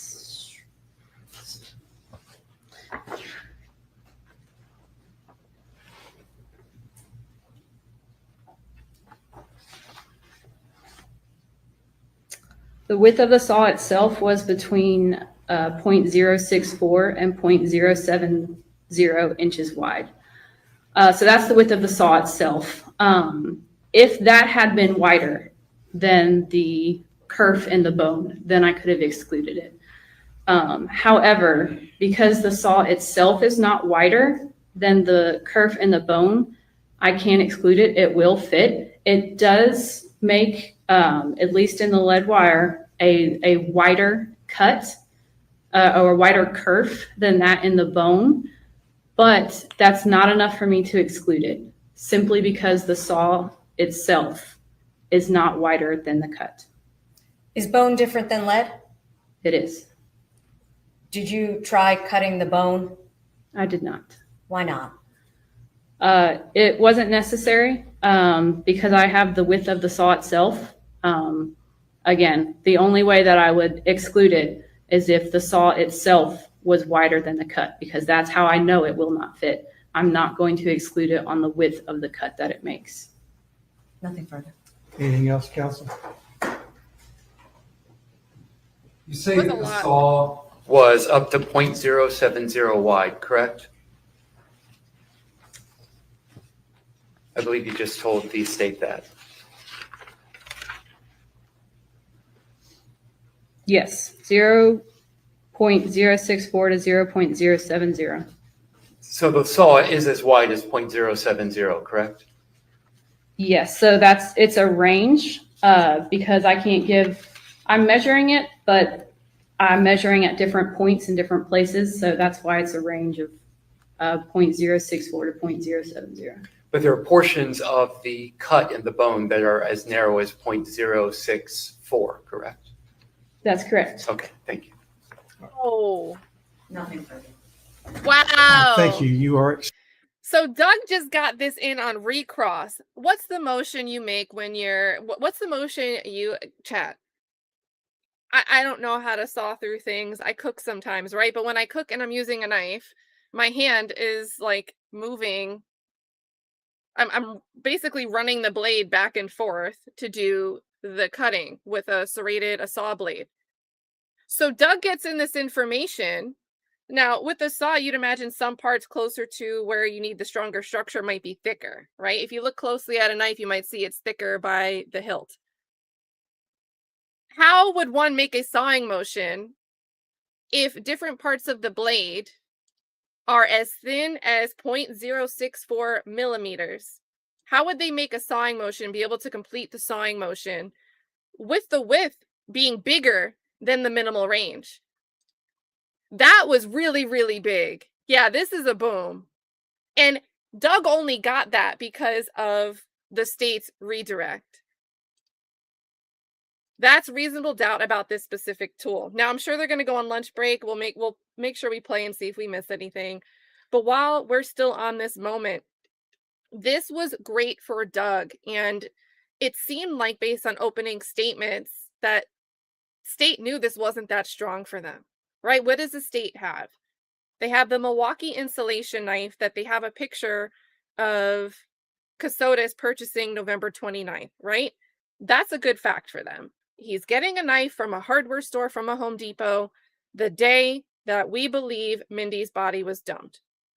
Now, with the entomologist, there's a range in the time to colonization where maybe that range didn't include certain factors we should have considered, and maybe that isn't actually when her body was dumped. But nevertheless, if you're a juror and you're sitting there and you say, well, they're showing us public works surveillance of a Ford Explorer. Granted, we can't see the license plates, but we're presumably going to get Agent Bernie to come tell us the Ford's GPS and Nick Kassotis's cell phone are marked being in the area as well. All of those things together, pretty strong circumstantial evidence. But this knife that matches the one he purchased at Home Depot, this insulation knife, cannot cut through bone. That is the suspect tool. That is the only knife tool that they collected from the scene and or from Nick Kassotis. With the knife, they got it from the scene 650 feet away from where they're finding the body parts, with a Clorox wipe on a hunting ground that a lot of hunters are using. And several people in the chat say, I have that type of knife. I have Milwaukee knives. Then they purchase, Jack Frost tells us, and we're going to rewatch his testimony on lunch. Jack Frost purchases a 7-piece hunting kit that contains this saw. They do not recover this hunting kit or this individual saw from the hunting kit, from the scene, or from Nicholas Kassotis. It's something that the investigator went and purchased himself after finding a separate receipt from a different day while looking through all of Nicholas Kassotis' purchase history across months. I think the date range they gave was August 16th to December 29th is the search warrant returns for the business records that Jack Frost went through to look at purchases. So Jack Frost goes and purchases this hunting kit, and they submit it to GBI for testing. Now, we're getting this testing that, even if so, we have a range. So let's get the exact range. 0.064 milliliters and 0.070 millimeters is the range of width for the different points on this saw blade. But there's points that are just as narrow as the narrowest range. This is good defense work. And I hope that everybody in this chat understands that just because we're saying it's good defense work, it doesn't mean there's going to be an acquittal here. But this defense attorney, Doug Weinstein, Doug is doing his job. Doug is doing his job. Oh, and Angelica says, to reach the jury, Doug has to bring home these kind of points in layman's terms. I didn't follow until you broke it down. So I do wish there was a little bit more that he went into with his explicit questioning. But this will typically, you'll see this happen in closing arguments, which is the last thing that the jury gets to hear before they go and deliberate. We should be seeing a good attorney in closing arguments will tie everything together. And likewise, the prosecution will do the same. So very, very interesting. So let's get some thoughts on what you guys think about this with the tool mark expert. Yeah, Hunter says this is like using someone else's gun to prove you shot someone. Shout out to Empowered Souls joining us. And then the power tools. The power tools is the other point. So the state is not charging Nicholas Kassotis with using power tools. They charge him with 5 counts. And that doesn't mean the jury can't infer that he had access to power tools and still think he carried out the murder and convict him on that. But there are 5 counts that relate to what the prosecution thinks he used as tools. You have the Ford Explorer for transporting the body, the insulation knife to get access to the bones, the deer processing kit to, and this is their words in opening, to potentially cut through the bones. And the tubs are one tool together that were used to transport her. And then number 5 is the shovel that was used to bury the head and partially bury one of her legs, right? So we don't have the state charging this possession of a tool or use of tool in commission of a crime in relation to a power tool. We're going to rewatch the testimony from Jack Frost. We have no evidence of a purchase of power tools. And what's very, very interesting, Doug, when I think the landlord, or maybe it was actually Brett Dickerson, when Brett Dickerson's talking about they do the luminol testing, the blue testing in the Airbnb. He's the one that goes and looks at this scene when they get the search warrant and they go look at it after other people had rented in and out. Well, Dickerson was asked about a tool shed, a storage shed that's on the property. And what do people store in tool sheds? Well, tools. And then on redirect, the state tries to walk back, you know, there's tools on the property that could explain why somebody had access to tools. It has nothing to do with somebody going to Home Depot.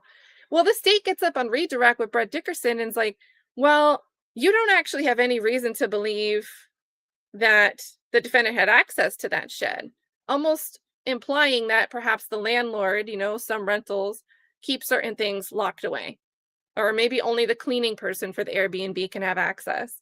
So in a way, previously, whether Doug led the prosecutor to do that or the prosecutor did it on her own, if there's power tools on that property, the state's making the argument that even so, the defendant wouldn't have had access to them. So now we have this tool mark analysis expert saying, this is actually, these deep false starts are more consistent. It's what I would expect with a power tool rather than something that's manual. And the state was saying that, well, even if there were tools in the tool shed, the defendant wouldn't have had access to them, but they don't have him purchasing power tools either. So this was a lot. This was a lot.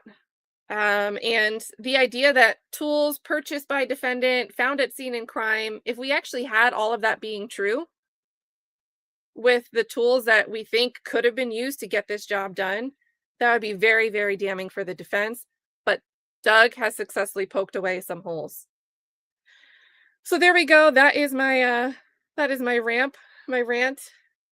my ramble. And I still think the state needs to, I think they need to tell a story, but they need to tell it a little bit more cohesively. There's a few times where I feel like they're disorganized, but they seem to coincidentally be disorganized with the facts that Doug can poke holes in, as if they don't want to really say those facts out loud. Like, they start mumbling, kind of. So, yeah, so you get a saw. There's a saw part of that 7-piece kit. So let's see if they say anything before they go to lunch, and we'll go check out the testimony from Jack Frost. Excuse.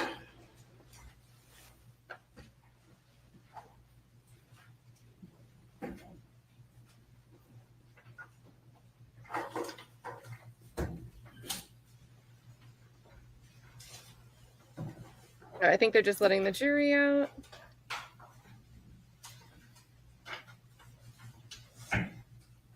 We'll just see if they say anything.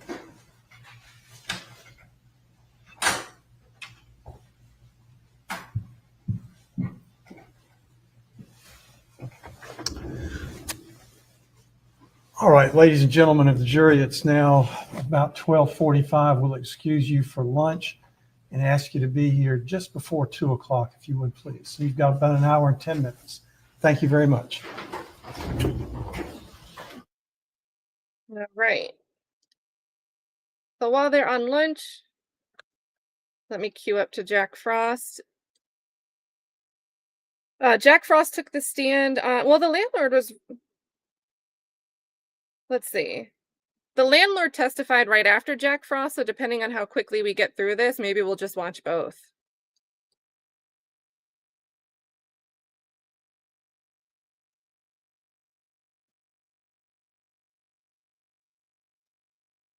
All right, I'm going to skip where they're just asking about his experience and go right to them publishing exhibits.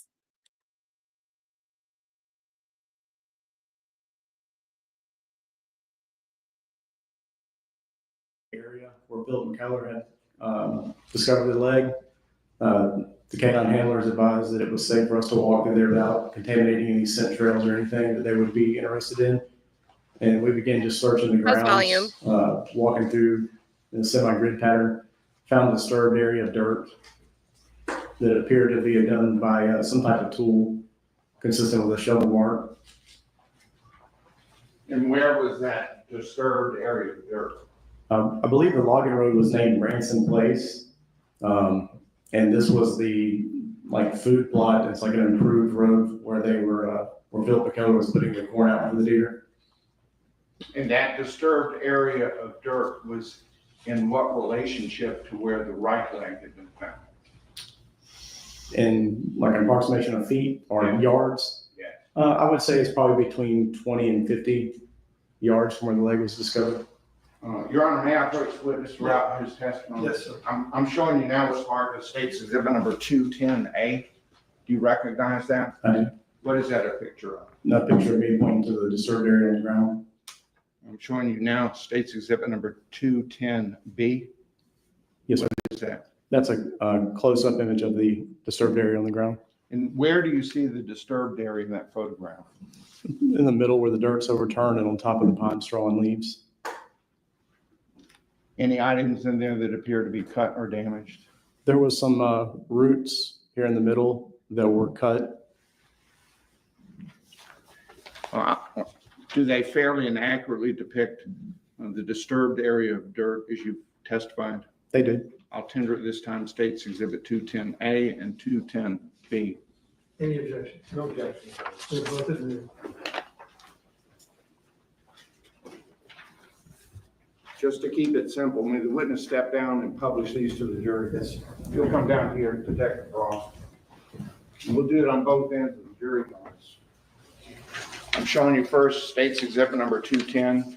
Describe for the jury what this picture shows.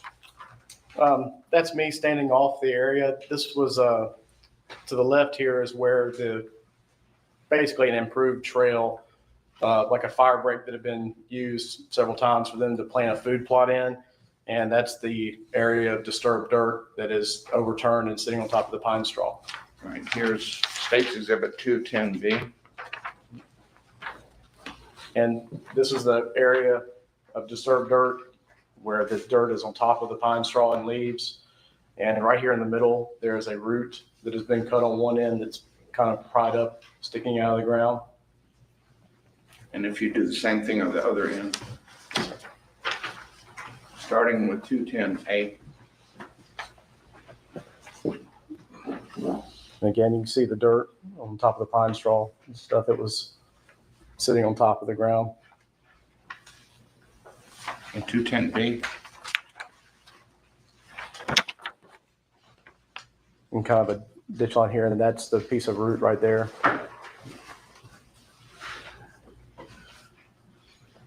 Thank you. You have a seat.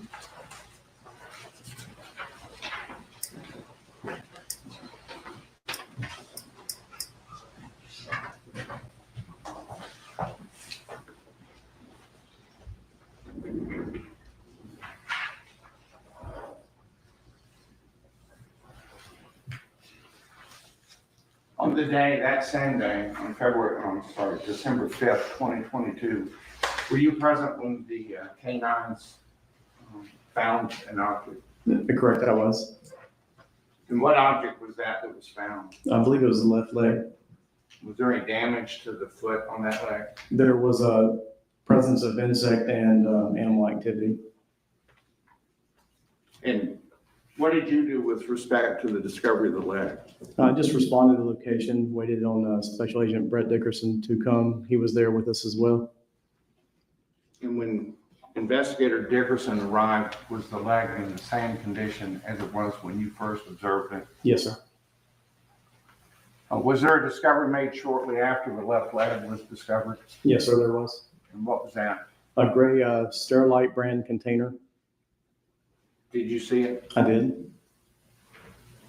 Did you look inside of it? I did. What was inside? There was a mixture of a brownish red liquid and leaf material. Did you return to this same general area on Wednesday, December 7th, 2022? I did. For what purpose? To conduct another search, follow-up search with one of the cadaver dogs. Their team had decided after reviewing the locations they had traveled, any areas of interest that the dogs might have shown interest in a scent trail for us to continue looking, and also to look manually on the ground just by walking around for anything that might be of interest, any items of evidence. Did you find anything? I did. What did you find? A human head. What led to the discovery of the head? Driving down again, I believe the road's called Branson Place. It's not an official road. It's like a logging trail. Driving down, looking in the ditch line, it was getting dusk. And there was, among the planted pines on the edge of the road, there's a live oak tree. And I was using that to kind of block the sun out of my eyes. And when I could look between that tree and another tree next to it, there appeared to be an area of disturbed dirt behind it that stood out from the rest, as it didn't have the same amount of leaf covering and stuff on it. So I'm showing you now what's marked as State's Exhibit number 2.16. Do you recognize that? I do. What is that a picture of? That's a picture of my vehicle near the oak tree, along with a yellow evidence marker by an area of disturbed dirt. Who put that evidence marker there? I did. And what is the evidence marker depicting? That's the location where the head was located. And does this photograph fairly and accurately depict the scene as you found it that day? It does.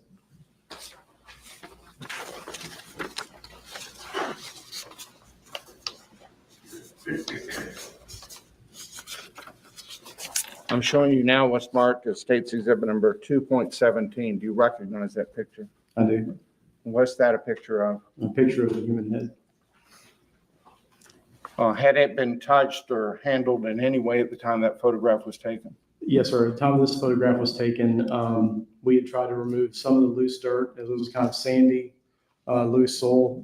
And once we got to a point where the dirt wasn't freely falling off, we relocated it to a body bag. I'm showing you now State's Exhibit 2.18 and ask if you can identify that. I can. What is it? It's the same head. Is it any different than the previous picture? In this one, we open the eyes to see the eye color. And what color are those eyes? In this picture, they're brown. And can you recognize the nose and the mouth? Not clearly, no, sir. And does this photograph fairly and accurately depict the head that you found? Yes, sir, it does. So I'll tender at this time States Exhibit 216, 217, and 218. It is there. No objection, Judge. So they're all admitted. And I would request at this time they be published to the jury via the system. You may.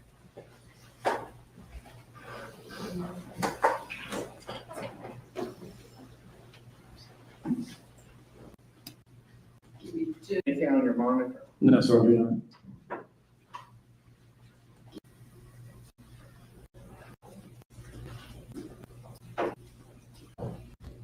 Let me know when. If you let me know when something appears on your screen. Yes, sir.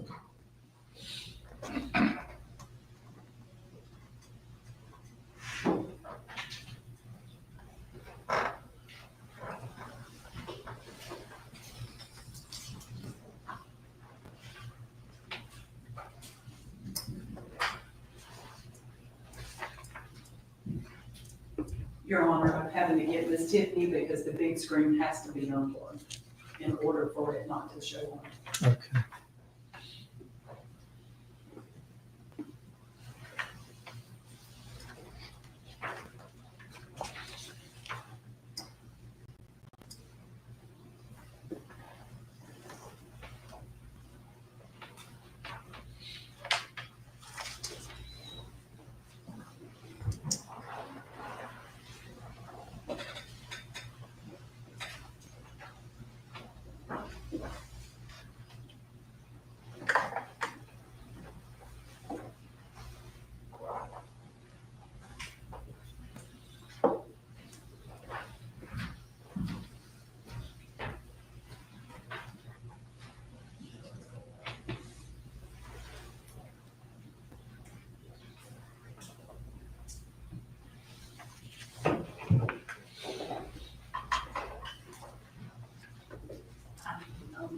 So it doesn't show on.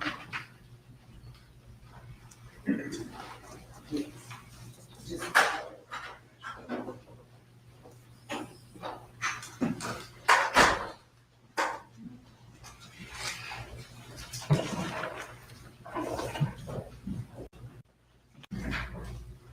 All right, sir, I have a picture.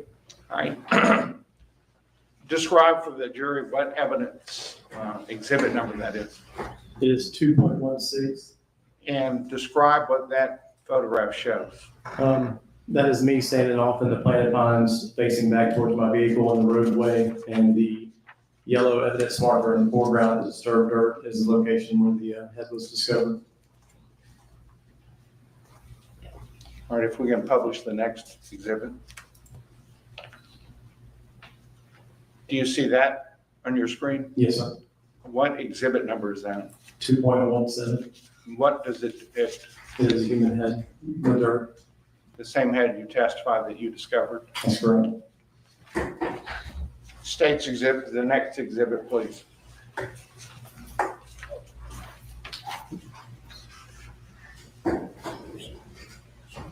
Do you see it on your screen? Yes, sir. What's the exhibit number? 2.18. And describe what the jurors are seeing. The same human head, this time with the eyes a little bit more open to see the eye color. All right, thank you. You may turn it off. Now, you worked in concert investigating this case with Investigator Sands. That is correct. And on May the 5th, 2023, were warrants obtained? I'm not sure exactly the date, but that sounds close to the right around the time that warrants were secured For what offense? for murder. And who was named as the suspect in that warrant? Nicholas Kassotis, aka Nicholas Stark. After that arrest warrant was obtained, was the defendant arrested? He was. Approximately how long after the warrants were obtained? I believe it was May 12th, I believe was the day he was arrested. So just within a few days, maybe about a week. And on May 13th, 2023, did you accompany Agent Sands to Lancaster, Pennsylvania? I did. What was in Lancaster, Pennsylvania? Mr. Kassotis. And where was he up there? He was in the Lancaster State Prison. Is that a pretrial detention facility or not? They have a facility for that inside the prison.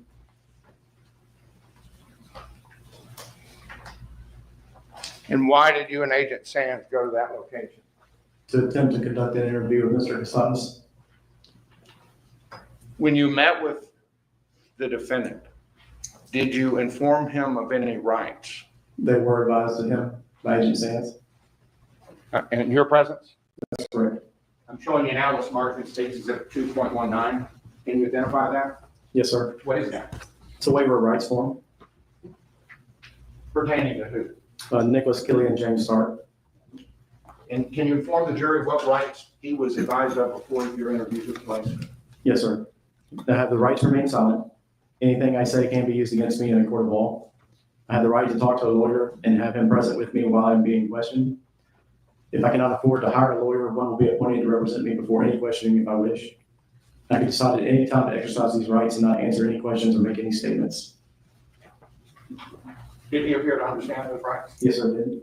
Did he indicate whether or not he wished to waive those rights by signing that document? He did. Did he do that in your presence? Yes, sir, I did. And does this fairly and accurately, is this a copy of the Miranda form that you used to advise the defendant in this case of his Miranda warning rights? Yes, sir. And I'll tender at this time States Exhibit 2.19. Any objection? No objection, Your It Honor. is admitted. If you will, describe the area where this interview took place. It was in a room inside the prison. There was a table, a couple of chairs, a small window, and a couple of doors. Was he allowed to be seated? Yes, sir, he was. Were you and Agent Sands sitting also? Yes, sir, we were. Was the defendant wearing handcuffs? Not during that time, no, sir. Did you or Agent Sands have weapons that were visible? No, sir. Did you ascertain his level of education? Agent Sands did, yes, sir.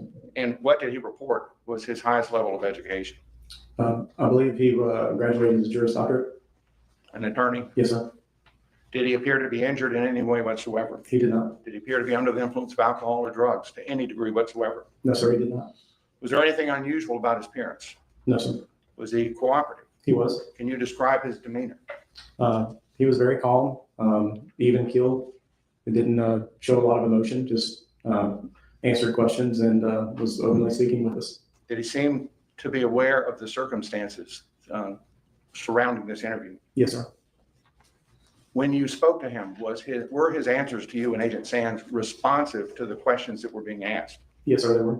At any time, did he invoke his right to remain silent? No, sir, he did not. At any time, did he invoke his right to speak only with an attorney present? No, sir, he did not. Was there any offer of hope, of reward, or benefit in exchange for him giving a statement? No, sir, it was not.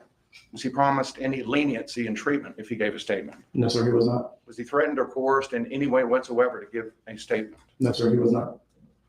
And was this interview recorded? It was. How? Audio recording. There's no video of this interview? No, sir.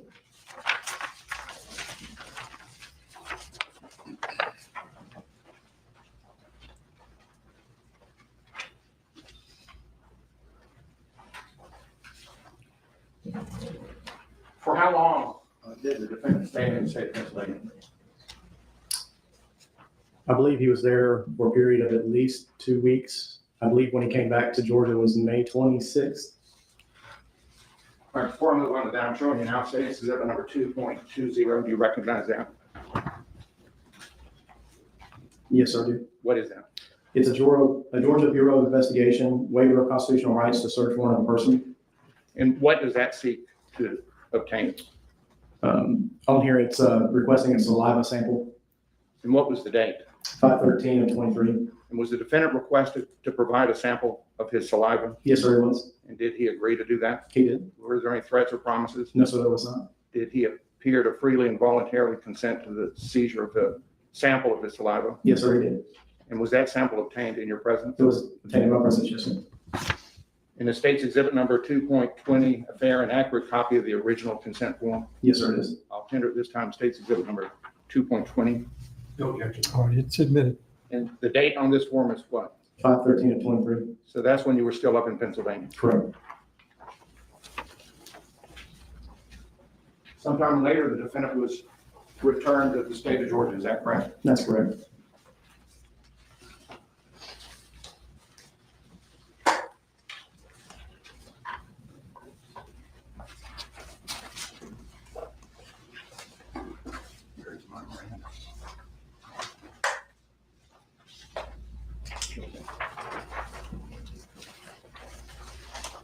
On about May 26, 2023, did you come in contact with the defendant here in Liberty County? Yes, sir, I did. For what purpose? To conduct a follow-up interview. I'm showing you now what's marked as State's Exhibit number 2.21 and ask if you can identify that. Yes, sir. What's that a picture of? Mr. Kassotis. Is that how he appeared on May 26, 2023? Yes, sir. Is it a fair and accurate copy of the way he appeared that day? Yes, sir, it is. I'll tender at this time State's Exhibit number 2.21. No objection, Your Honor. It is a good. Why did you come in contact with him again on May 26th? To conduct a follow-up interview. Were you alone or with anyone? I was with Special Agent Sands again. And before that interview took place, did you advise the defendant of any rights Special Agent Sands did again, yes, sir. in your presence? Yes, sir. I'm showing you now what's marked as State's Exhibit 2.22. Do you recognize that? Yes, sir, I do. What is that? It's a waiver of rights form. And can you inform the jury what rights he was advised of prior to that interview taking place? Yes, sir. I have the right to remain silent. Anything I say can be used against me in a court of law. I have the right to talk to a lawyer and have him present with me while being questioned. If I cannot afford to hire a lawyer, one will be appointed to represent me before any questioning if I wish. I can decide at any time to exercise these rights and not answer any questions or make any statement. Did he appear to understand those rights as he was being informed? Yes, sir, he did. Did he indicate on that form whether he agreed to waive those rights? He did. How did he indicate that? He signed. In your presence? Yes, sir. I can't remember, was this tendered already or not? 222. Is it a fair and accurate copy of the original Miranda warning rights as given by Agent Sands to the defendant? Yes, sir, it is. I'll tender State's Exhibit 2.22. Okay. It's a good. Where did that interview take place? At the Liberty County Jail in the CID building and interview room. Can you describe the area where the interview took place? Yes, sir. It's a room with a table and a couple of chairs in it. Was the defendant allowed to be seated? Yes, sir, he was. Were you and Agent Sands seated? Yes, sir, we were. Did he appear to be under the influence of alcohol or drugs? He did not. Did he appear to be injured in any way whatsoever? He did not. Did you or Agent Sands have weapons that were visible? On that day, I cannot recall if we had our weapons out of the holsters and put up, or our holsters were just present or not. They were never removed from holsters? No, sir, that was in the room. Was there anything unusual about his appearance or his behavior? No, sir. Was he cooperative? He was. Can you describe his demeanor during that interview? Very calm, unemotional, and responsive to question. Did he seem to be aware of his surroundings? He did. Did he seem to understand what was happening? Yes, sir. When you spoke to him and Agent Sands spoke to him, were his answers responsive to the questions? Yes, sir, they were. At any time, did he invoke his right to remain silent?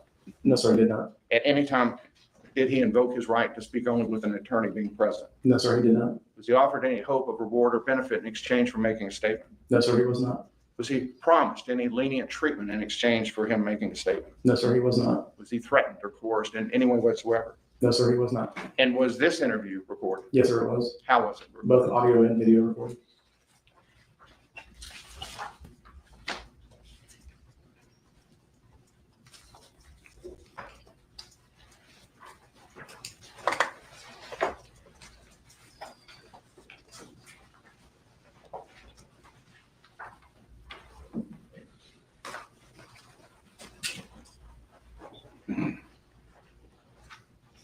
Honor, this time to say is tendering a number of certified with the business records. And they come with the certificate of authenticity they've been shown from Mr. Weinstein. And I'm moving to admit at this time State's Exhibit number 2.26A and 2.26B, 2.26C, 2.23, 2.24, 2.25, 2.25A, and 2.25B. Any objection? Can I just say this Yes, sir. one more again?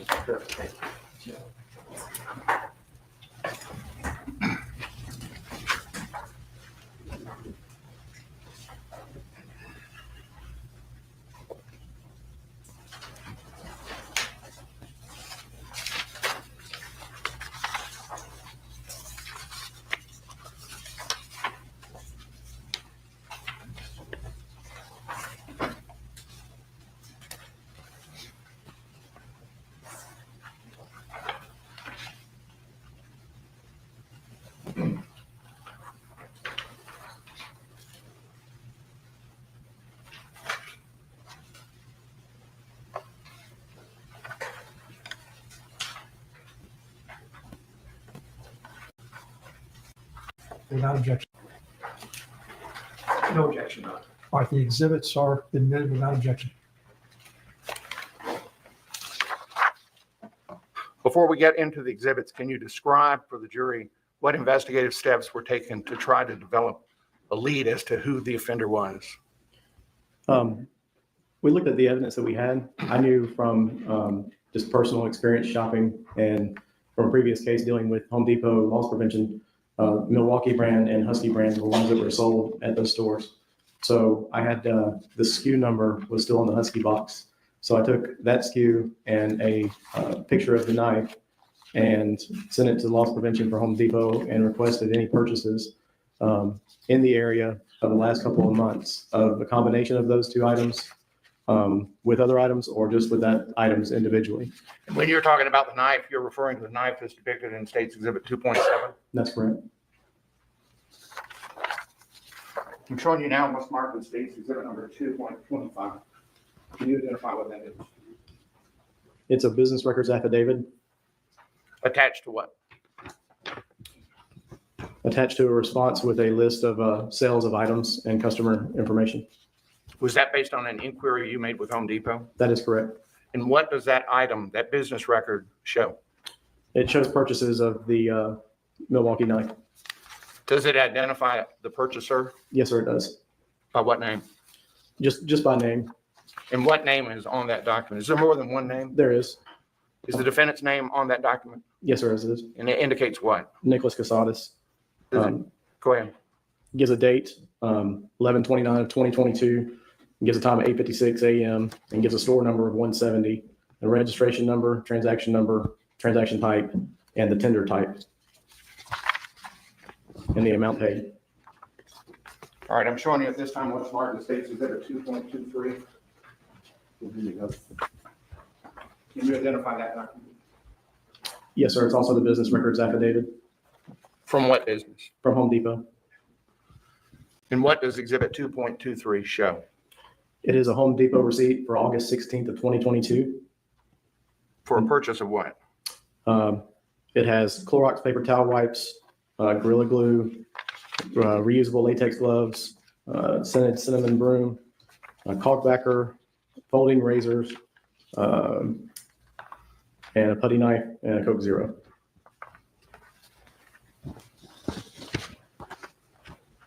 Let's go back to that last. Home Depot Business Record, State's Exhibit number 225. I'm showing you now what's marked with State's number 2.26. Can you identify that? Yes, sir. The top one is the business records affidavit from Home Depot. And what is attached?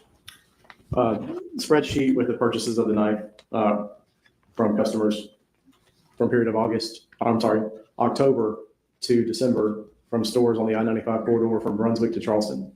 And on that document is the defendant's name. Does it appear?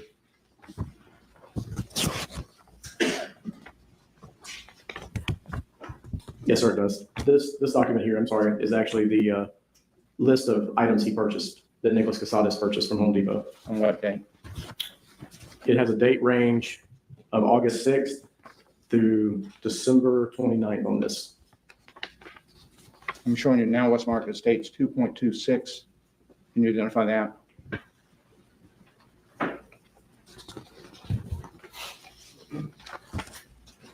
That appears to be the same form. Okay. Just a different format. Correct. Showing you now what's marked as State's 2.26. Can you identify that? Yes, sir. Also the business records affidavit for Home Depot. And it is a receipt for November 29th, 2022 for a Milwaukee smooth blade insulation knife. That's that same orange handle knife that has been referred to earlier. Correct. It also has an image on it as well. And the image was taken from where? From Home Depot. Surveillance video? Correct. Would you like all these? Yes. Do you recognize the person who's depicted in this surveillance video attached to that exhibit? Yes, sir. It's Mr. Kassotis. Do you see anything under his arm? That appears to be a Milwaukee knife.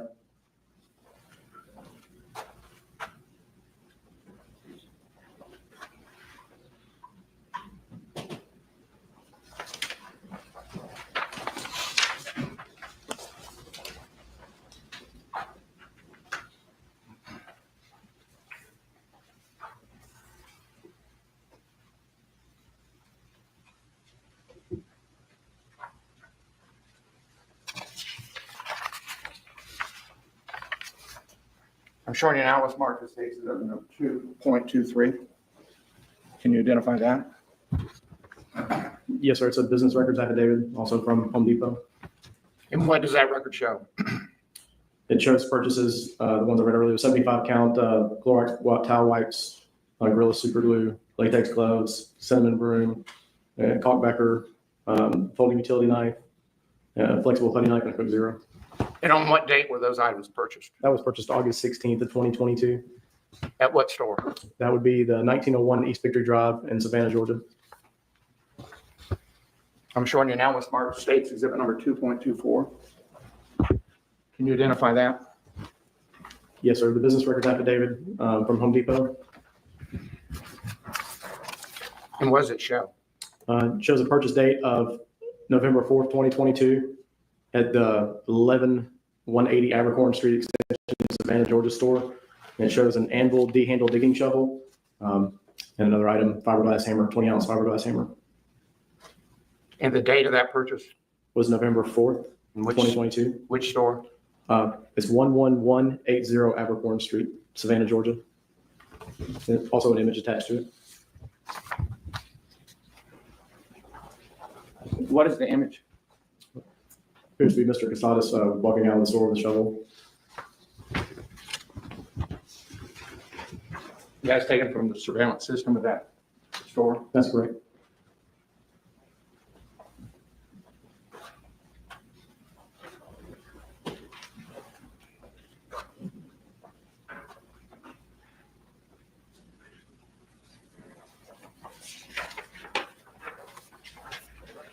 And of course, for the jury's benefit, they will have all of these items submitted as evidence out with them in the jury deliberation room. Is that correct? Yes, sir.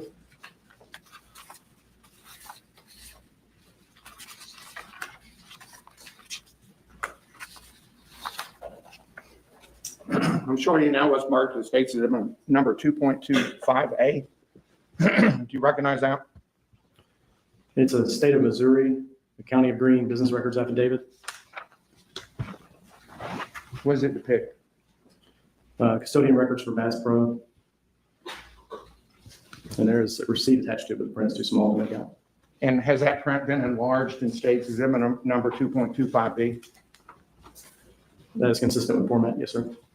And what does that show?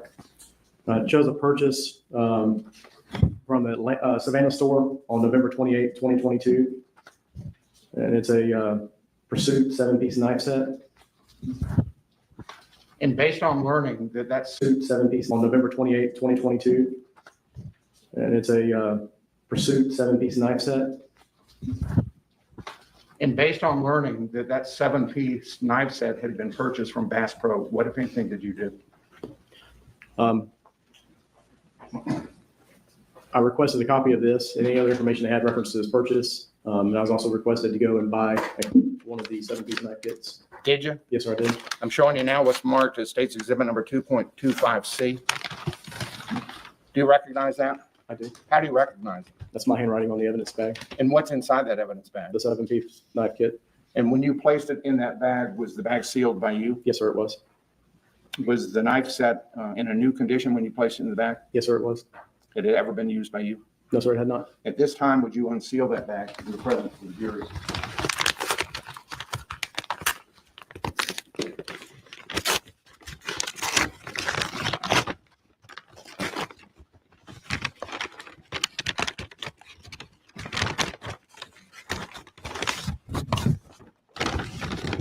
You just removed the box. Describe that box. It's got orange writing, white writing, got a picture of 4 different knives, a sharpener, a nylon carry bag, and a saw. And are those knives inside that box? It feels like it has some contents in it.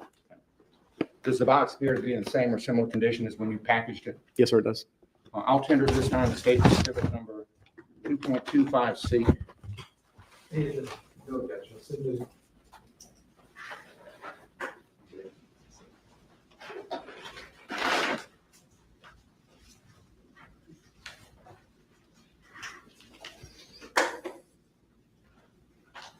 During the course of your investigation, did you research the recall history of the defendant's 2022 Ford Explorer? I did. Did you have access to his that vehicle purchase information? I did. Did you have access to the VIN on that vehicle? I did. And were you able to search for recalls using that unique VIN? Yes, sir, I did. And what was the result of your research? The only recall I could locate was one for a rear bolt failure that would cause a vehicle to roll out apart. And how recently did you perform that search? Just last night. Did you find any evidence of recalls for engine fires for that vehicle? No, sir, I did not. I think there's a matter we need to take up outside the presence of the jury briefly. Okay. Are you asking if they be excused, or can we handle this? They need to be excused. Quiet, ladies and gentlemen, please step out just a moment.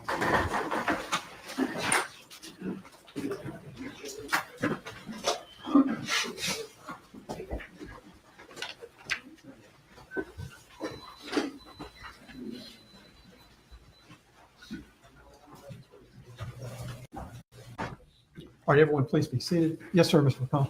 So this will be simpler than I anticipated. Mr. Hershey yesterday was asked about a vehicle recall. He was asked, are you familiar that in August of 2024, Ford recalled 85,000 Ford Explorer SUVs for engine fires over the period of manufacture from 2020 to 2022? My intent was to tender this State's Exhibit number 2.52 that we obtained from the internet. I believe that's where the information came from. And it's my understanding that Mr. Weinstein will not object to me tendering this as an exhibit. And just to clarify, I don't recall exactly where that information came from that I got yesterday, but I do not object to the state tendering this exhibit. All right, then, problem solved. Yes. All right, thank you. Thank you. Where's our? Another example of a very polite sidebar in this trial. Step out and ask. Yeah, if you would, go ahead and ask him to come back in.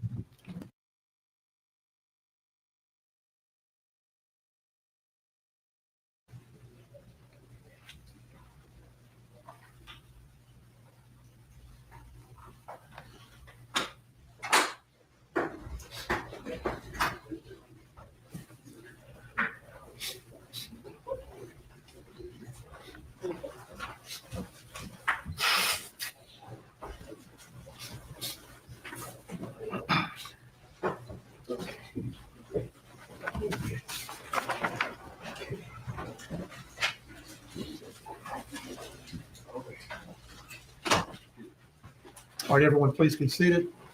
Counsel, you may continue. While the jury is in the courtroom, the state will tender Exhibit 2.52. 6.52, I understand there's no objection. No objection. All right, it's admitted without objection. I'm showing this to you, Detective Frost, Exhibit 2.52. Do you recognize that? Yes, sir. Where'd that come from? It's a screenshot from my computer. Would you read the contents of that to the jury, please? Ford Motor Company, August 16th, Reuters. Ford Motor Company is recalling about 85,000 Explorer SUVs equipped with a police interceptor utility package over concerns of an engine fire, the National Highway Traffic Safety Administration said Friday. In the event of a motor failure, oil and fuel may be released into the engine compartment and accumulate near ignition sources, possibly resulting in fire, the regulator said. There's also a blurb for stay up to date, latest news trends. That's just Reuters.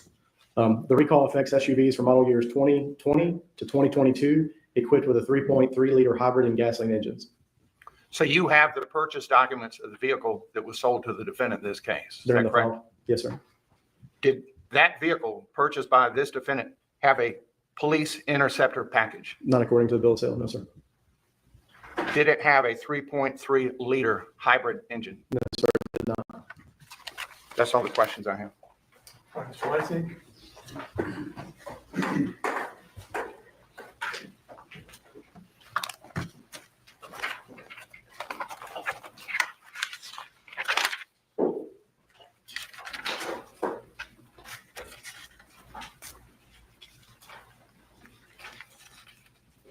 Good morning, Investigator Frost. Good morning, sir. My name is Doug Weinstein. I represent Mr. Kassotis, Yes, sir. as I'm sure you well know. Good.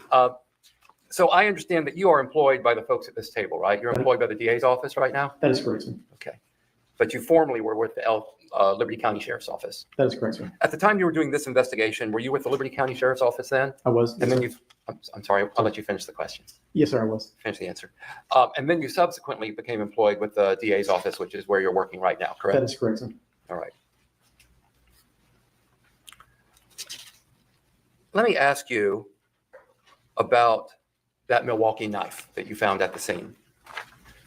Now, you mentioned Mr. Kassotis purchasing a Milwaukee knife at Home Depot, correct? That's correct. And it was the same model knife, right? Correct. But you have no way of knowing if that is the same knife, correct? That is correct. As far as you know, it could be a completely different knife. That is correct.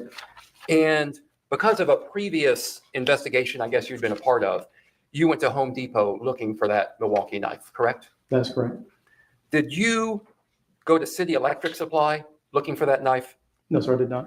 Did you go to Savannah Rubber Conveyor looking for that knife? No, sir, I did not. Did you go to Ferguson Enterprises to look for that knife? No, sir, I did not. Did you go to Whitecap to look for that knife? No, sir, I did not. What about LGG Industrial?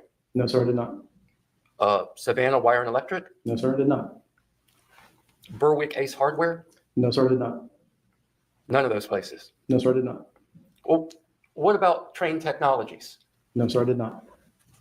United Refrigeration? No, sir, I did not. Did you go to Triple J Mechanical? No, sir, I did not. Did you go to Sandpiper Supply? No, sir, I did not. Did you go to Johnstone Supply? No, sir, I did not. Contractors Depot? No, sir, I did not. Motion Industrial? No, sir, I did not. Gray Bar Electric? No, sir, I did not. The Krager Company? No, sir, I did not. Savannah Tool House? No, sir, I did not. Can't read my own writing, I'm sorry. Did you go to Granger? No, sir, I did not. Southern Pipe and Supply? No, sir, I did not. Baker Distributing? No, sir, I did not. US Tool Group in Garden? No, sir, no, sir, I did not. Southside Ace? No, sir, I did not. Triple J Mechanical? No, sir, I did not.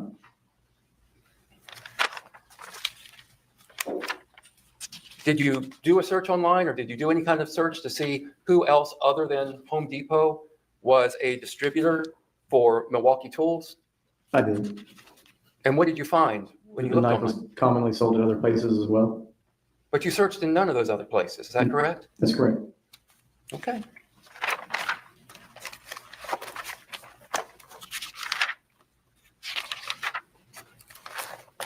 Why didn't you search in those other places? The only reason why I searched at Home Depot first and only was because of the combination of that being found next to the Husky tote. And I knew Husky was also a brand that Home Depot carried. Okay, but you had no interest in checking out any of those other places where that Milwaukee tool could have been sold? I did.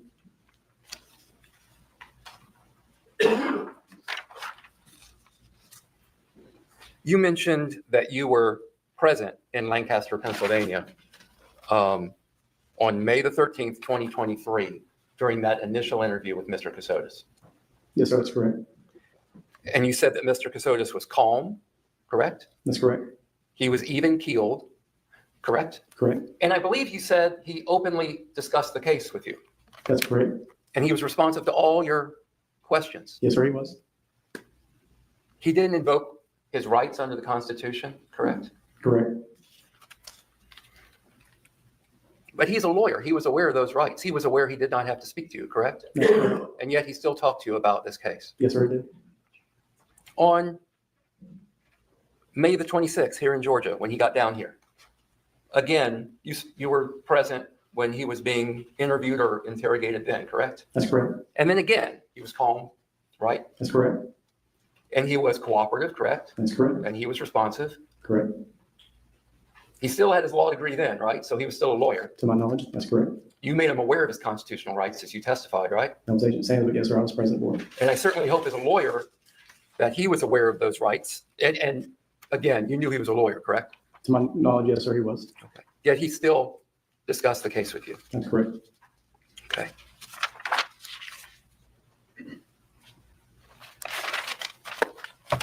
Do you own a car? I do. Have you ever had have any of your cars or trucks ever been subject to recall? Yes, I have. Okay.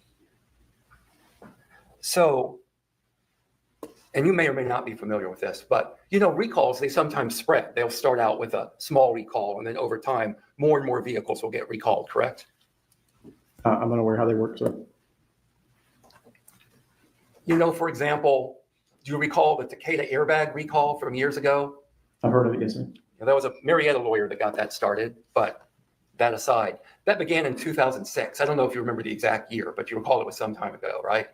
Yes, sir. And are you aware that, for example, on the Takeda airbag recall, that over time, more and more and more vehicles were recalled?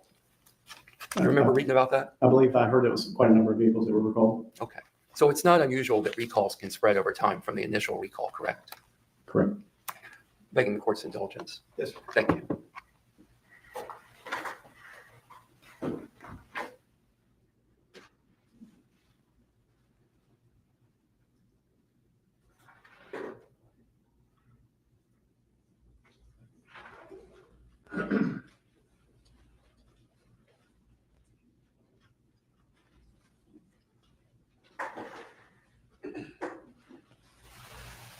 Oh, excuse me, one last question, then I'll let you go, or at least I will.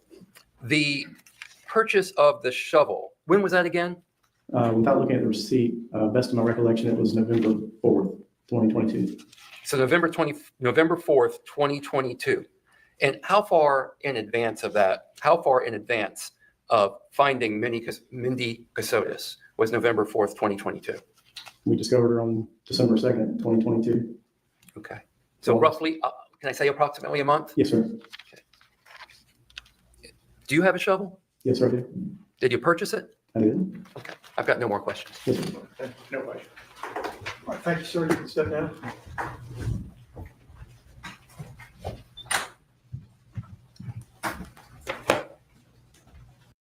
All right, so the next witness this day, we're doing a rewind.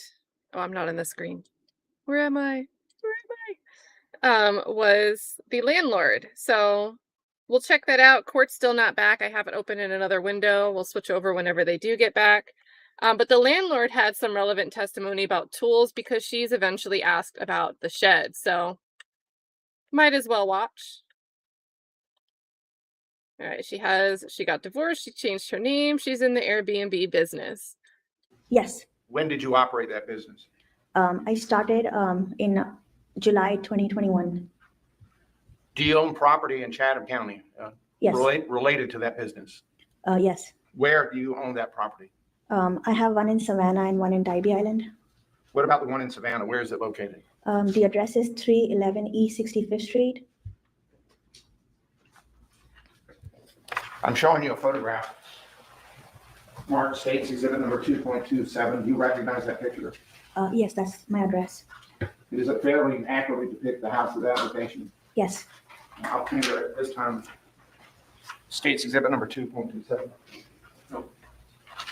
Is it Insofar as your business is concerned, do you rent this house to people? Yes. When you rent it, is the house furnished? Yes. Do you recall that property being rented on or about June 30th, 2022? Yes. And who was the renter? Nicholas Kassotis. Okay. And at the time he rented that property, was the house furnished? Yes. Can you describe for the jury what the house looks like? How many bedrooms? It's a 2-bedroom, 2-bath house, and it has a yard with a tree, and you can come in from the front and at the back. What's in the backyard? It's just a backyard, and then there's a small shed and a gate that leads to a small lane. What is in the shed? I mean, there used to be tools, but there's nothing right now. During the period of time that Mr. Kassotis was renting there, what was in the shed? There were just tools. What kind of tools? I don't really know all the tools, like hammer and like a screwdriver and like a saw maybe. During the period of time that he was renting your house, were others staying there also? No. How do you know that? Oh, I don't know. Oh, I don't know that. Do you know or not know whether other people were staying there? So the place was booked for 4 adults. So I just, Nicholas's photo was on it, and I don't know the other 3 adults that were staying there that were booked. Did he ever make reference to a wife? Yes. And whether or not she was pregnant? Yes. And what did he indicate to you was the condition of his wife? He didn't indicate any condition. He just said that that they're expecting, I think, something on that. Expecting a child? Yeah, something on that basis. I don't know if it was expecting a child or something else, but in those lines. How many times did you meet with Mr. Kassotis in person? I met him one time. This was during a Hindu festival called Diwali, because I usually put a light. It's supposed to be for good luck. So I had contacted him to basically put a light in the house if he would oblige, or like, and he agreed upon it. So me and my ex-husband at that time went to the house and handed him a candle, and outside the house. We didn't go inside because he met us outside, and I gave it to him. Would you recognize Mr. Kassotis if you saw him again? Yes. Do you see him in the courtroom? Yes. Would you point to him? He's sitting over there. If you'd let the record reflect, she's indicated the defendant's seated at the defense table. It does. Do you recall how long he rented that property? About 3 months. Do you recall from memory his move-out date? I think sometime in November or December. Did he move sooner than his anticipated move-out date? Yes. Did he notify you of that? Yes. And when tenants move out, in particular, when Mr. Kassotis moved out, did you go to the house and inspect it? Yes. What condition did you find the house in? It was left very clean. Pardon me? It was very clean. Cleaner more than normal when tenants move out of a property? Yeah, it was very clean. Did you look in the backyard? Yeah. Was there any evidence of digging in Guys, the they're backyard? back. No. Any evidence of digging in the front yard? No. Let's switch back over. Did you discover anything missing when you inspected? Keep this open. If we have a break, we can just, her testimony was pretty short. We can finish it if they do like a little recess. But let's get back into the live testimony. And, oh, actually, this is Law and Crime. We were watching on Court TV. So let's go back to Court TV. They had better sound. Oh, wait. Court TV is not back.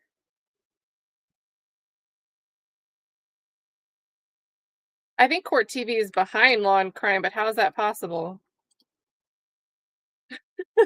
What? All right, let's watch on Law and Crime, because that's weird.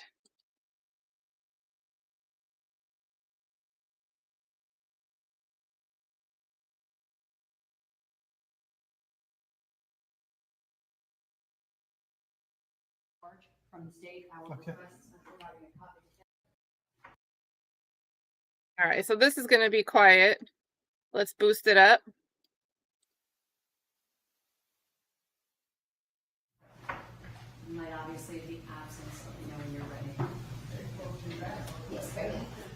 Your Honor, so just to get started, I have for the court the charge from the state, our Okay. requests for providing a copy to counsel. I obviously know we're not going to talk about them now, but the state does have some proposed charges that are not pattern charges, so I wanted to give the court more time to I appreciate that. look at anything that, if I may, this has a banana clip, but this is the original. Interesting. So they're providing, I guess, Doug and the court in advance. They, rather than using model jury instructions, they came up with custom language in advance. So I wonder I wonder exactly how they want to word certain things to the jury. Can't wait to see that. I hope we get a stream for that. The state provided. They've been filed in Peach Court. They have not been, but I can if the court wishes. That would help so that the staff attorneys would have access. If you want, Judge, then I'll take that and I'll give you a courtesy copy. That'll And I'll work. provide the original to That'll the work. court. Okay. Your Honor, when would you like my requested charge to be filed? Obviously the next day or so. Yeah, Okay. There If I get it in by tomorrow night, will that be? That's fine. Okay. That's And fine. I'm giving the court a courtesy copy now then. That's first. Your Honor, second, I have two witnesses for this afternoon. Given the time, it seems like it will probably take us close to the end of the day. What we have, as it's 2:00 now, it is the Christian Johnson from the GBI will be testifying concerning the records that need to come in for the witness that follows him, which is Agent Bernie from the FBI, who is handling the cellular site analysis. My expectation then, Your Honor, was for us to have witnesses for tomorrow. The reality, though, is the way we have gone so quickly, I have all of my witnesses tomorrow are flying in except for Agent Sands. The state would like to conclude with Agent Sands, and so what we're trying to do is two of those witnesses won't be here until the plane lands. So what I was hoping is, Which could be whenever.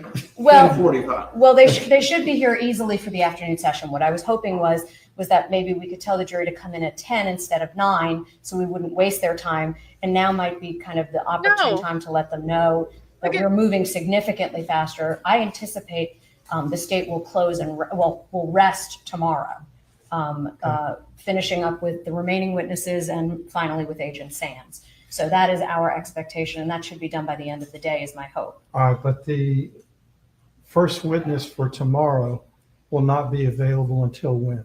So we have 2 witnesses, but there's going to be a gap then, because we have 4 witnesses for essentially the morning and then Agent Sands. The problem is that 2 of them don't land until 10:40.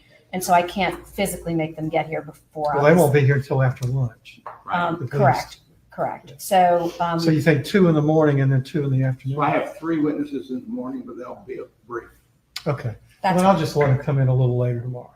that was what I thought. And we figured, I know you were hoping to tell them now. I'll tell them at the end of the day. That's fine, Your Honor. I think that's it. Anything else? Nope, that's it for the state. Just wait and hear from the bailiff at the last juror. Hold on though, chat. Vote with the 1 or 2. We haven't heard much from Sands in court. You know, he laid the foundation. He said he took these interviews, but we've heard from him in listening to the interviews, and we heard him mentioned with other witnesses.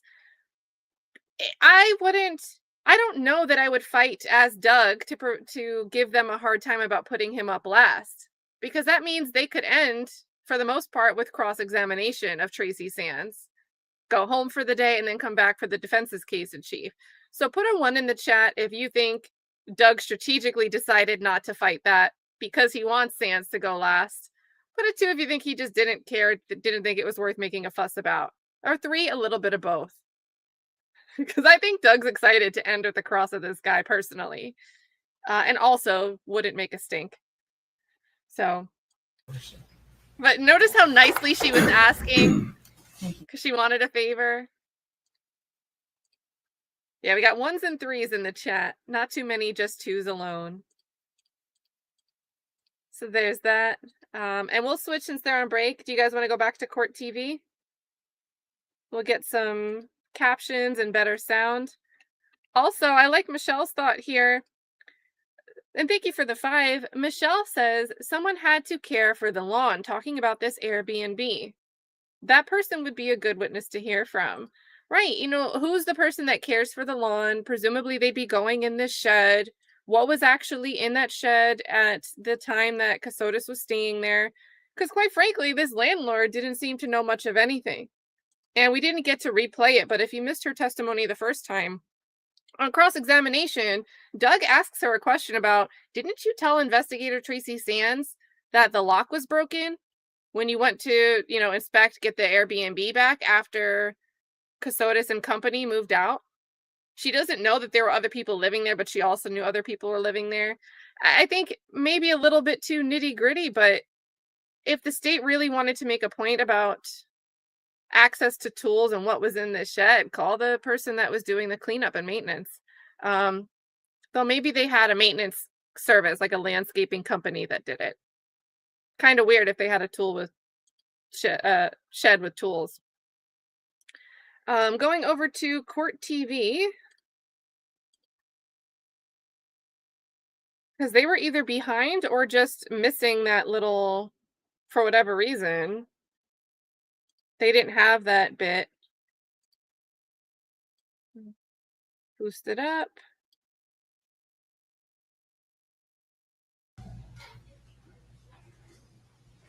It looks like they're behind a little bit, maybe. Which is weird. Maybe it's a significant delay for the closed captions.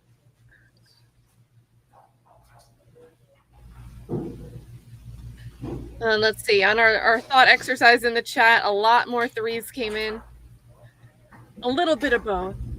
1, 3, 1. Yes, Sands is the lead investigator on this case. Tracy Sands. He's been sitting at the prosecution table. 1.5. Got a 3 from non-honeypot. I like your at name and being not a honeypot versus non-honeypot. Got some 1s, 3.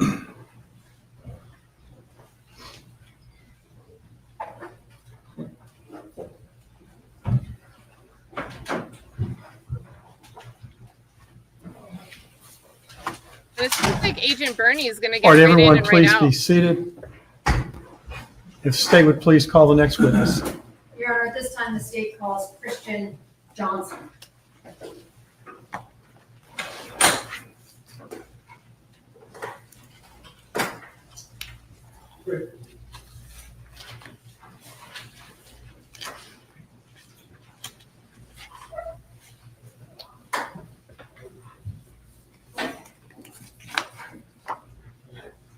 Christian Johnson setting up the stage for Agent Bernie, so we might start to hear about phone Good devices. afternoon. Please raise your right hand. Do you swear or affirm the testimony that you're about to give will be the truth, the whole truth, and nothing but the truth, so help you God? I do. Please have a seat.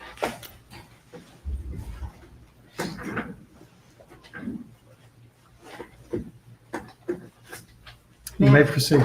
Thank you, Your Honor. Good afternoon, sir. Good afternoon. Can you please state and spell your name for the court reporter? Yes, my name is Christian Johnson. That's CHRISTIANJOHNSON. Where do you work? The Georgia Bureau of Investigation. It would be fair to call you then Agent Johnson? Yes, ma'am. Okay. How long have you been with the GBI? Been with the GBI almost 7 years. And in what capacity are you with the Georgia Bureau of Investigation? I'm assigned as a special agent.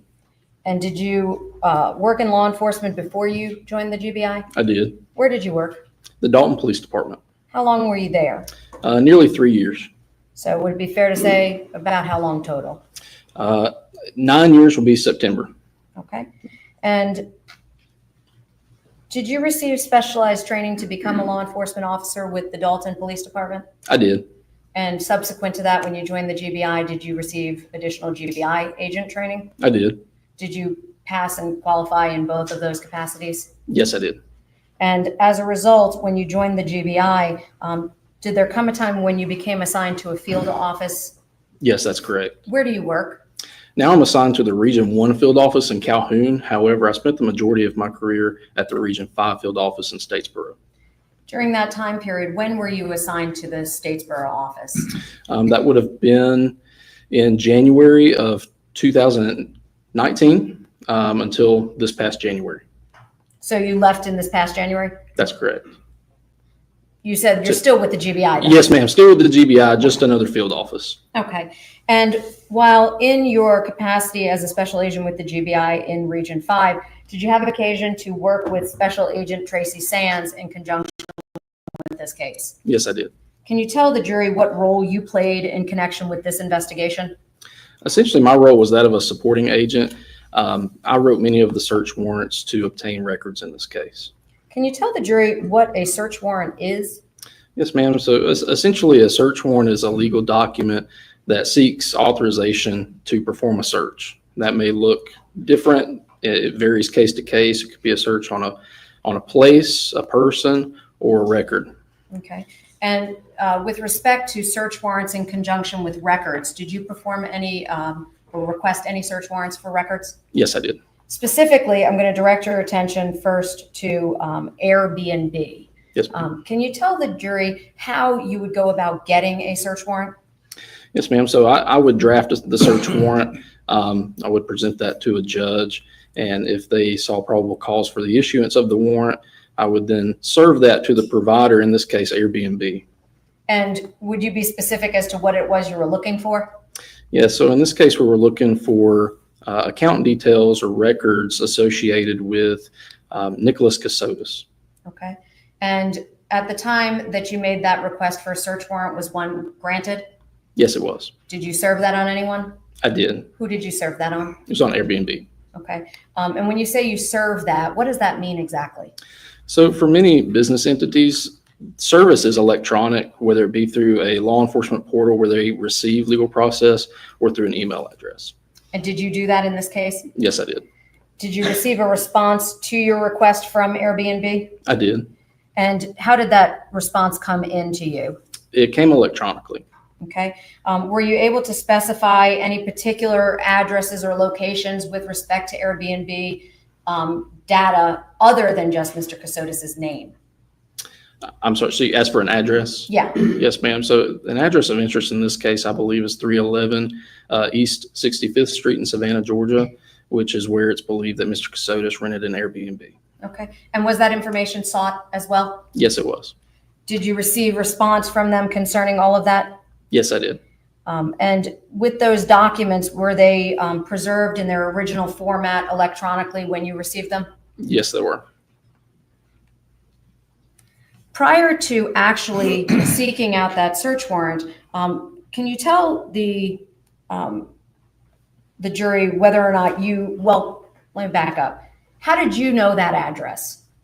So during the investigation, at a point, the evidence determined that Mr. Kassotis had rented an Airbnb with his then wife, Mindi, and we made contact with the Airbnb owner and had a conversation with her, and also procured screenshots of messages within Airbnb between Mr. Kassotis and the Airbnb owner. Okay, and did you personally observe those messages? I did. As a result, were you able to see a profile picture associated with that Airbnb? Yes, I did. And were you able to receive phone numbers connected Yes. to that Airbnb account? Yes, I did. Did you see also screenshots between the owner of the Airbnb and who you believe to be the occupant of the residence? Yes. And who was that occupant? Nicholas Kassotis. And was that number and his name affixed on those screenshots? Yes, it was. When you saw that information, did that assist you in preparing the affidavit to secure the search warrants? Yes, it did. Did that also provide you, withdrawn, did you seek search warrants for any other locations other than Airbnb? Look, other business records, yes, ma'am. Okay, what business records were those? So one was T-Mobile, another was AT&T and Verizon. Okay. Now, just to be clear, can a search warrant request be denied? Yes, it can.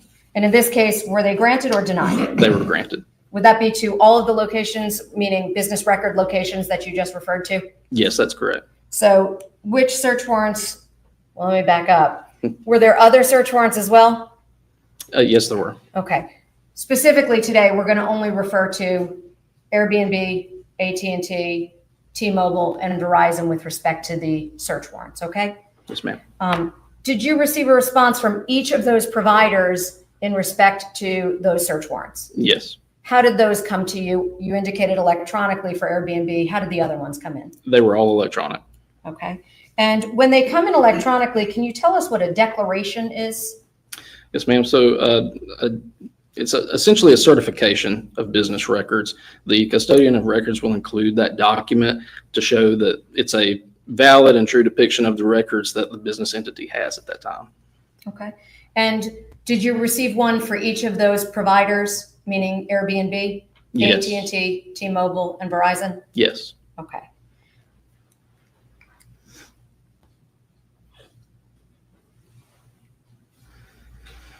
Now let's talk specifically about Airbnb. When you received those records, were you able to look at those records? Yes, I was. Did you provide them to anybody else in conjunction with this case? Yes, ma'am. Who? Special Agent Jay Burney of the FBI.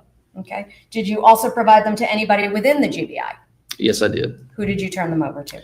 The GBI uses analysts that are embedded in our field offices. So in this case, that would have been Lakita Lee. Was there a time period that you were seeking to request those records for? Yes, there was. Do you recall what that time period was? I believe that was October 1st, 2022 to May 10th of 2023. And with respect to the Airbnb, if I may, Your Honor, may I approach? Yes, ma'am.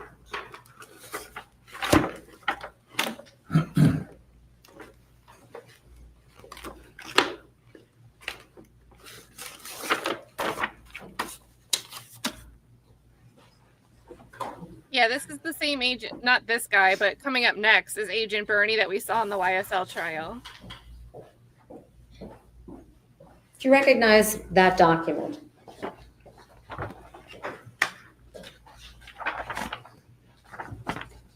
Yes, I do.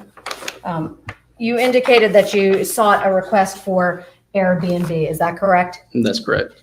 Can you tell us, would that affidavit incorporate the date range of what records you were seeking? Yes, ma'am, it would. Would it also include whose accounts specifically you were requesting? Yes, ma'am. And you indicated Nicholas Kassotis. Is that correct? Yes, ma'am. Did you also seek any information concerning any other names? Yes, ma'am. It was our understanding that Mr. Kassotis was also going by another name or had changed his name at that time, which was Nicholas Killian James Stark. When you made the request, was that incorporated as well? Yes, it was. And with respect to those records, can you tell us, you indicated October of what year? 2022. Were you able to determine if there were records before that as well that you received? Yes, ma'am. And when was the initiating period of that time frame requested and received? I believe that would have been June 30th of 2022. Okay. And so what did you receive from which date to which date inclusive? Yes, ma'am. I believe that's June 30th to May 10th. June 30th of 22, excuse me, and then May 10th of 2023. Okay. And did you ultimately determine by reviewing those records whether or not the period of that rental at the 311 East 65th Street in Savannah was included? Yes, ma'am. And was it? Yes. Did it indicate a time period in which that rental was held by Mr. Kassotis? Yes, ma'am, it did. And what was that rental dates? I believe that was June 30th of 2022 to December 13th of 2022. And were you also able to confirm the information provided to you by the owner of the Airbnb, Ms. Hanson? Yes. The records that you received, did it indicate who the owner of that account was? Yes, it did. And what was that owner's name? Nicholas Kassotis. Did you have an opportunity to confirm payment for that Airbnb through any other business records? Yes, ma'am, I did. We also obtained Renaissance Bank records for Mr. Kassotis, which corroborated the payment for Airbnb. Okay. So now at this time, I'm going to ask you, prior to your testimony today, did you have an opportunity to review the electronic records from Airbnb as they were received from them by you? Yes, ma'am. And were they on what is in evidence that states 1.101? Yes, ma'am. Okay. And at this time, Your Honor, I am going to seek to introduce the exhibits electronically that are listed on 1.101 as certified business records folder with a subfolder Airbnb and then Airbnb production. Is that the records you're referring to? Yes, it is. Any objection? No objection, Your Honor. They're admitted. Thank you. Now, you indicated that there were Renaissance Bank records as well. Is that correct? That's correct. And those Renaissance Bank records, how did you go about securing those? Via search warrant. Okay. And when those materials were requested, did you ultimately receive them back? Yes, I did. And whose name was the account holder that you were looking for from Renaissance Bank records? Nicholas Kassotis. And did you in fact receive a response from that request? I did. Now, specifically, was that received electronically as well? Yes, it was. Prior to your testimony here today, did you have occasion to again look at the records that were electronically documented on 1.101, the USB? Yes. Are those the same records that you received in response to your request from Renaissance Bank? Yes, they are. And at this time, Your Honor, I would seek to introduce the records that are listed under Renaissance Bank in the subfolder of certified and business records on 1.101. Any objection? No objection, Your Honor. They're admitted. And with respect to those records, did you have occasion to look to determine whose account was in fact received? Yes. And whose account was that? It was Nicholas Kassotis. Okay. And on those records, did it list a certification of business records? Yes, it did. And that was included within the electronic discovery? That's right. Okay. Ultimately, did you give those records to anyone in connection with this case? Yes, I did. Who did you give those records to? Both the GBI analyst, Lee, and FBI agent, Jay Burney. Okay. And those bank records, ultimately, I'm referring specifically to the account ending in 141. Is that what you're referring to here today? Yes, ma'am. Okay.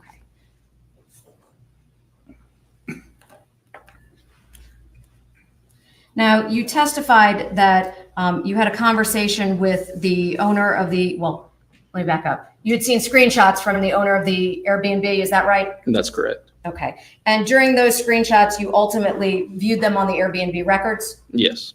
Did you have an opportunity to determine what phone number was being communicated with at that time? Yes, I did. Would you like me to say Yes, that please, phone number? if you know. It's 912 47. I'm sorry, I have to refresh my memory. 4750. Did you actually have the screenshot in front of you? I did. Okay. And when you saw that screenshot, what did you do with that information from the screenshot? So at that time, I took that wireless number and determined that it is a T-Mobile line, and ultimately wrote a search warrant for that number. And did you submit that search warrant to a judge? Yes, I did. Was it granted? It was. Did you serve or give that search warrant to anyone? Yes. Who did you give it to? T-Mobile, their law enforcement response center.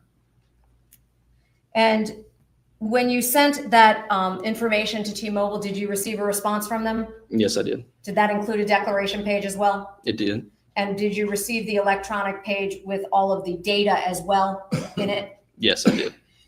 With respect to that information, just so we're clear for the record, can you tell us what type of information you received from T-Mobile? Yeah, so in that production, there is essentially spreadsheets that show call detail records and also data sessions, as well as subscriber information, excuse me. And those all show incoming and outgoing calls and data sessions within the time frame requested. And who did you believe that phone number 912-482-4570 to belong to at that time? Nicholas Kassotis. And ultimately, did you turn those records over to Agent Sands? Yes, I did. Did you also turn them over to anyone else? Yes. Who did you turn them over to? Special Agent Bernie. And just curiously, why did you turn them over to Agent Bernie from the FBI? So Agent Bernie serves on a unit called CAST, stands for Cellular Analysis and Survey Team. He can take call detail records and go in depth and really map those to show locations or certain communication patterns. Do you do that yourself? I do it sometimes, yes. Okay. And so in this case, were you aware of what materials he was going to need? Yes, I was. And did you provide those to him? Yes. Did the period of time that you requested cover the dates surrounding this incident? Yes, they did.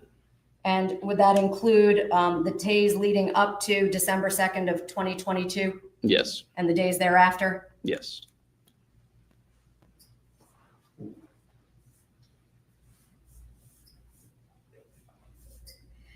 Did you secure any records from any other phone providers other than T-Mobile? Yes, I secured records from AT&T and Verizon. Okay, let's start with AT&T. How many phones did you try to get from AT&T's information? So just one wireless record. However, I also obtained records pertaining to telematics for a vehicle. Okay, and so for those records, let me back up. Let's talk first about the telematics. Did you have a vehicle identification number that you were seeking? Yes, I did. And that vehicle identification number, was that recovered during the course of the investigation? It was. And did you provide that to AT&T when you made the request? Yes, I did. Would it be fair to say that's a really long number? It is. Do you recall that number off the top of your head? I do not. I can just have one moment.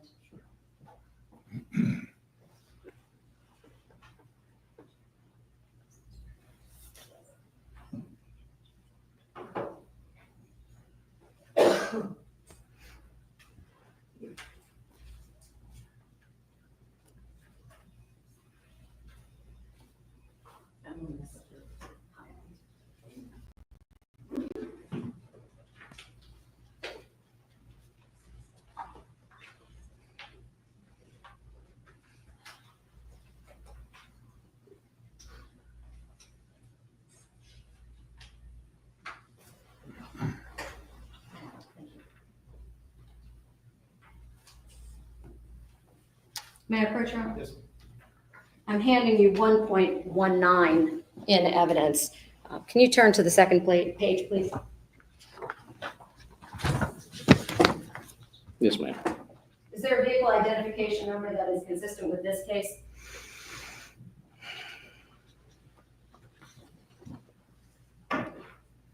Yes, there is. And can you just tell us what vehicle identification number you attempted to secure in connection with this case records for? Yes, it appears to be 1FMSK7DH7NGB37068.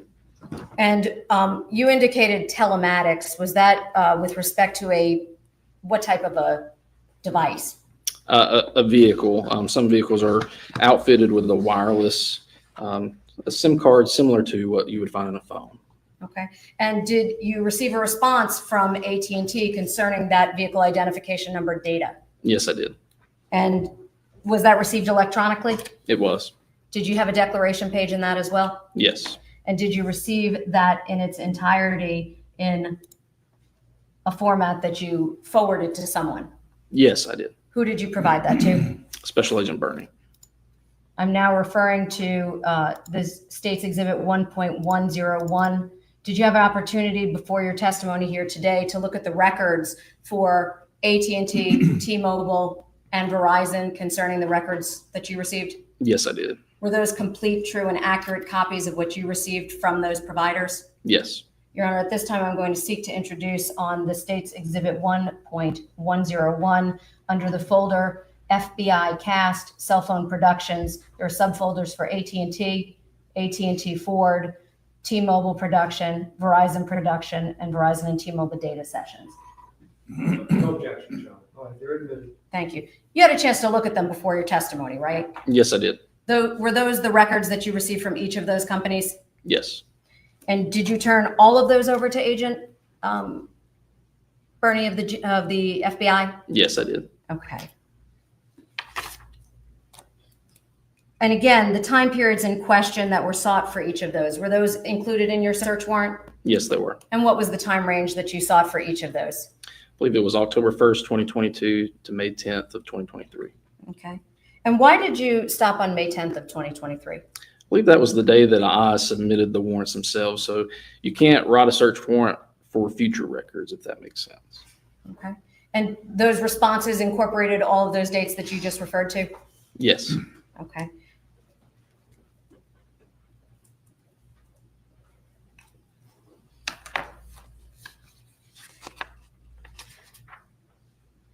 Now, referencing phone number 434-964-8328 at Verizon. Well, actually, before I move on, was there a device that was believed to be attributed to Mrs. Kassotis, Miss Mindi? A device or a wireless number? A wireless number. Yes. Okay. And was that sought as well? Yes, it was. Were records received as well from the provider? Yes. Was that in the same format as what you've previously described? Yes, ma'am. Are those included in the documents that I just referred to when I said AT&T records? Yes. Was hers also an AT&T device? Yes, ma'am, a wireless number. Okay. And I keep That's saying okay. device, my apologies. What's the difference? So a device technically refers to the actual phone in your hand. The wireless number is that number associated with it that the business entity, in this case AT&T, would have records for. So you didn't actually have the phone? That's correct. You just knew the number they were using? Yes. Okay. And as a result, are those the records you sought? Yes, ma'am. So even if you don't have a phone, can you get those records from the phone company? Yes, ma'am. Do they preserve them? They do for a time. And does that vary from provider to provider? It does. Now, other than the Ford VIN number and the cellular number or the wireless number, did you then get records? So anybody that's not watching this, just so you know, to me, the way I'm reading this witness's body language is he's like also thinking to himself, get it together with your questions and terminology, lady. Like, look at his face here when she finally asks and gets the question out. And the cellular number or the wireless number, He's did like, you then "There get you go." records from Verizon concerning a wireless number as well? Yes, I did. And specifically, do you recall the number that you got from that phone? I don't. Okay. One moment. If I showed you something, would that refresh your recollection? Yes, ma'am, it would.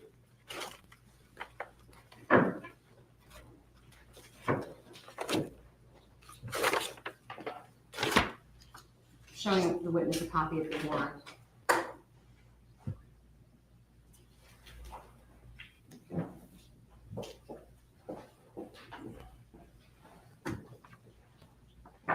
Please take a look at that and let us know if that refreshes your recollection. Yes, ma'am, it does. And what number were you seeking in conjunction with the Verizon number? That number is 434. Court. Did you submit a search warrant for that? Yes, I did. And did you get a response from that search warrant? I did. Can you tell us how did you or why did you seek that specific number? Yes, ma'am. So this number was associated on a police report from Lancaster Police Department when Mr. Kassotis reported his vehicle was on fire. Did he provide a phone number to the Lancaster Police Department in conjunction with that report? Yes, he did. And as a result, were you able to use that number to try and seek records? Yes. So the T-Mobile records were from the screenshots with Ms. Hansen, is that right? Correct. And then these were from the police report? Yes, ma'am. Okay. And the time period associated with those records, would that be the same, October 1st through May, October 1st of 2022 through May 10th of 2023? Yes, it is.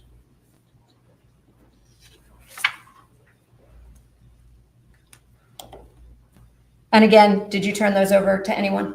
Yes, ma'am. Special Agent Bernie. Okay. Do you also turn all of those records over to anybody within the GBI?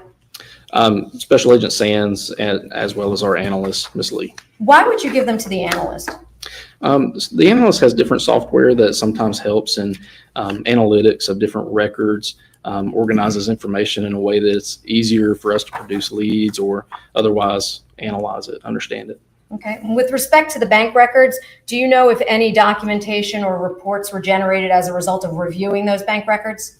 Yes, ma'am. I believe Ms. Lee generated a report. Okay. And you yourself did not, though? No, I didn't. Okay. I have no further questions for this. I have no questions, John. All right. Thank you, Agent. Your excuse.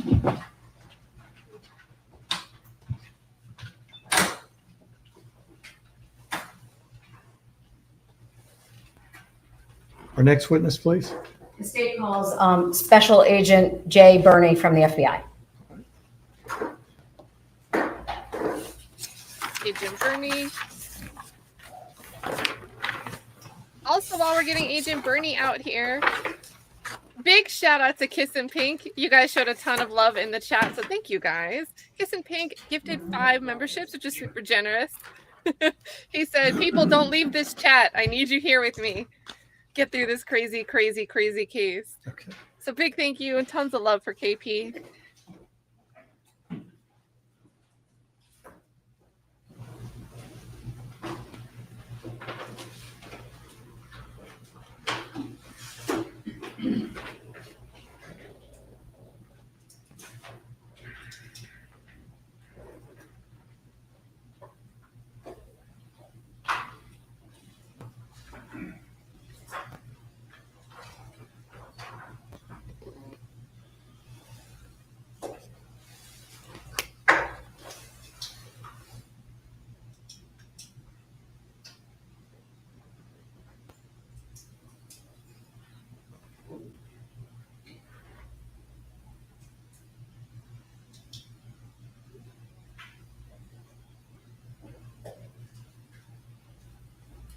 Yeah, Agent Bernie's presentation in YSL was a bit long-winded, but I think he was looking at more devices than we've got here. I think we've got 3 devices here. And not for nothing, but it seems like they're hinting at incomplete records for Mindi based on the questions the prosecutor asked the last witness.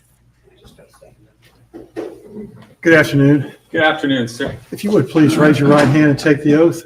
Do you swear and affirm the testimony that you're about to give will be the truth, the whole truth, and nothing but the truth, so help you God? I do. Please be seated. Thank you, Your Honor.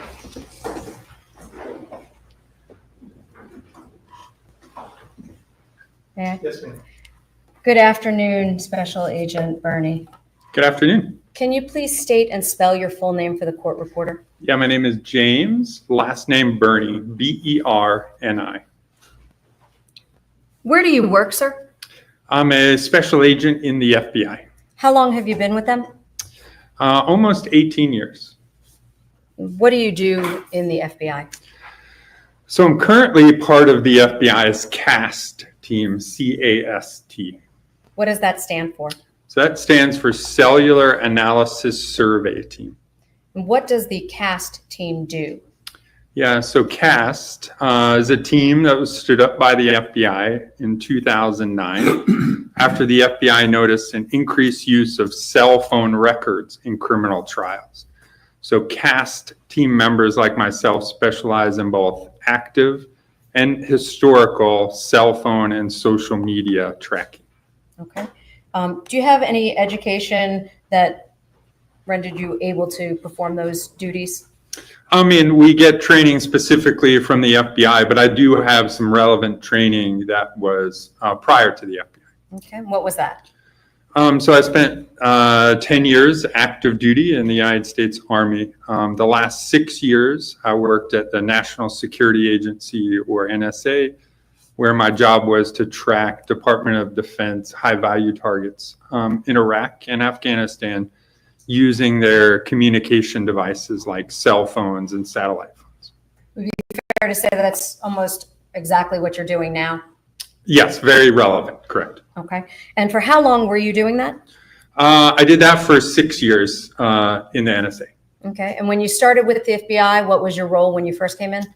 As a special agent, my job was to investigate criminal offenses. So I worked mostly violent crime cases, gun cases, drugs, kidnappings, those kinds of things. Okay. At some point, you shifted to the CAST team. Is that right? I did. So I got certified in 2016, and then it's been my full-time job just looking at cell phone records since 2019. Boring. So for the last roughly 6 years, all you do is look at cell phone records? Every day. Okay. Can you describe the background of a typical CAST agent? Yeah, so typical background is an agent or a lead investigator that's worked multiple criminal offenses and have used cell phone records in their cases. So the vast majority of us have been in the Bureau for, 6 to 10 years working cases prior to coming and working CAST. Can you describe the training you received when you became a CAST agent? Yeah, so we receive about 400 hours of specialized training in everything from radio wave theory, how does a radio wave move through space, to training directly from the cell phone manufacturers. So we get training directly from Apple, Samsung, LG. They come and teach us how do their phones operate. But probably the most relevant training we receive is from the cellular providers, meaning T-Mobile, AT&T, Verizon, what used to be Sprint when they were around. They would come in and teach us how does their network work. So from the time you hit that green button to place or receive a call, how is that call routed from towers to other parts of their network? How do they keep records on that routing? And then how would we as CAST team members use those records to get an general area of a device when it had activity on the network? Did that training include an exam? It does. So we have both a practical hands-on and a written exam in which you have to score 80 or above in both.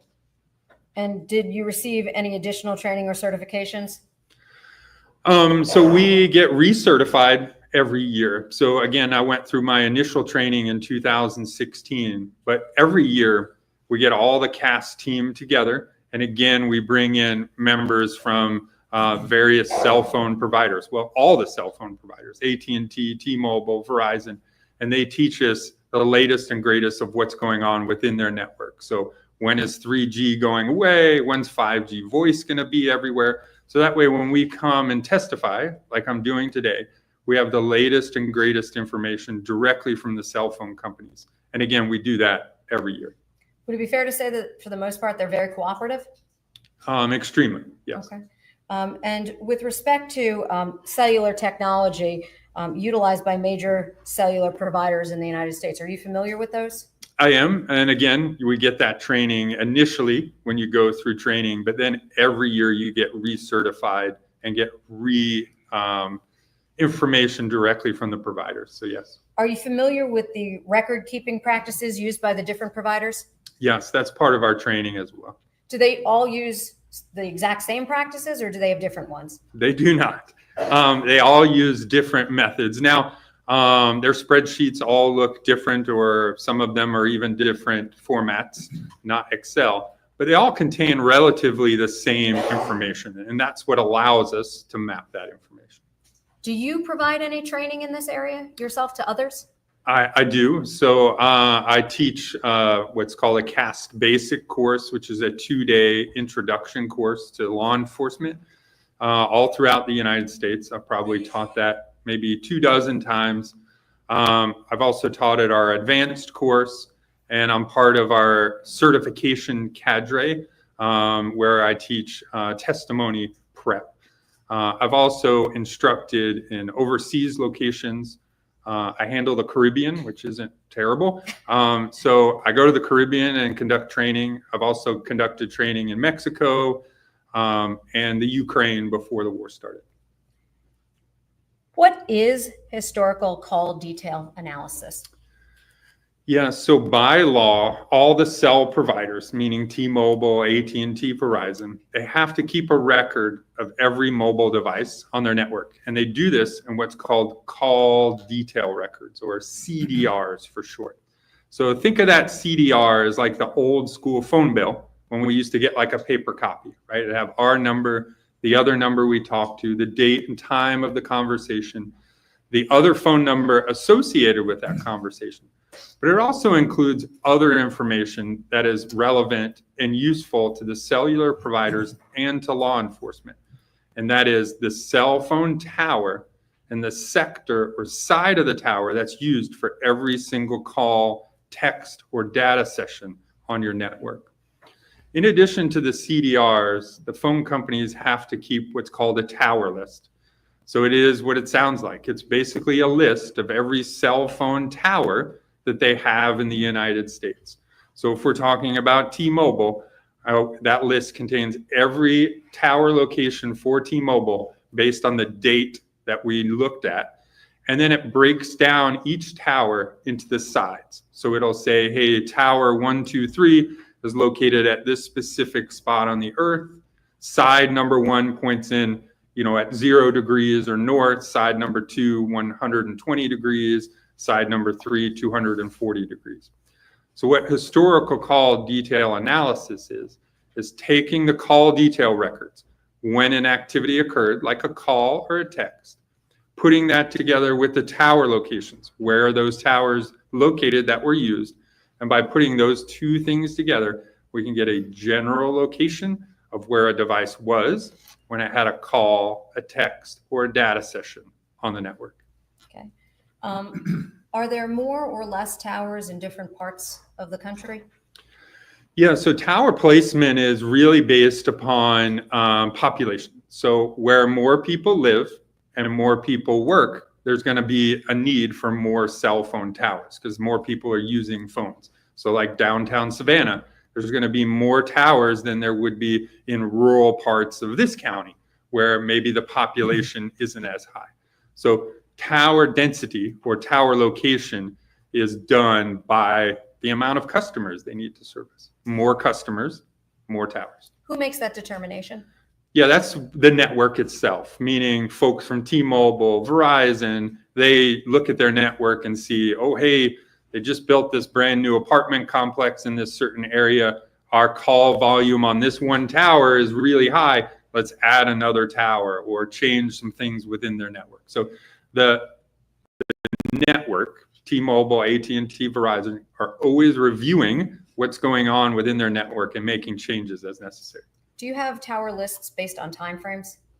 Yes. So the cellular providers will send a list of cellular towers during a time period. So whenever they make a change to their network, normally it's every couple months or quarterly sometimes, they'll send a list into NDCAC, which is National Domestic Communications Assistance Center.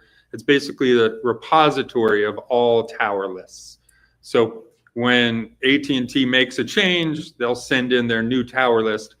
All of those tower lists are kept all the way back to 2010. So if we need to analyze an incident that occurred, let's say in 2019, we can go to that repository and pull the towers as they were in 2019. So we're not relying on a current tower list of 2025. And approximately how many times have you performed historical call detail analysis? Yeah, so again, this has been my full-time job since 2019. So thousands of records. I look at records every single day, sometimes numerous records, and in all kinds of cases. What types of cases do you use cellular analysis for? Yeah, so the vast majority are going to be criminal cases because my requests will come in from DA's offices or sheriffs or police departments. But we can also use it anytime you need to locate a device. So about 6 months ago, we had a individual, a teen, who texted his parents, said, "Hey, I got a bunch of pills. I can't take it anymore. I'm going to commit suicide by taking these pills." So they contacted me. We were able to get cell phone records for this individual and basically map out a location of a search area for law enforcement to go and find them. So again, we can use this technique anytime you need to locate a device. So all kinds of cases. What agencies can request CAS services? Yeah, we support other federal partners like DEA, ATF, but also any state and local agencies. So any law enforcement agency that needs assistance can request it. And again, we also do some overseas analysis. I handle the Caribbean. I've done work in Mexico, the UK, and the Ukraine before the war. Have you or CAST generally ever conducted an analysis where the person accused of a crime has been eliminated or cleared as a result of your review? Yes, it's it's quite often, obviously, I get records from a police department, let's say, and they'll say, "Hey, here's records. Can you review them? Here's our incident location in Atlanta. Our suspect says that he was in Florida at the time of the incident." So I'll review the records and verify either that the device, the cell phone, was in the location of the crime, or help prove an alibi location of them being somewhere else, which happens quite often. And so with that, then those people would eventually be eliminated or cleared as potential suspects. Is your analysis reviewed by anyone else after you perform it? It is. So once I make the initial and draft analysis of the case is sent to another CAST certified individual, all the original records. They review my report and the original records to verify that I didn't map a tower in a wrong location or use the wrong tower, those kinds of things. We then review their feedback before we make a final report, which is what will be presented today in trial. Have you ever testified as an expert in court before? I have. How many times approximately? About 120 different times in 10 different states. And have you presented the results of your cellular analysis in court before as well? I have. What methodology did you use in forming your opinion? Yeah, so just like we talked about historical call detail analysis, right? Looking at the CDRs, basically the phone bill plus the tower information, putting that together with the tower list, putting those two things together to get a general location of where a device was when it had an activity, a call, text, or data session on the network. Are your results peer reviewed? I believe that's what you just described. Is that correct? I did. Yes, they are. Okay. And have you ever been denied expert status in a court of law? I have not. No. Have you been qualified as an expert in the field of cellular device location information? I have. Approximately how many times? Is that the 120 you were referring to? Every time I've testified, so approximately 120 times. Your Honor, at this time, the state would seek to introduce Special Agent Bernie as an expert in the field of cellular device location information. Absolutely no objection. Absolutely no objection.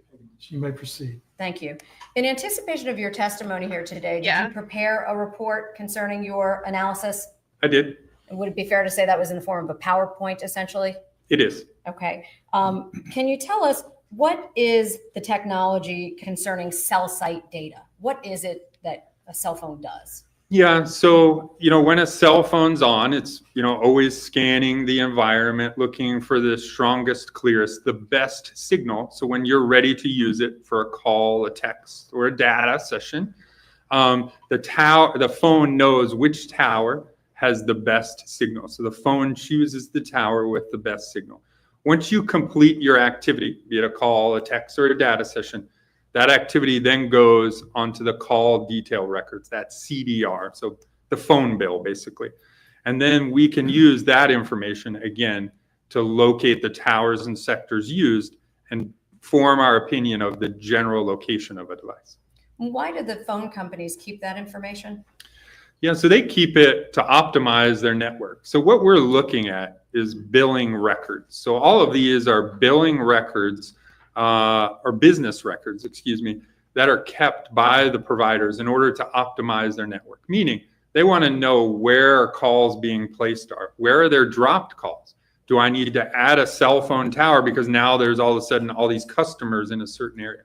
So they use these CDRs every day to optimize the customer experience. And does your phone always use the closest tower?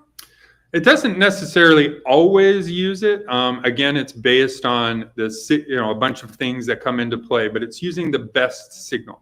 Now it uses the closest tower the vast majority of times. Like very minimally does it use a tower that's not the closest, but it can. Can you tell us what a drive test is? Yeah, so a drive test is a test, an additional analysis step that we could use in CAST in order to basically determine the actual footprint of a cell phone tower. So we have some equipment that's the same equipment used by the cell phone companies, the same equipment used by T-Mobile, Verizon, AT&T to test their network. We put that on a vehicle or a boat or whatever area we're going to test. And then we drive or sail or bike, however we need to, the entire area. And that allows us to determine the actual footprint of the tower. Meaning, if the phone is in a certain location, just like the phone, the drive test gear will tell us which tower and sector is the serving cell, meaning the strongest, clearest signal. And we can make a graphical representation of what the footprint of the tower and sector actually looks like. That'll make more sense when we can look at it. Okay. And are you able then essentially to confirm the tower information in the records? Yeah, what we can do with a drive test is really to say at a specific location, the device, the cell phone, would have chose this tower because it's the strongest, clearest signal. And then we can show at what point the phone would have picked another tower and sector based on the location of the device as it is locations with the other towers. Again, this will make more sense when we can actually see it. Were you asked to look at any data in connection with this case? Drive test data? Any data? What data were you asked to look at? Yeah, so I was asked to look at 3 mobile devices, so cell phones, and then cell phone records from a vehicle or connected car. Okay. And can you tell us what is a connected car? Yeah, so in later model cars, starting 2017, 2018 is kind of a good time period. The vehicle manufacturers starting to put in cell phones into cars, right? So it was initially it's sold as, hey, you can make your car into a Wi-Fi hotspot, right? And your kids can play video games in the back when you drive on vacation. Well, what they're really doing, the auto industry, is using the cell phone to collect information about the car. Like, how many miles does it have? How's it running? Is it performing how it's supposed to? And then it's sending that information through the cell phone network back to Ford, Nissan, Toyota, so that they can send you a coupon for an oil change, or They can see how your car is running so they can make changes to future model cars. So they're collecting information. So a connected car, in theory, is just a vehicle that has a cell phone built into it that communicates via the network. And in this case, you indicated that you examined one. Is that correct? That's correct. Okay.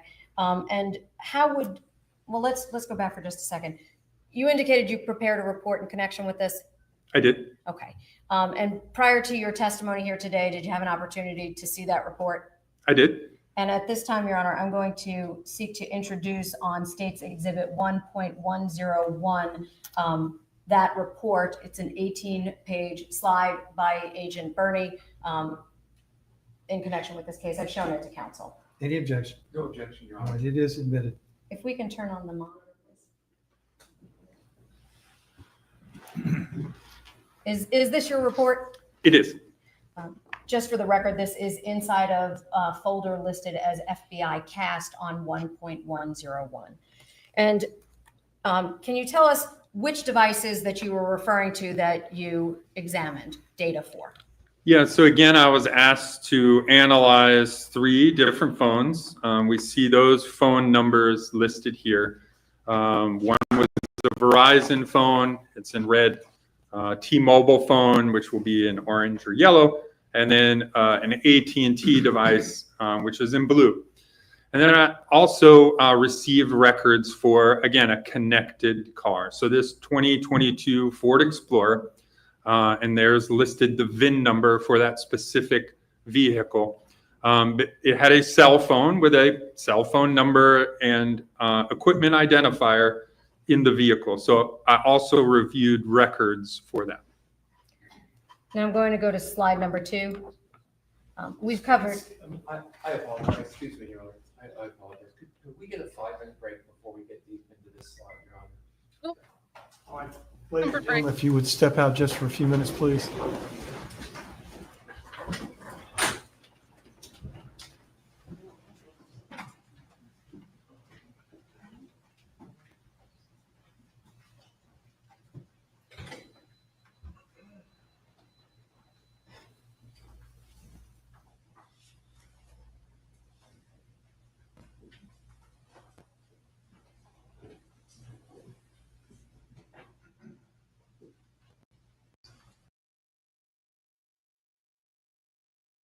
All the way caught up. I didn't have a gap of time to skip us through this little recess.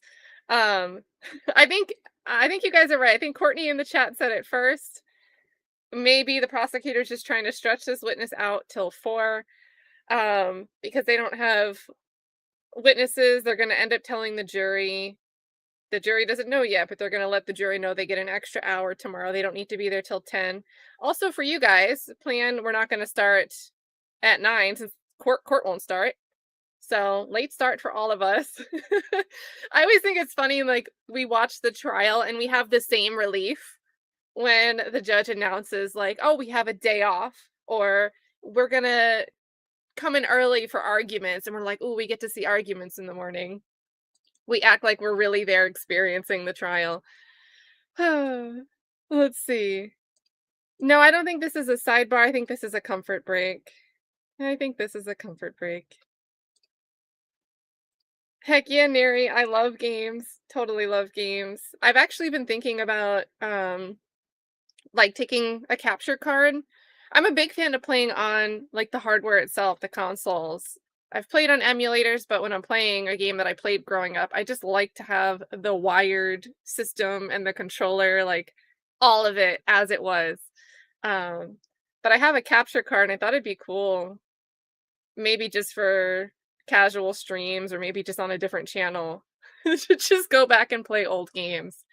I started playing Majora's Mask yesterday and I'm playing it on a flat screen TV and it's awful. Like the quality of it looks awful. I've thought about getting a box TV just so these old polygonal style 3D games can look a little bit more normal. Because I think it's the flat screen that's really making it look crazy. But I love gaming. I think games save lives. I think people can learn a lot from games. I also think with games, I think some games are written so well with different characters and kind of like your first experience learning how to deal with conflict. Oh no. Trikisha has meetings all day tomorrow. No. No, no, no. That's another tough feeling too. Um, knowing that something juicy is about to happen in court and not being able to make it. I'm pretty sure the day Young Thug took his plea, there was something that we streamed earlier in the day, and I wasn't feeling good. And I'm like, all right, guys, I'm gonna get off the stream.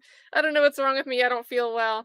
And then all of a sudden, there's news that somebody's taking a plea. It ends up being Jeffrey Williams. And I remember showing back up on the stream in like a hoodie, all congested up. It's always right when something important's happening. And yeah. Oh yeah, all those old systems. Shout out to GameCube. What a cool system. Like literally a cube.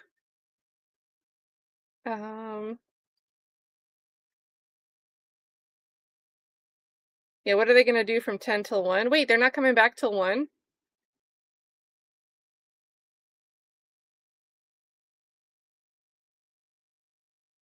Did I get that wrong? I only heard the prosecutor ask if they could come in at 10 instead of 9, but I assume that included the jury. Well, we'll see. We'll see what they say at the end of court. In the meantime, I have a surprise for you guys. You want to hear it? Are you ready? This is Nick Staro's idea. Ready? And I submit to you, and I'm going to submit to you, ladies and gentlemen, and I submit to you, but I submit to you, that killer was a prosecutor. I submit to you, and I submit to you, the evidence will show, and I submit to you, ladies and gentlemen, I submit to you, will be the evidence. Tossed. Second tub is recovered. I submit to you, ladies and gentlemen, I submit to you, ladies and gentlemen, and I submit to you, you're not going to see anything, but I submit to you, and I submit to you, ladies and gentlemen, I submit to you, you will hear facts. And I submit to you, it's like a Q-tip. I submit to you, the evidence will show, but that's the same day, if you recall, you're going to see his car. I submit to you, drive right past it, and I'm going to submit to you on paper. I submit to you, that's what the evidence will show. And I submit to you, you should listen to them very carefully. I submit to you. And I'm going to submit to you, ladies and gentlemen, I submit to you, the evidence is going to show that. I submit to you, you're going to hear, I submit to you, he didn't want to pay that money. He burned the car. I submit to you, that's what the evidence will show. To the ground. And I submit to you, that's what we have. And I submit to you, ladies and gentlemen. Thank you. It was a 41 count of I submit to you from openings. And these were short openings. 41 times. When was this submitted? Oh my goodness. I see that brought factual lie out of the bushes. Oh my goodness. The chat, you guys. And for what it's worth, I mean, I think this prosecutor is confusing. I don't think there's anything sketchy. Like, I don't think there's anything inherently sketchy or mischievous about her presentation. It's just very out of whack and out of order. Amy E just comes in here, doesn't know what she just missed. Good to see you, Amy. Oh man. She oversubmitted. KP thought his phone was glitching. It's gonna become the most annoying outro song for this channel. Oh man. And we haven't had exhibit. The exhibit numbers have just been numbers, no alphabet, right? They've just been like exhibit 63. We played a compilation of all the I submit to yous from opening statements. Yeah, she said it every sentence. Sure felt like that. Sometimes some of those were grouped that way because it was within one sentence. She said it more than one time. Put a beat behind it.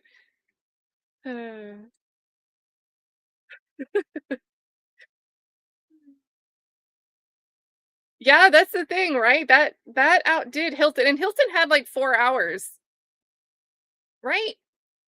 How long was that? I wonder if I can play Amy, tell Classy tonight at Club Classy. We want to hear the I Submit to You song. We need someone to volunteer to put a beat behind it. Oh, goodness. Oh. Yeah, have you met the submission limit yet? Oh my goodness. What a time. Yeah. How long was Hilton's closing? Betsy says 84 years. Hilton had 3 hours and used 2 hours and 57 minutes. I wish I was exaggerating. I'm glad you counted.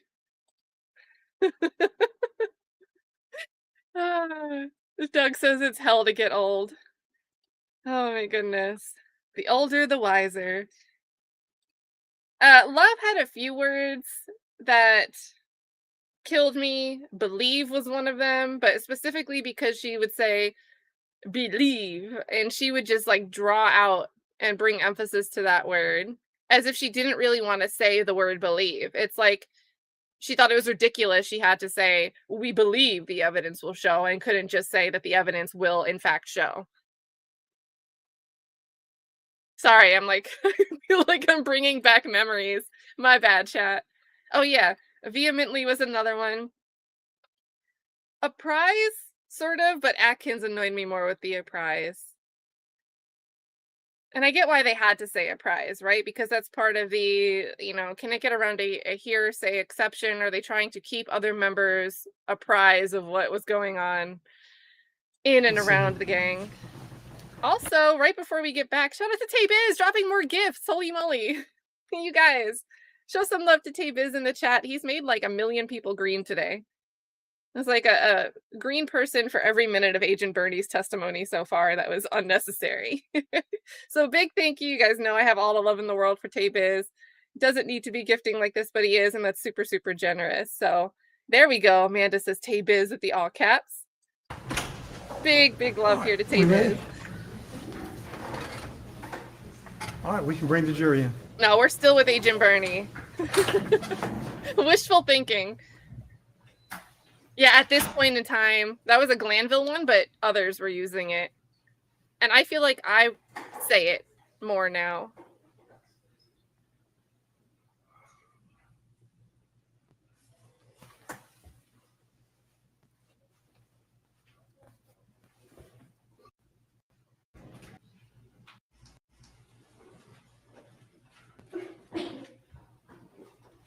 Yeah, I got tired of hearing co-conspirators.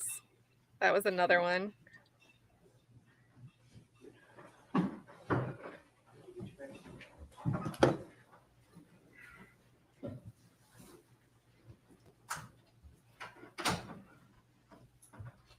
All right, everyone, please be seated. Counsel, you may continue. Thank you. Agent Bernie, I believe when we left off, you were on slide number 2. Can you tell us what information you provided here in this slide? Yeah, so this slide just shows how I was involved. So I got asked to review the records and conduct the analysis by the GBI, and given, again, the 3 cellular device records and the car records to analyze. And then it discusses the methodology, again, using the call detail records and the tower list, putting those things together to get a general area of where a device is. And then it just says, the conclusions will be mapped out on the next slides. Okay. And can you tell us what is a cell tower?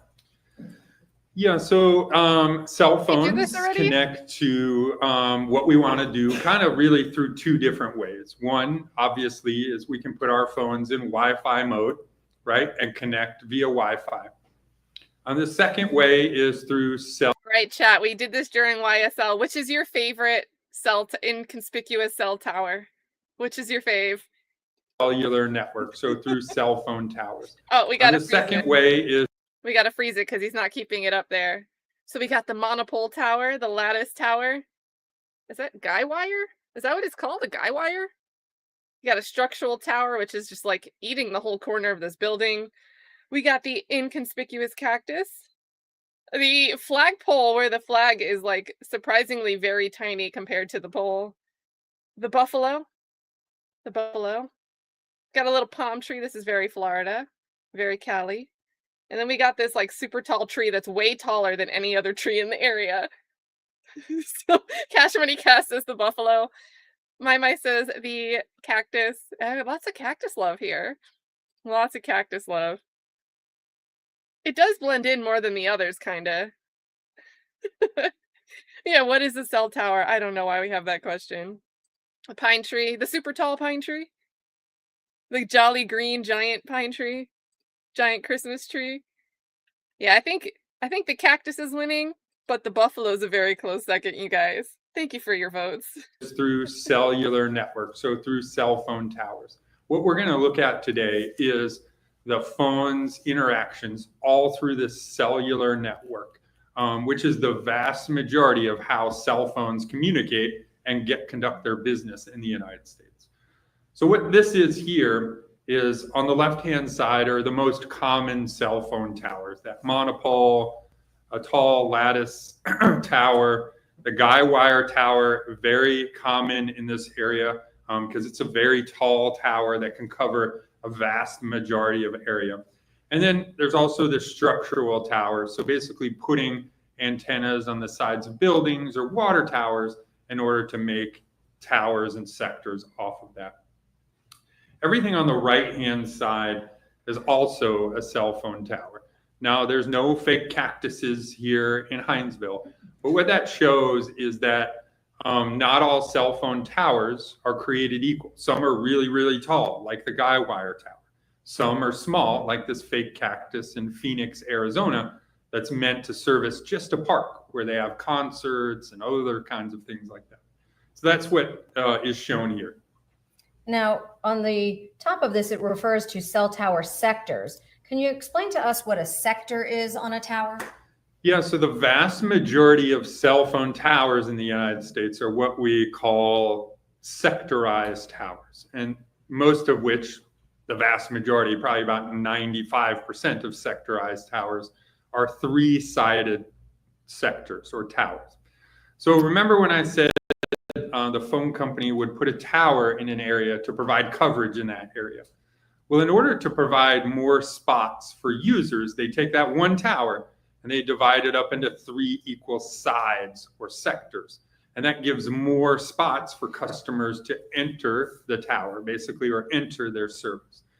So if a tower covers 360 degrees, a full circle, you divide that by three sides. So 360 divided by 3 makes each side approximately 120 degrees, which is kind of what you see here on the bottom left. You have like the red side, the blue side, and then the green side. Well, we find out or determine how a sector points directly from the tower list. So again, if I'm analyzing, I look at the call detail records, I see Jay Bernie's phone used AT&T Tower 234. I'll go to the tower list. I look out where is 234 because their tower list is uniquely numbered, meaning no number is used twice. So if we're looking for a specific tower, we can go to the tower list and know exactly where that tower is. It's like a fingerprint on their network. Well, not only does it, again, provide the location of the tower, but it says the azimuth or the orientation of the side or the sector. So if we look at the illustration in the middle, again, we see the tower. That's that triangle white shape in the middle. If we're looking at sector number 1, we go to the tower list. It shows sector number 1 points towards 0 degrees for north. So if we know that sector is 120 degrees from north, we can go 60 degrees to the left, put our red line, which we see in the illustration, go 60 degrees to the right, put our other red line, and that gives us the approximate left and right boundaries of that sector. And on the right-hand side, kind of the bottom right, you'll see how it will show on the map. Again, you have the red line on the left, red line on the right. Where those two red lines meet, kind of the point of the V, it's hard to see, but there's a green dot. That's the cell phone tower. And we know that in our example, the phone used the north side. Or did I touch something? No, I did. I was trying to zoom for you. It doesn't. On the north side, so we know the approximate or the general area of where that device is. One thing to note is you'll see kind of there's some red shading in between the two arms. That just shows you the sides of the V that we're looking at. It doesn't say that's the coverage area of the tower. It's not meant to say that's where the phone is within that small area. It's just saying with these two lines of the V, the side that's connected, that's the side we're looking at. Now, do phone companies share towers? Yeah, so a cell phone tower can be put in an area, again, where they want to provide coverage. And a lot of our cell phone towers, the actual location is owned by a third party. So this third party will go and put up a pole and say, who wants to put their antennas or who wants to put sectors on the sides of this tower? Maybe AT&T comes and says, hey, we want the top. We want our antennas there. Then T-Mobile says, hey, next level down, we want to put some antennas too. So a tower can be shared by more than one provider. The pole can be shared. But phones are like children, right? We tell children, don't talk to strangers. Well, that's exactly with a cell phone, right? T-Mobile only talks to T-Mobile. AT&T only talks to AT&T.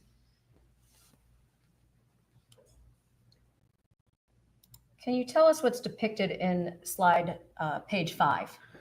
So what this is this is just an example of call out boxes that we'll see. So for every cell phone tower mapped, there's going to be a box that like this. So the box will have information directly from the call detail records. One thing to note is that this is just an example. There's not a 678 area code within our case. This is just an example put up there. But in the top, we see CID. That stands for cell ID. So what that is that's that unique cell phone tower number. 732392 is the tower number. And then the -16 is the side or in the height or tier of that antenna on the pole. Underneath that, you'll see the date. Again, an example, not for our case, but this was an April 2019 example. Underneath that will be the phone number that's mapped. And then the activity time will be to the right of it in local time. So not all cell phone records are kept in local time. In fact, T-Mobile and AT&T, the ones we're going to look at the most, are kept in what's called UTC time, so a different time. So we have to convert that time. But I say that just to say all the times that you'll see in my analysis are in local Eastern time. And then I'll say the type of activity. All of our activity in this case are data sessions, meaning either the cell phone or the vehicle, the cell phone within the vehicle, or reaching out to the network and exchanging some kind of data on the network. The next number on the right shows, in this example, 122. That's the compass direction of the sector used, meaning if we're looking at sector number 1, in this case, we know the middle of it is 122. That's where the middle of the sector used is. And then if there was a phone call, the other number would be listed on the right. Again, everything we're going to look at is data sessions. And then you'll see at the kind of the top right there of that blue square or rectangle is a yellow circle with a number 4. And that's just a reference number. So if there's more than one tower shown on my map, there'll be a call out box for tower number 1, call out box for tower number 2, 3, and 4, so forth and so on. Does that provide sequencing? It does. Okay. And did you in fact analyze some data? I did. I'm going to slide number 6 at this point. Can you tell us what's depicted here? Yeah, so again, these are the cell phones and associated users that I was given for each of the numbers, and then their providers. So, obviously the vehicle, its phone located within the vehicle was using AT&T, as was the blue phone of Mindi, and then had a red phone, which was a Verizon phone associated with Nicholas Kassotis, and then another phone associated with Nicholas Kassotis was a T-Mobile phone, kind of shown here in yellow or orange. Were all 4 of those devices mapped? They were. Okay. Ultimately, were you asked to map specific dates in conjunction with this case? Yeah, so I reviewed the records for every one of these. And then I focused my analysis on important dates, times, and locations that I was asked to by the investigators. And did you have any mappable activity for the Verizon device and the blue device associated with Mindi Kassotis? I did not. So the device ending in 8328, the red device, and the blue device ending in 0847 had no activity during the times I reviewed. So you won't see any of their analysis because there was no activity to map. So those 2 phones are not part in any way of this presentation? That's correct. Okay. And now I'm going to slide 7. Can you tell us what's depicted here? So again, depicted here is cell phone towers and locations of interest that I was asked to review. One thing to note is you'll see a lot of blue dots and a lot of green dots on here. The blue dots are AT&T towers, and the green dots are T-Mobile towers. Again, you can kind of see what we talked about in locations where there's more people live and more people work. There's lots of towers together. Look at the downtown Savannah area, right? Towers look like they're right on top of each other. As opposed to you go to more rural parts of this, you'll see that towers get farther apart because there's less people. But on the left-hand side is all the locations that I was asked to review. Did you also review another location that is referenced with an HD? I did, Home Depot. Okay, can you tell us, what do you do when you get an address from a law enforcement agency seeking to map it? Yeah, so let's say at the top, right, I was given a Bass Pro Shops address and said, hey, can you add this in your analysis? Well, I look up the Bass Pro in the area, make sure that that address is correct, and then that address does exist and where it is approximate to the Bass Pro. So I look at the map, make sure the address puts the marker exactly where Bass Pro is. If I have a place like a residence where, you know, I can't look up, hey, residence for somebody, you know, such and such and put that up there. I just take that address and I put it in and verify that that is a legitimate address and then place the marker on the map. Okay. And with respect to the other locations, meaning the B1 torso recovered, B2 head recovered, all of those below it, what are those numbers underneath that? Yeah, so those are latitude and longitude spots. So the investigators, when they found such an item, they would mark the location where that item was recovered, the specific location. So it's basically a GPS coordinate of where that object is or was recovered. Like in the pumping station is located at that specific latitude and longitude. And did those also get dropped onto this map? They did. And you can kind of see them all kind of bunched together on the bottom kind of portion of the map with underneath the KF there. Since a lot of these locations are in a closer proximity, they kind of all bunched together on this slide. And why are they all bunched together in this fashion? Yeah, because I wanted this slide to show all of the locations from, you know, the Home Depot down to the area where the body parts and the pumping station were. I want it all on one slide. So that made some of the locations kind of overlap since they are closer together. I'm going to show you now slide number 8. Can you tell us first, what date and time range were you mapping on this slide?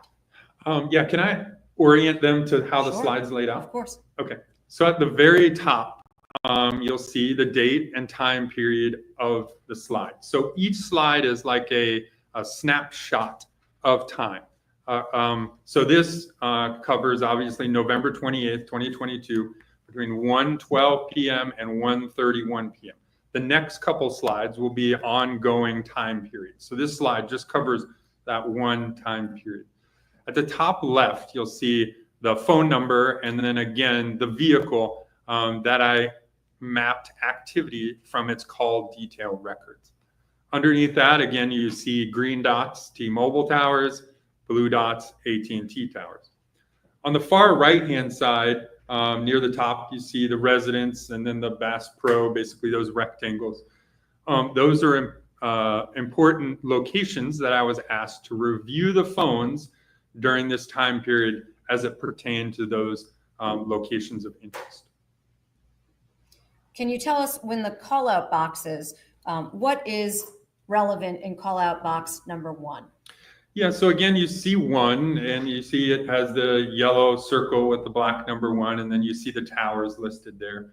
And then if you look underneath there, you see the activity. So again, the vehicle had a data session that initiated at 1:12 using that tower and sector you see there. And then there's several data sessions from the 4570 cell phone, one at 1:14, 2 at 1:14, and 2, it looks like at 1:26, I think. Hold on. It's correction, 1:28. So these are local time, you said, correct? These are all in local time. Okay, so that number 1 where we see the sector that you were referring to, they were previously the 2 red lines, they are now, is that black? One is black for the vehicle, and then the other is that yellow or orange for the cell phone. Okay, and is that call-out box that's in the bottom right of that slide, is that depicted somewhere else on the map itself? It is. It's showing the towers from number 1. So what is that letter B reference? The B, as you can see in the top right, is the Bass Pro Shops. So what conclusions were you able to draw from the call-out box number 1 and the tower number 1? Yeah, that both the vehicle and the cell phone ending in 4570 had data sessions that used towers and sectors that were in close proximity to the Bass Pro Shops between 1:12 and 1:28 p.m. And were you asked to look at that specific time for a reason? I was, and you can kind of see the snapshot on the left-hand side. I was told that there was a purchase, and attached is a copy of a receipt. Kind of see on the left-hand side there. And the time listed on the receipt is November 28th, 2022 at 13:23, which is 1:23 Eastern Time. Okay. PM. Correct. And was that consistent with what you found in Tower 1 box call out 1 as well? It is. And can you tell us what is in call out box 2? Yeah, so again, 2 is a different tower and sector, and we see that the vehicle had a data session at 1:31, and that vehicle is now appears to have moved northbound away from the tower it used at 1:12. At 1:31, the vehicle appears to have traveled north from its original location. Can you tell us, just so we're clear, what exactly is a data session? Yeah, so a data session is on a device, anything from one of 2 things. It can be user generated, right? We can be on there surfing the internet, streaming audio or video, but it can also be refreshing. So things in the background of your phone refreshing. So if you're like me, in your Internet Explorer, however you get to the internet on your phone, if you open it up, I got like 40 tabs underneath there, right? I don't close things out. I don't know. But some of those things refresh as the phone sits there.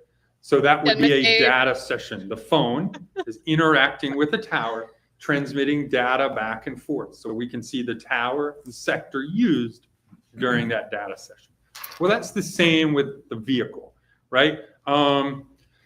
Vehicles, some interact and check in with the network more than other vehicles. It's proprietary information. Maybe Nissan's interested in this and Ford's interested in this. So they set their phones to send this information during that time period. Fords historically are very chatty on the network, meaning they love to transmit information, Oh my which God. we'll see. So nobody told Ford not to talk to strangers? Like, what? Here in the next couple of slides.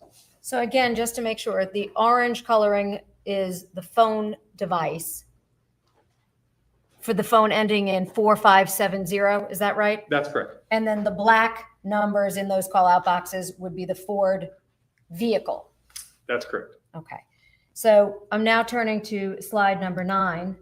Can you tell us what you placed on this slide? Yeah, so again, this is same kind of layout. On November 29th here of 2022, we're looking at between 8:33 a.m. and 9 a.m. Same phone ending in 4570, the orange or yellow, and then the black is the vehicle. And then on the right-hand side, we have the residence again, but now we also added the location of a Home Depot on East Victory Drive, which is the yellow box with the letters HD in it. And what did you find about tower location 1 by the residence? Yeah, so there's vehicle data sessions that are initiated at 8:33 and 8:42, which would be consistent with the vehicle being at or in the. I think it's comical. If you guys aren't looking at the screen, they got this little image of the purchase receipt, the Home Depot receipt from the 29th for the Milwaukee insulation knife, the one that we heard from the toolmark expert today. Couldn't have cut through bone, even though that's the thing that they find 650 feet away from the body parts. But they have the slogan. They have the slogan sitting here during a dismemberment trial. How doers get more done. It's kind of messed up. Would be consistent with the vehicle being at or in the vicinity of the residence. And then we see that device have its next data session at 8:58, which is tower number 3, the black device. Again, now that's over near the Home Depot. And then in between those at 8:54 and 9 o'clock, we have data sessions for the phone. Again, the orange phone. Again, in the vicinity of the Home Depot. Can you explain why number 2 and number 3 are facing each other? Yeah, so again, these are 2 different networks. So one is AT&T, the vehicle, and one is T-Mobile, that's the phone. So they may share the same tower, but they don't necessarily do that all the time. In fact, most of the time, they don't. So what we might see is, T-Mobile has its antenna for an area over on this side, on the right-hand side. But to cover the same area, AT&T might put its tower on the left-hand side. Again, it's just how the phone companies decide to put their towers. But one significant factor, obviously, is there's 3 activities, 2 from the phone and 1 from the car, 8:54 from the vehicle, from the phone, 8:58 from the car, and then 9 o'clock from the phone. Again, both of those are kind of pointing in the same general area. One's opening to the right, and one is opening to the left with the Home Depot in the middle. And were you asked specifically to look at that time frame for a particular reason? I was, and you'll see on the right-hand side again is a snippet of a receipt on November 29th of 2022 at 8:56 a.m., a purchase of something, I don't know. Okay. And that purchase and that date and time was what caused you to look for the activity of the data sessions. God bless you. Bless you. For that date and time? Yes, ma'am, that's correct. Okay. And that activity put that vehicle and the device in the vicinity of what? Of the Home Depot, starting at 8:54 and ending at around 9 o'clock. Those last 2 interactions. Now, with respect to call out box 1, can you tell us that CID that's in the top, what is that? So the CID, so again, that's 74038. That's that unique tower number. And is that tower number in the vicinity of what? That tower is in the vicinity of the residence. And the residence being, would that be the address that you have on the top right corner? It is 311 East 65th Street in Savannah. And I'm now going to show you slide number 10. What is depicted here? So again, still on the 29th, between 9:09 and 9:42. Same one vehicle, and same locations of interest, the Home Depot and the residence shown here. And then obviously you have all the dots from the blue cell phone towers and the green towers. But what this shows is basically movement of both the device and the vehicle.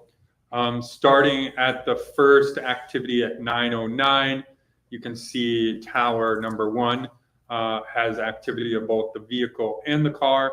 And then we see interactions from both the vehicle and the car as the devices move westbound, most likely on 16, and then southbound on most likely 95, with this slide ending on tower number 5 at 9:42 a.m. The vehicle and phone appear to be headed south on 95. And so would it be fair to say that you're able to track essentially movement? Absolutely. And how do you do that specifically? Yeah, I mean, if you know a phone used a tower in a sector at a specific time periods, you can see, hey, if it used this one, 10 minutes later, it used one to the right, further to the right, another 10 minutes later. We know that the device traveled in that direction in order to use those towers at specific time periods. Would that be even more prevalent, for example, if the device is a car? And I say device, in this case, I mean the cellular card is associated with a car? Correct. Okay. I'm now moving to slide number 11. Can you tell us what's depicted at slide number 11? Yeah, so here, again, 9 at the top, 9:59 to 12:03 p.m., still on the 29th. Still the same phone and same vehicle, orange for the phone, black for the vehicle. Now we have a lot of locations of interest listed on the right-hand side. You see in red is basically the various body parts and where the knife was found. And then there's also a purple or pink square representing a pumping station there. And then if you look at the activity of the device, I'm going to look at my slides because that yellow's hard to see. So if you look at the time periods, you'll see the device uses tower number 1, which again is off 95 there. At 9:59, it uses the northeast side, so kind of the right-hand side. And then at 10:04 and 10:05, now it's using the left-hand side. And we can tell that because in that box, it may be hard to see, but the last two numbers, one says 86 for the 9:59 activity. Well, an azimuth of 86 is basically east, because 90 degrees would be due east. And then the 240 is going to be basically south and west. So we can tell which of these sides the phone used at specific times based off of the azimuths there. And then we also, in that same general area at 10:02, have activity on tower number 2 for the vehicle. And we see, again, that all located in the same area there.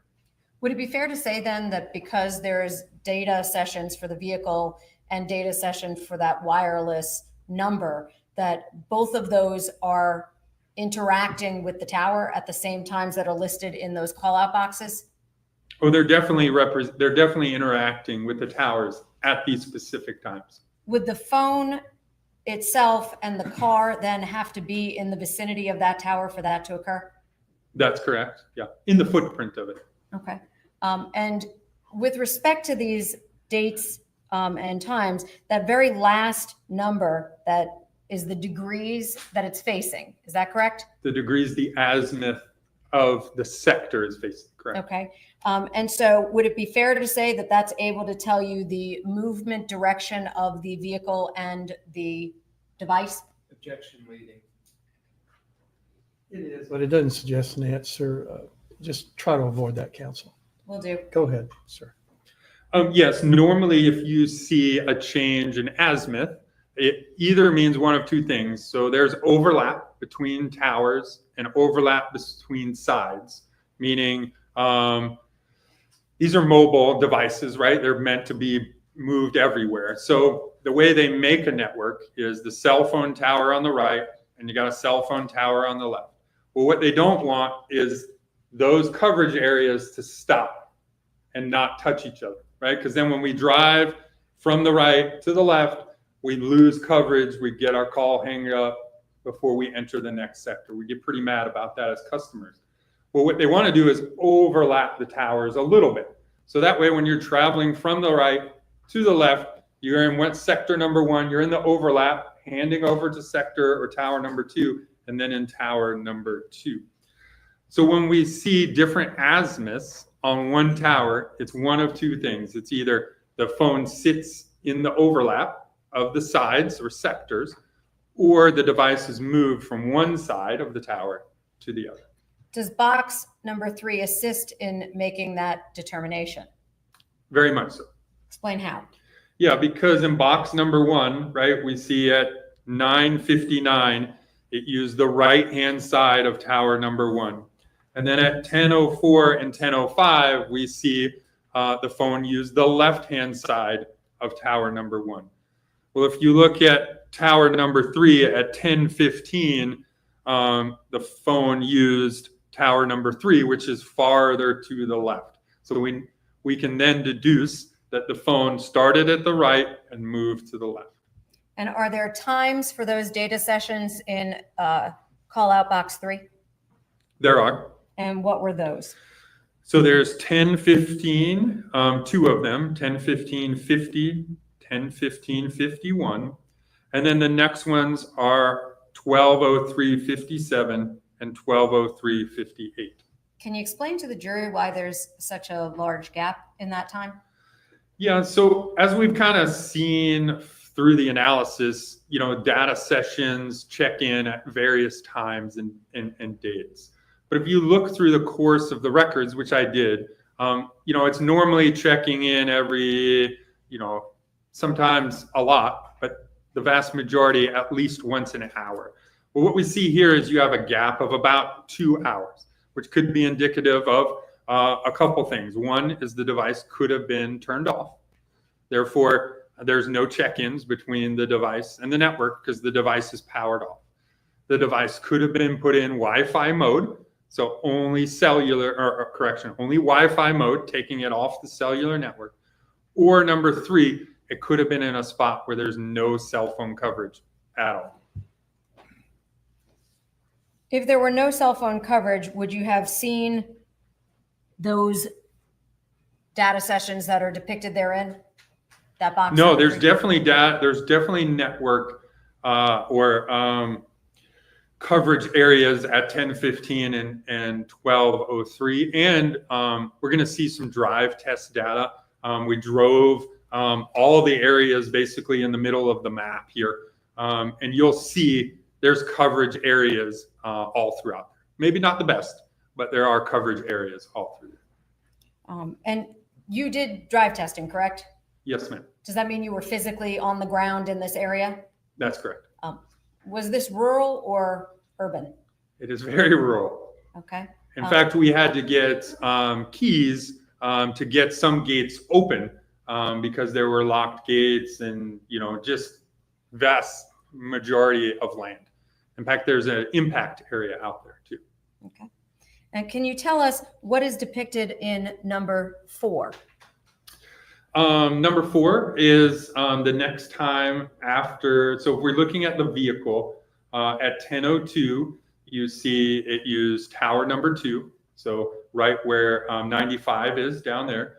And the next activity on the vehicle is at 10:21. And then we see it use tower number 4 between 10 10:21, and 11:54.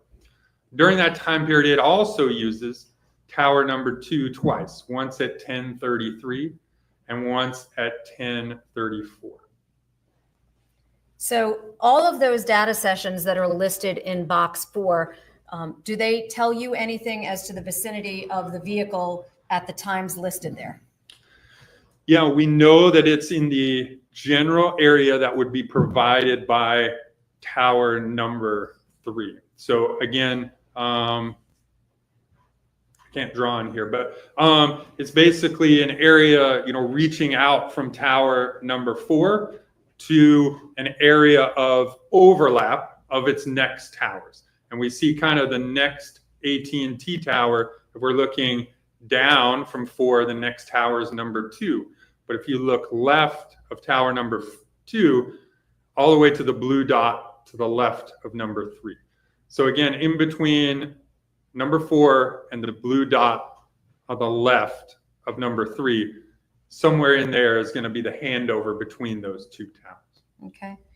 And so what does that mean with respect to the vehicle sessions in respect to the waypoints you listed for B1, 2, 3, 4, and where the knife was found? Yeah, so all of those locations, the closest AT&T tower and sector to it are tower number 4 and the sector shown. And was that vehicle in the vicinity of tower 4 at the time period between between 10:21 a.m. and 11:54 a.m.? Correct, it was. Now tell us what is in box 5. So again, the vehicle uses box 5, checks in a data session, 2 of them, at 10:33 and 10:34. Would that also demonstrate any overlap? Yeah, there's going to be overlap between tower 4 and tower 5. Maybe a little bit more than halfway, right? There's going to be some overlap between the 2 of those. And this will, again, the footprint will make more sense when we see the drive test data in a minute. Now, were you able to determine what happened after 12:03 p.m.? Oh, there was more on that slide. I wasn't sure. My apologies. I'll go back.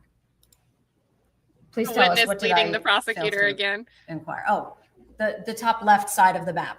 Can you tell us what the video at the pump station referenced? Yeah, so I put a yellow square up there on the left-hand side, and it just says that I was notified that there was Objection to hearsay. What's the state's response? I can rephrase it. Okay. Is there a reason that you mapped a particular area between 11:16 a.m. and 12 p.m.? Yes. Why did you map that area without telling us what was said? Yeah, I mapped that area because there was video of a Ford Explorer collected near that pumping station, which is the pink box with the letters PS. And where is that PS in relation to Tower 4? You see it in the middle of the map. Again, Tower 4 and the sector used is the closest tower and sector, AT&T wise, to the pumping station. And with that vehicle identification number for that 2022 Ford Explorer data, put that where in relationship to the pumping station? Yeah, so again, it used the data on tower number 4 between 10:21 and 11:54. Thank you. I'm now going to slide 12. Can you tell us what this depicts? Yeah, so this is between 12:07 and 3:03 p.m. And it basically shows the first interaction is at 12:07 from the orange, basically the cell phone, at tower number 1. And then you can see interactions between the phone and the car and various towers as the device and vehicle move northbound, most likely on I-95. And then eventually there's a vehicle data session at 2:03 in the vicinity of the residence. Now, just to be clear, this box, the call out box number 1, that reflected what time? 12:07 p.m. Is that the cellular device itself, the phone, or is that the car? That is the cellular device. And I'm going back one moment to slide 11.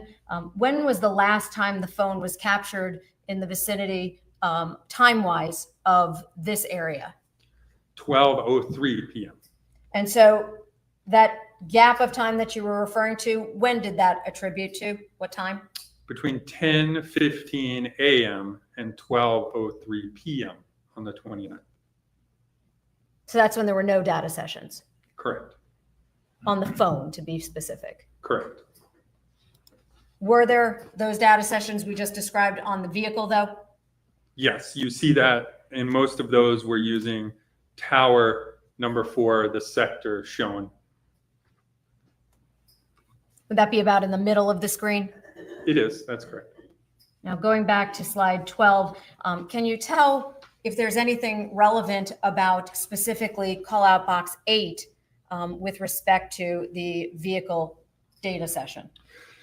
Yeah, so again, that's a tower and sector in the vicinity of the residence, and the number 7403884, that tower number is the same one we saw on page number 9, kind of zoomed in, the one that was closest to the residence. And that would be the same tower that was picking up on both of those times? Same tower, yes. I think so, Betsy. I'm now going to talk to you a little bit about the drive testing. You indicated that you did do drive testing, I did. okay? And can you tell us where specifically you drove tested? Yeah, so I specifically wanted to map out 4 different towers to make sure we understood the footprint of those towers on the dates in November of 2022. Okay, and so tower number, I'm on now slide number 14. What did you display here? Yeah, so again, at the top, it shows that we drove test an AT&T tower. You see the cell ID, so it's the same 740-350-224. And you'll see on the left-hand side, that's the same call-out box that was shown on the previous slide, page number 11. And it was tower number 5 on that slide. And then on the right-hand side, we still have the locations of interest, all the body parts plus the pumping station. And then I show all the blue dots for AT&T devices. So this kind of amoeba that we're looking at here shows the footprint of the coverage area. So the dark purple in the middle is what we would call a dominant coverage area. So it's the strongest coverage area for that tower and sector. You'll see on the boundaries of the dark purple is light purple. That's that coverage area or the overlap area. Remember how I said there's overlap between towers and sectors. So we see some of that overlap area would be the light pink or purple kind of area listed there.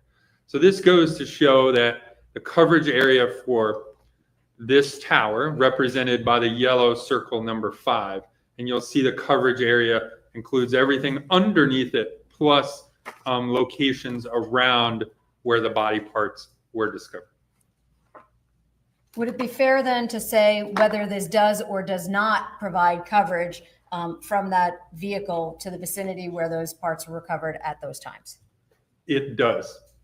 And some of them were in the overlap area, but yes, there's overall coverage to that area from this tower represented by number 5. And I'm now looking at slide number 15. Can you tell us what's depicted here? So again, I looked at the AT&T tower 740626-17, and you'll see on the left-hand side, I pulled the call-out box from page number 11, and the tower number kept it the same, tower number 4. And so you'll see the times that tower is used between 10:21 and 11:54. And then you see the coverage area. So in this case, it's represented by yellow. So the dark yellow, basically the center of the tower and sector, is the dominant coverage area for that tower. And then the lighter yellow would be some of that overlap area. What is your opinion as to the vicinity of the Ford 2022 Ford with respect to 10:21 a.m. to 11:54 a.m. on November 29th of 2022? Yeah, during the time periods listed on the left, which were those time periods, you'll see the dominant coverage area, which is the most likely location of this device, i.e. the Ford, during those time periods.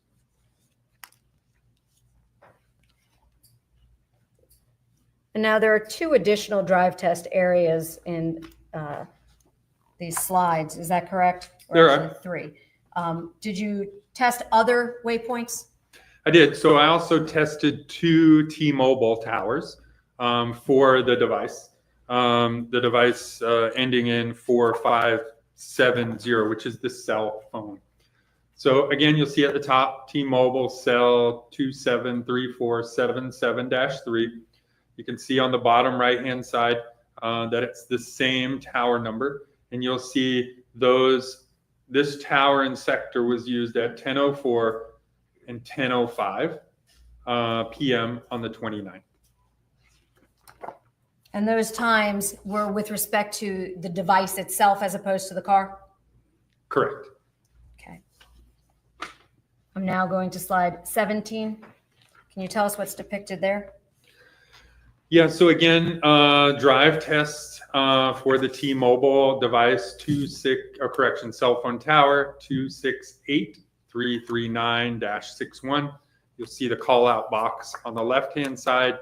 There's activities at 10:15, 2 of them, and 12:03, 2 of them. And then you can see this is represented in blue. The dark spot is the dominant area, and then the light blue is that overlap area with other towers. Now the phone at this point, was that captured during that gap in time? It was not. So there's no activity on the phone between 10:15 and 12:03 p.m. Were there any phone calls or text messages at all? No. So in my review of the call detail records, there's no phone calls or text messages during the time periods I reviewed.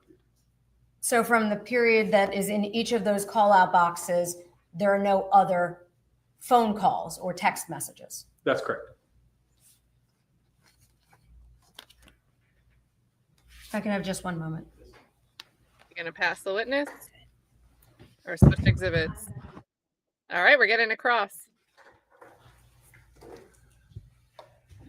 Let's see, guys. Important cross here, I think. No, I can just tell me what you want me to go to. You didn't look at other devices. Good afternoon, Agent Bernie. Good afternoon, sir. It's good to see you again. It's Good been to a see few you. months.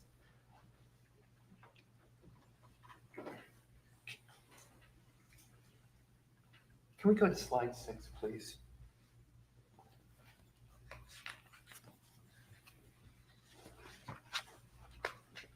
Okay. Agent Bernie, this is slide 6 that you prepared, correct? It is. And you say that there is no mappable activity during the analyzed period for the 8828 Verizon number, correct? Yeah, so listed on the bottom, it does say 8828. That's actually a typo. It's supposed to read 8328. Oh, I wasn't trying to point out your typo. So let's just, the 8328 number has no mappable data. That's correct. This period. And the 0847 number also has no mappable data, correct? That's correct.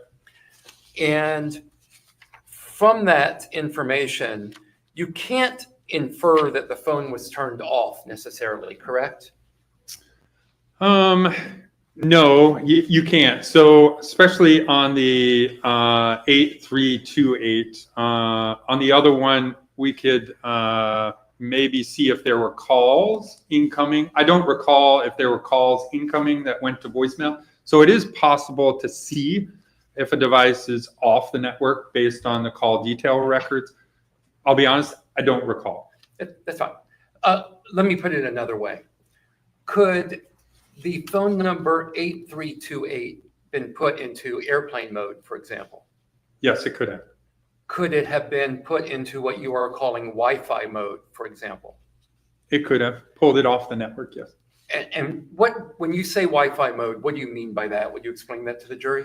Yeah, so Wi-Fi mode is basically pulling the cell phone device off the cellular network and using it only for Wi-Fi calling. So you would only have service when you have Wi-Fi, internet through Wi-Fi. So if the 8328 number is connected to Wi-Fi, if it's in Wi-Fi mode, it could still be having data communications, correct? That's correct. It could be surfing the internet, correct? Absolutely. It could be sending and receiving messages, not SMS, not phone messages, but it could be sending and receiving messages in other ways, correct? Correct. It could be using Signal to send and receive messages, correct? Signal, correct, and iMessages. And iMessages. And the same for the 4570 number, correct? If it was in Wi-Fi mode, it could also be engaging in data communications. That's correct. Any device taken off of the network, as long as you still have internet in Wi-Fi mode, you can use it. I mean, it's basically a computer, right, in the palms of our hand.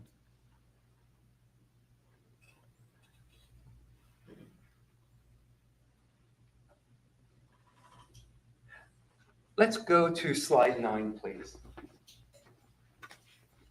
Thank you.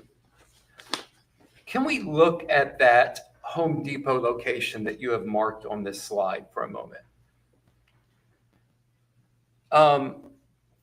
Cell tower CID 740384-8. That's the one with the number 1.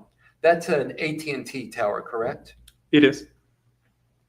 And then also cell tower number 3, CID 744408-9. That's also an AT&T tower, correct? Yes, sir, it is. And what is that tower directly above the label HD on the map? What kind of tower is that? That's another AT&T blue dot. So it's another AT&T tower in there. Okay. And it appears that the blue dot above the HD is closer than the number 3, the cell tower mark 3, correct? It does, yep. Do you know why, when you're sitting here, and I know you don't have all your information, but do you know why the cell phone may have been hitting off of or pinging the tower we'll call the number 3 tower versus the tower above the HD? Yeah, so again, remember when I started and we showed pictures of towers, not every tower is created equal, right? So some towers are really tall and some could be really short. My guess is the blue dot above HD is meant to service the traffic as it goes through 80 there. Okay, this expert on the stand is now on cross-examination. The captions got it. You have the expert on the stand when being pressed about AT&T towers and a different tower. My guess, not good words that for your expert witness to say. This is the state's witness. I guess. And then whatever that cross street is there. So it could be a smaller tower that's meant to cover a smaller area than tower number 3. I don't recall the height of tower number 3 off the top of my head. But again, as you, I think, testified on your direct, you don't always necessarily hit the closest tower, correct? Yeah, not always. The vast majority of time we do, but not always.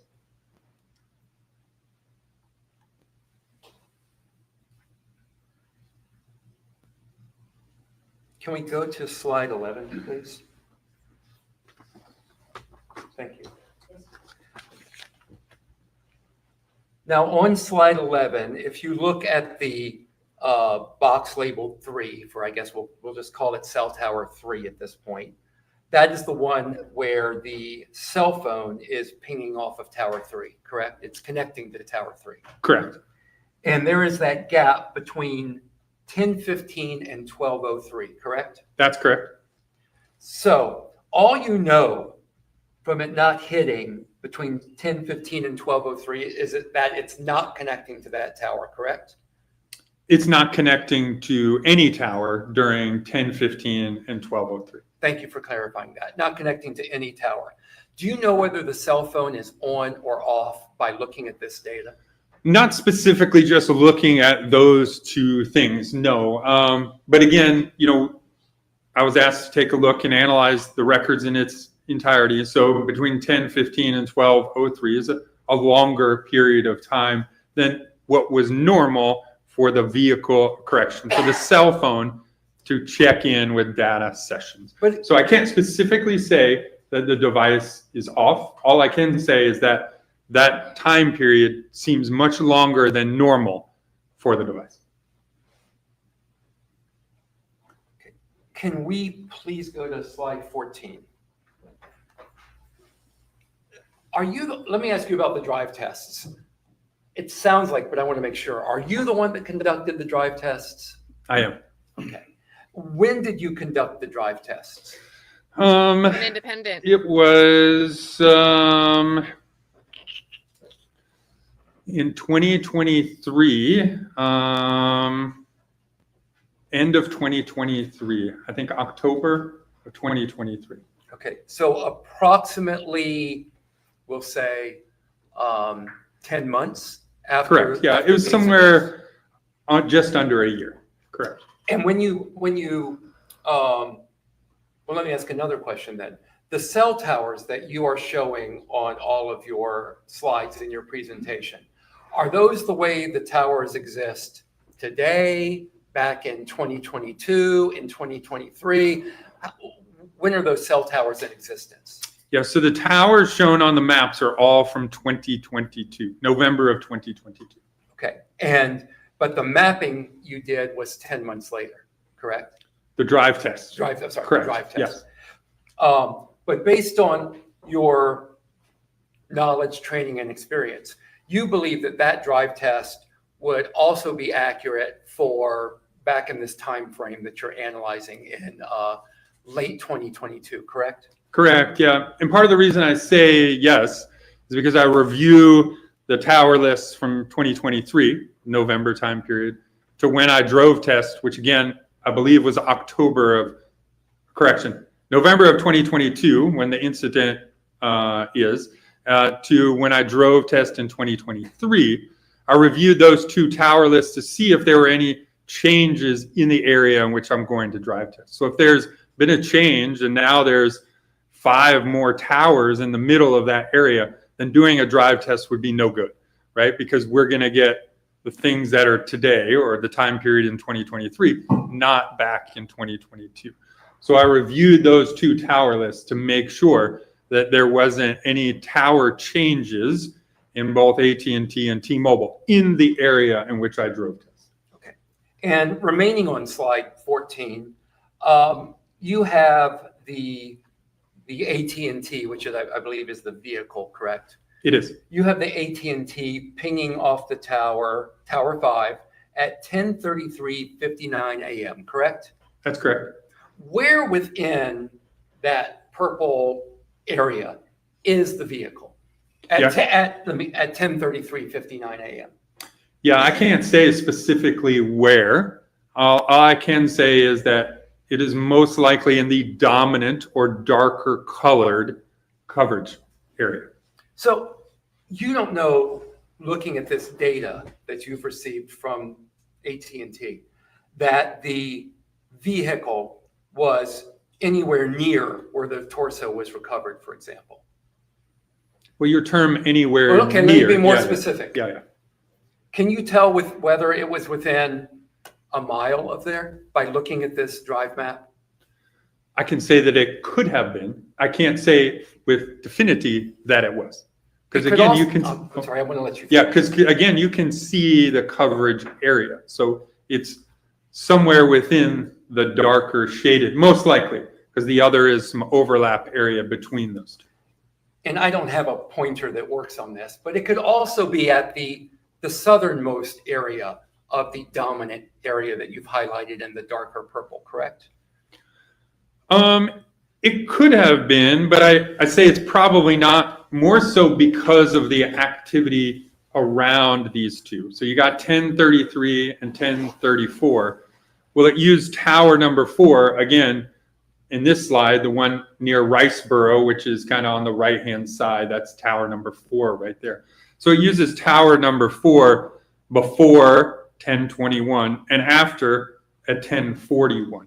So I would probably put the device in the northern eastern side of the drive test, if you were to ask me based on my training and experience. But it could be anywhere within the drive test area. If you look solely at the drive test results and not the other things together, then yes, it could have been anywhere within it. But you also have to look at the things on the outside. I understand. Yeah. If we could go to slide 15, please. This is the drive test area for cell tower 4, correct? It is. And once again, for cell tower 4, that vehicle that has the AT&T, I guess, modem in it, I don't know what to call it, the AT&T cellular transmitter in it, that could be anywhere within the dominant or even not the dominant region of that you've highlighted here, correct? Correct. Yeah. I mean, I would say based on the amount of times and the time periods in between some of those times, it's most likely in the dominant. If it was in the other, we'd probably see it jumping off of other towers if it was in the overlap period, more so. But yes, it could be anywhere within the dominant shaded area. So cell tower data like this that you're using, it can tell you regions, areas in which the cell tower could be located, correct? Yeah, that's why with this data, we tend to say general location. I've said it probably 100 times, right? The general location of a device. Because we can't be specific and say it's on this side of the street versus this side of the street with this data we have for this. But it's not like where I pull out my cell phone and I pull up Google Maps and it shows a point on my cell phone and it says, okay, I am here. Correct. Yeah, it's not GPS. The phone companies actually don't track your GPS. They don't care where you are with that definitive amount of purpose. Now, an app or Google may, but the phone company is looking at the towers and sectors that you use. Thank you very much, Special Agent Bernie. Thank you, sir.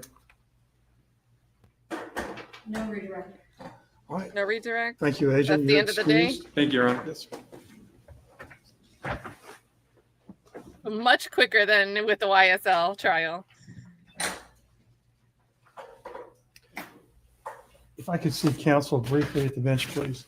They're probably going to do some scheduling, and we know that they're going to, sounds like 10 o'clock start tomorrow rather than the 9 Eastern time.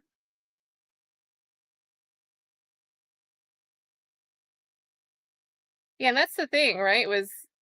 Are we doing enough reasonable doubt on purpose to see how this case goes? Like, making this a little experiment? All right, ladies and gentlemen of the jury, that will conclude today's testimony, but I want to update you on our predictions about the length of this trial. It appears that it's going, and this is based on discussions I've had with the attorneys. We are now optimistic that the presentation of evidence will end in the next couple of days. I can't tell you exactly when, but we think this trial will probably be concluded by the end of the week. I can't guarantee that. I just wanted to bring you up to date. And with regard to scheduling, we have a couple of witnesses that are traveling in from out of town tomorrow. So based on the schedule that the attorneys have indicated to me, you can come in a little later tomorrow. So if you would be here tomorrow morning at 10 o'clock, and that will give us time to have some of these out-of-town witnesses get here. So have a good evening. Again, I ask you to please abide by the instructions with regard to access to media accounts, and we will see you again tomorrow at 10 o'clock. Thank you very much. Have a good evening. Right. So 10 o'clock tomorrow, you guys.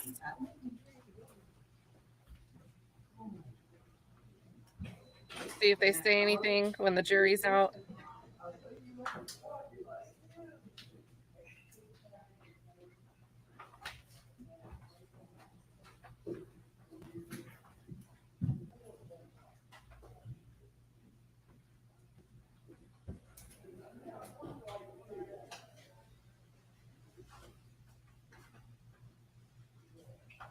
All right, the jury's out. We're adjourned until tomorrow morning. Thank you. All right, this is gonna, do you want to watch the body language, guys? I don't know if they're gonna pan and show it.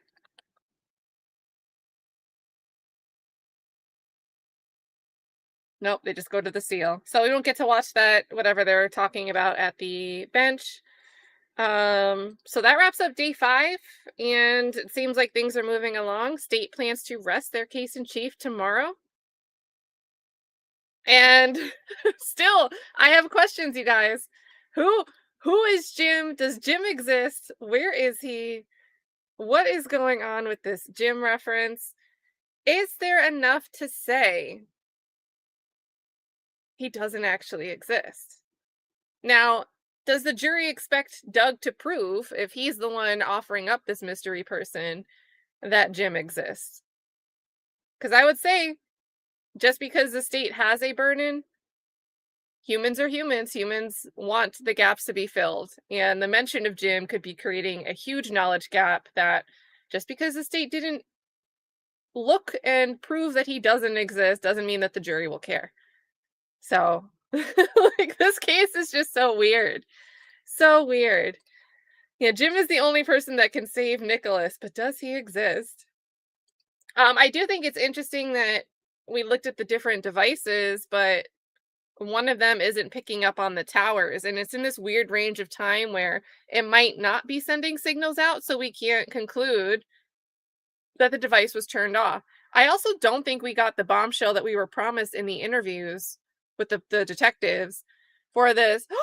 Oh my gosh, you tracked my GPS in my car? I thought I turned that off while I was dumping the body. Like, we never really got that big surprise gasp the way I felt teed up to expect in opening statements.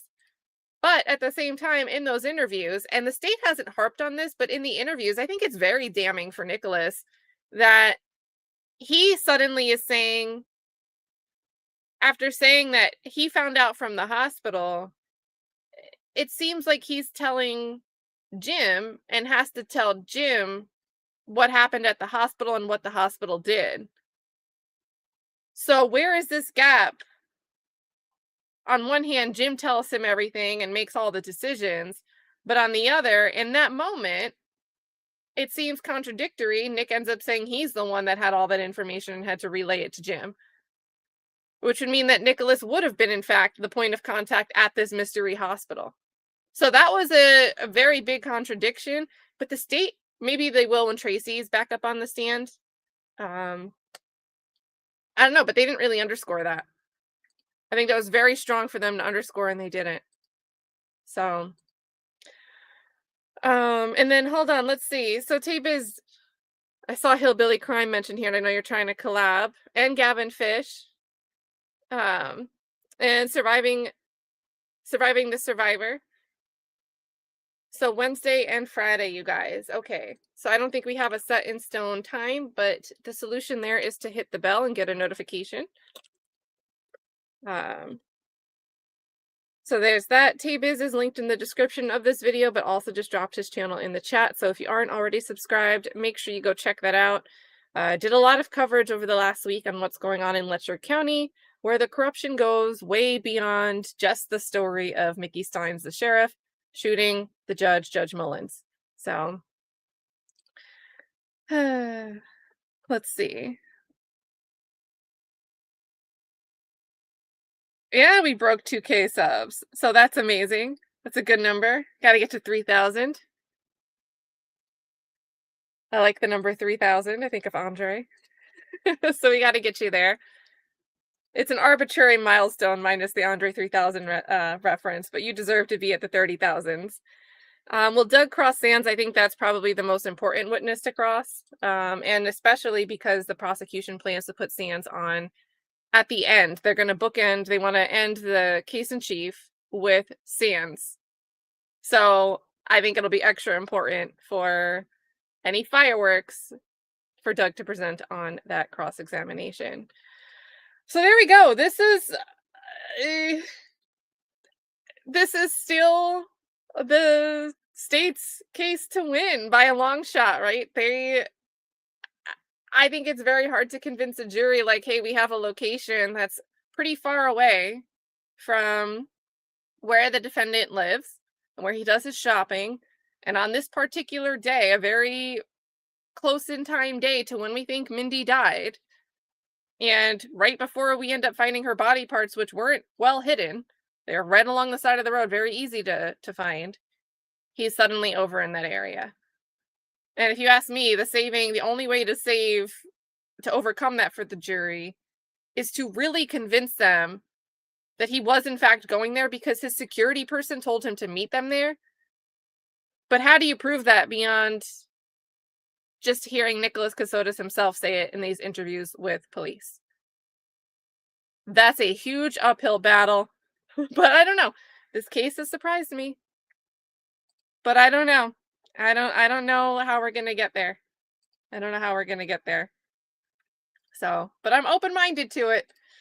Okay, Tally Pit Love, you reminded me, guys. Before we wrap this up, I think we should take a look over here. Let me hide our mystery Jim from the screen. If you know anyone in the Fulton County area or want to share online, you know how easy it is to spread dog pictures around. I'm going to drop a link in the chat to Fulton County Animal Services. They are having a crisis. By the end of day tomorrow, they need to get under their capacity. These are the at-risk dogs. Why do I have this Jim thing up here still? Why won't it go away? Okay. They have at-risk dogs. These are the dogs that might be euthanized if they cannot get below capacity before end of day tomorrow. This is the Fulton County area. They're looking for adoptions or fosters. So if you have a friend, share it along, let them know. Guys, like, this is sad to me. We've got Carolina, we've got Nina, we've got Slinko, we've got Jolly Boy, we've got another Gina, we've got Sassy, Chocolate Shake, we've got Robin, we've got Augusta, we got Xander, Mahogany, Martin. They take very good photos here. They really do their thing with photos. We have Greetings. Greetings is very tall. Oh, Calico Critter.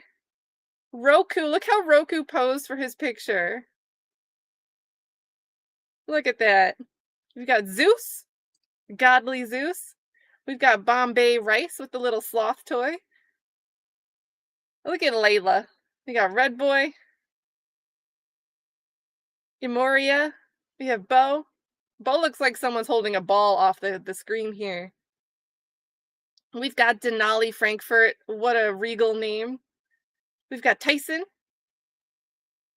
We got Justice. Look at that. Look at Bubba Boy. His ears are all the way behind his head. We got Lucy Wiggles. We've got Mystery Big Georgia Red. Maybe Big Georgia Red was adopted. We've got Nico. Bear, and I love this description. It says Bear is a 1-year-old fluff who's as sweet and playful as his name suggests. We've got Lips. We've got Chorizo. We've got Sweetie Pie looking like a Sweetie Pie.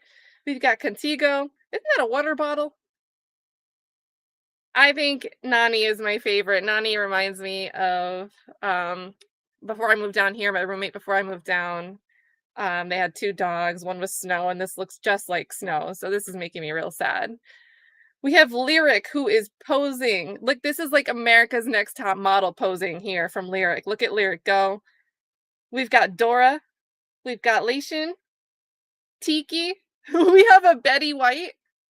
Right, I want them all. They are so, so cute. These are such good pictures, too. We've got Scooby with the cast. Oh, and nobody signed the cast. We got to get some signatures on there. What a sweetie.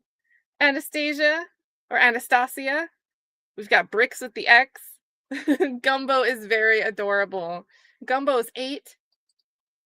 Making it up there. Princess, 7 years old. Look at these dogs. Got Anna Marie. Doro. We're going to say Doro. Danielle. Oh, Dudley. Dudley looks like a Dudley. You know, when someone fits their name, Dudley looks like a Dudley. Sweet Lorraine. Very sweet. Lionheart. Lionheart has a very, very good pose here, too. Remy. Henry Allen Venture, whose tail is blurry in the picture. Picture was taken mid-wag. Cornstable Corn Dog. Very, very awesome name, Cornstable Corn Dog. And Knave of Hearts. Very, very cute picture. We don't have a picture here for Cobbler. We're just going to hope that that means adopted. And then we're ending this one out with Oreo. Look how sweet Oreo looks. So if you guys know anyone in the area, if you want to share, I also posted it on Twitter. I'll probably post more pictures of the different dogs, hoping to make it shareable. Get somebody in the area who wants to come hang out with these dogs, be a foster parent, or adopt one of these dogs. That would be great. I heard from my brother that the Fulton County area used to have free spay and neuter services, but they've discontinued those free services for the most part. And now there's been a crowding problem with these animal shelters that do take the animals in, but they reach their capacity limits. And they are kill shelters if they can't get under their limit. So I don't know if there's some type of action going on where maybe they're going to try to get these spay and neuter programs back, but maybe that's something worth making buzz about too if you're in the area. Here is the list. Adoptions and fosters. But I mean, come on, look at these adorable pictures. Like, love it. Where's Lyric? Lyric was going bananas with the pose. We'll go back up to Lyric. There we go. Lyric and Nani. I think Nani is my fave. I just want to give a pat on the head. Oh my goodness. So you guys, we'll end with a cause here. I'll end up putting this in the description as well. Share with a friend if you can. And tomorrow, remember 10 a.m. we'll get back together. They'll be starting court a little late, and the state should rest their case by the end of the day. Doug has 3 witnesses on his witness list, so we'll see how that goes.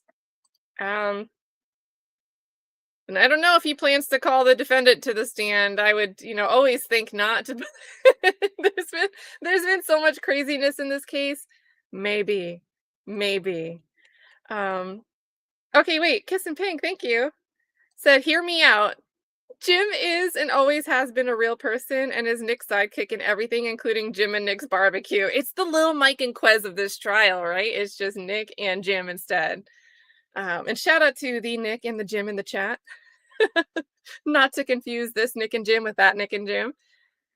So there we go. Thank you, K Tally Pitt, for sharing. Thank you guys for sharing. It'd be nice to see. And again, I don't think all of them need... I think if even, let's say a dozen, I don't know exactly how it works, but they're wording it like they'll have to make heartbreaking decisions to create space if they don't reach this goal.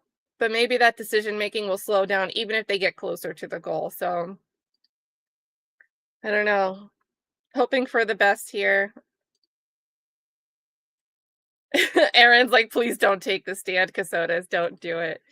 Shout out to Tiffany. Good to see you. Guys, I will also clip out the video. It was too long to clip during the stream. There's a 2-hour limit on what YouTube will let you, 2 hours from the moment that we're live backwards. So if I don't catch the beginning of something, 2 hours goes by, I usually won't clip it out. I have to do it after in post-processing. But I will get that video interview, just like we uploaded the audio one late. I think I uploaded it midnight one day. I'll try to do the same before the day ends today if you guys want to rewatch that video interview with detectives, standalone, see if you hear anything new. But again, tomorrow we'll look forward to some more surprises. Thank you to KP, to Michelle, to Tay Biz. We also had a ton of gifts from Idiot Wind. I'm not sure if she's still in here hanging out with us, but maybe she's on replay crew. Kay Schmidt was in here. Touche, Martina Nem. Thank you guys all for your support. Thank you to everyone that's hung out and chatted and gotten the details of this case together and shared your thoughts. And with all that love, I don't mean to do this to you on the way out, but we got to do it. We've got our special outro song. Take care, you guys. See you tomorrow. And I submit to you, and I'm going to submit to you, ladies and gentlemen, and I submit to you, and I submit to you, but I submit to you, that killer was a prosecutor. I submit to you, and I submit to you, I submit, the evidence will show, and I submit to you, so I submit to you, ladies and gentlemen, I submit to you, will be the evidence. Tossed. Second tub is recovered, I submit to you, I submit to you, ladies and gentlemen, I submit to you, ladies and gentlemen, and I submit to you, and I submit to you, you're not going to see anything, but I submit to you, and I submit to you, ladies and gentlemen, I submit to you, you will hear facts. And I submit to you, it's like a Q-tip, I submit to you, the evidence will show, but that's the same day, if you recall, you're going to see his car, I submit to you, drive right past it, and I'm going to submit to you on paper. I submit to you, that's what the evidence will show.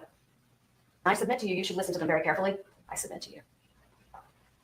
And I'm going to submit to you, ladies and gentlemen, I submit to you, I submit to you, I submit to you, I submit the evidence is going to show that. I submit to you, you're going to hear, I submit to you, he didn't want to pay that money. He burned the car.